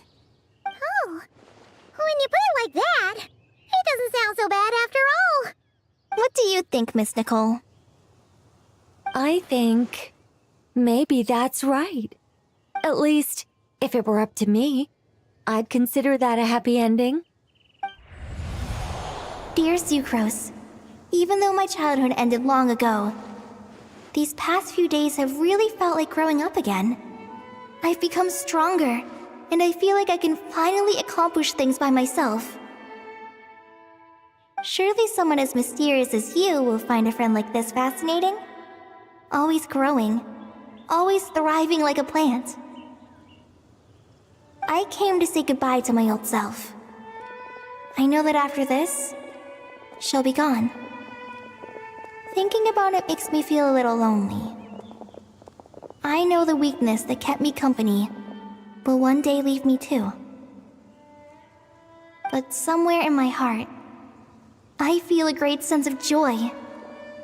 It feels like I've always wanted to take this step, to walk towards the new me.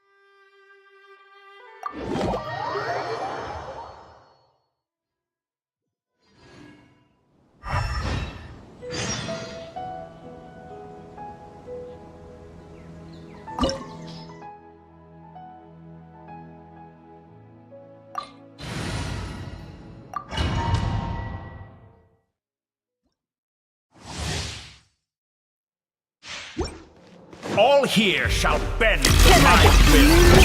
For all. This may hurt a little. Sharing my knowledge. Stand with me. Lightning strike. It all adds up.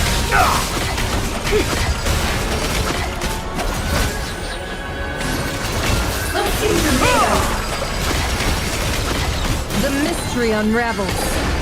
No more. Hey! Our bond is strong. It all adds up.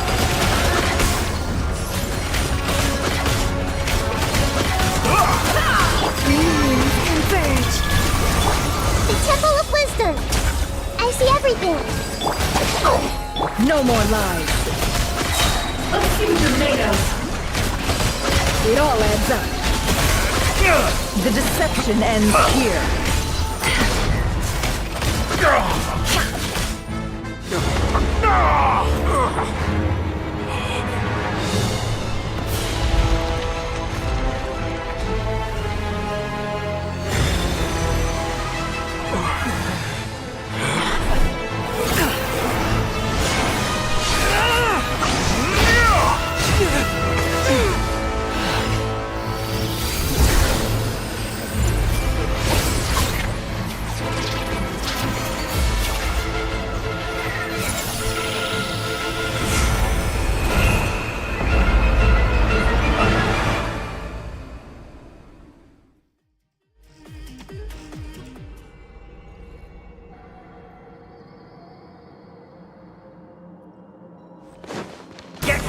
Can't hide the truth.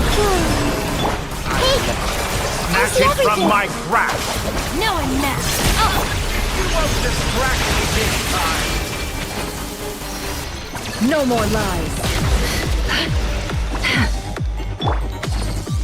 Everyone hold hands.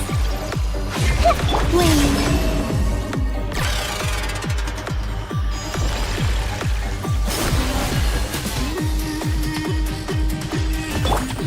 It all adds up.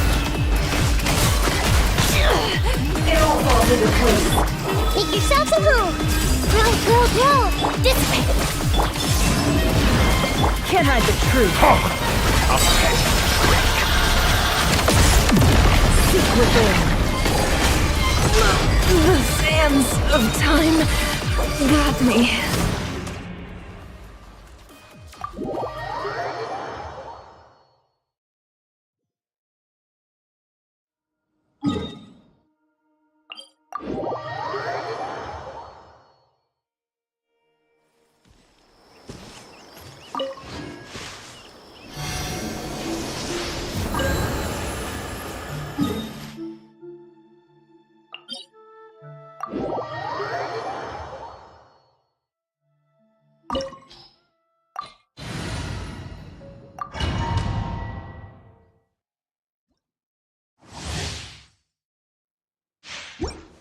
All here shall bend to my will.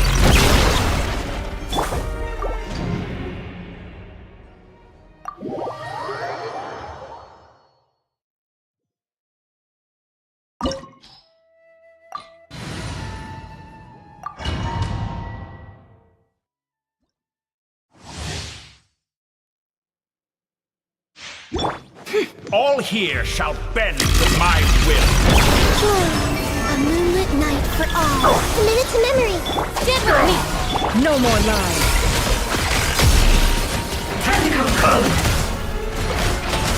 It all adds up. It all falls into place.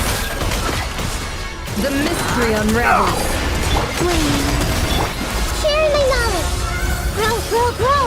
Dissipate. Out of my way.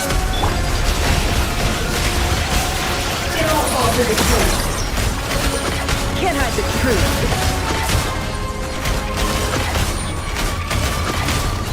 It all falls into place. Surge.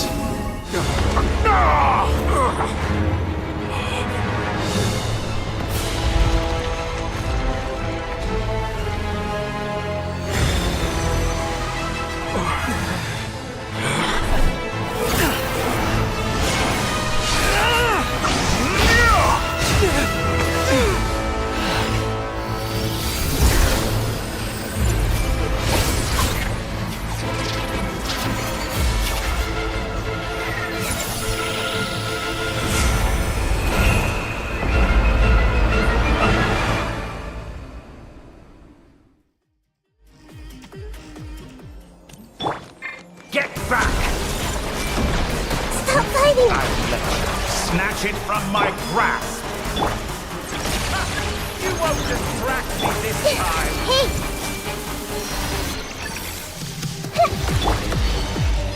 Wayne. Stand with me! It all adds up. Seek within.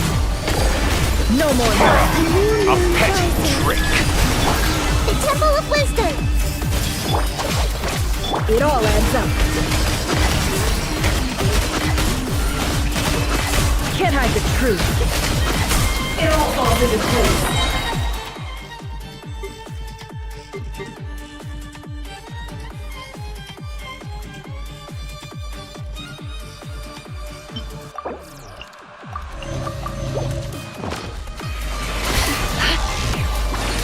The mystery unravels. Everyone hold it! Lightning terrified! No more lies. It all falls into place. It all adds up. Muso no Hitotaki! A moonlit night for all. That I've longed for!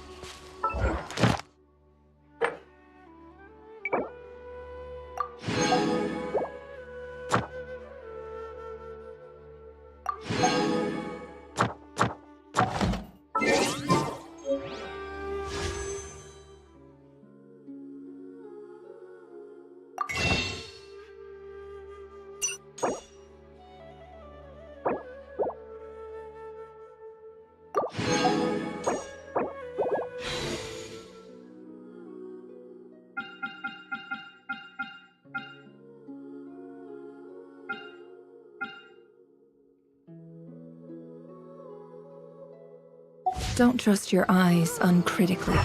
People only see what they want to, so don't be your own fool.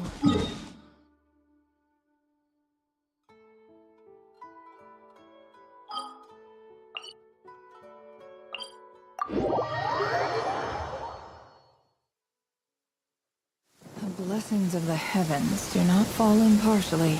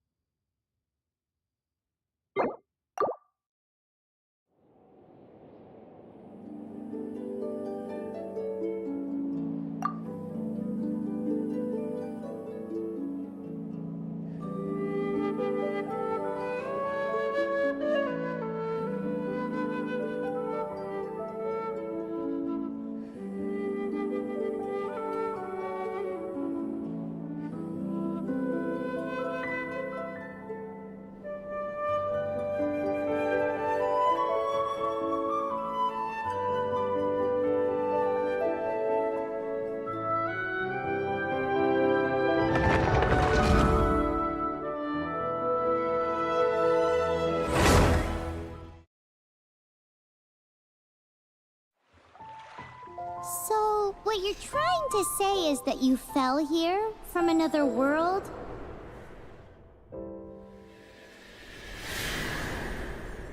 But when you wanted to leave and go on to the next world,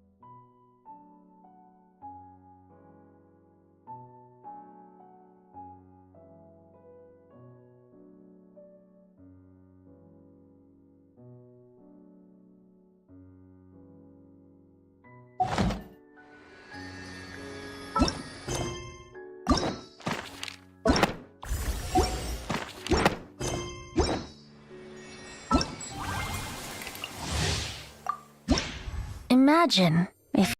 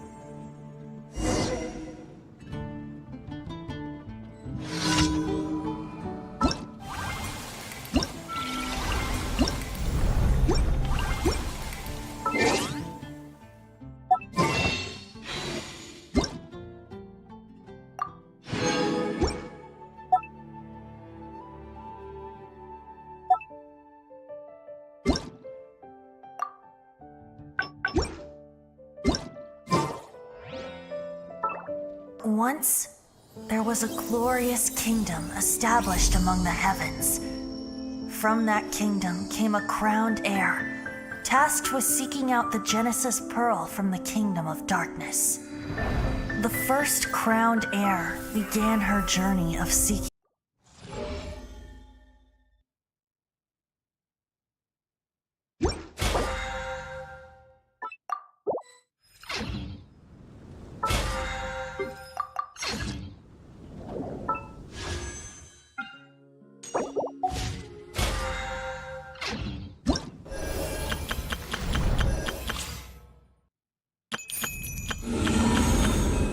Everything's ready. Let the magic begin!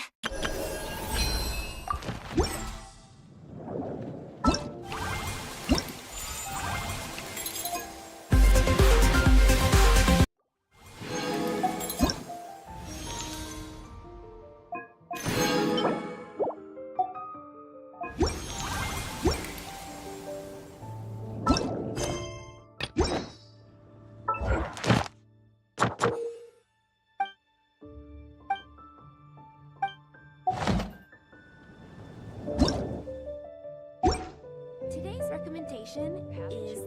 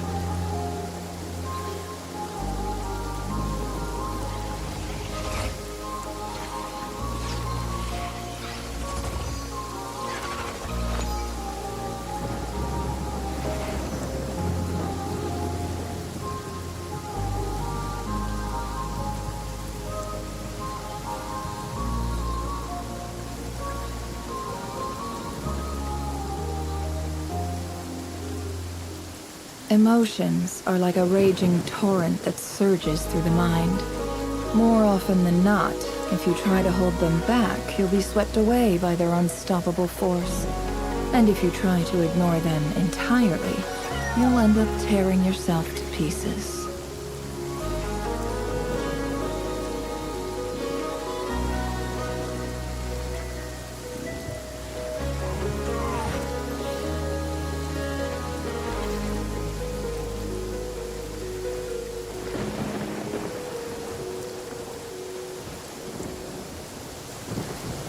Don't trust your eyes uncritically.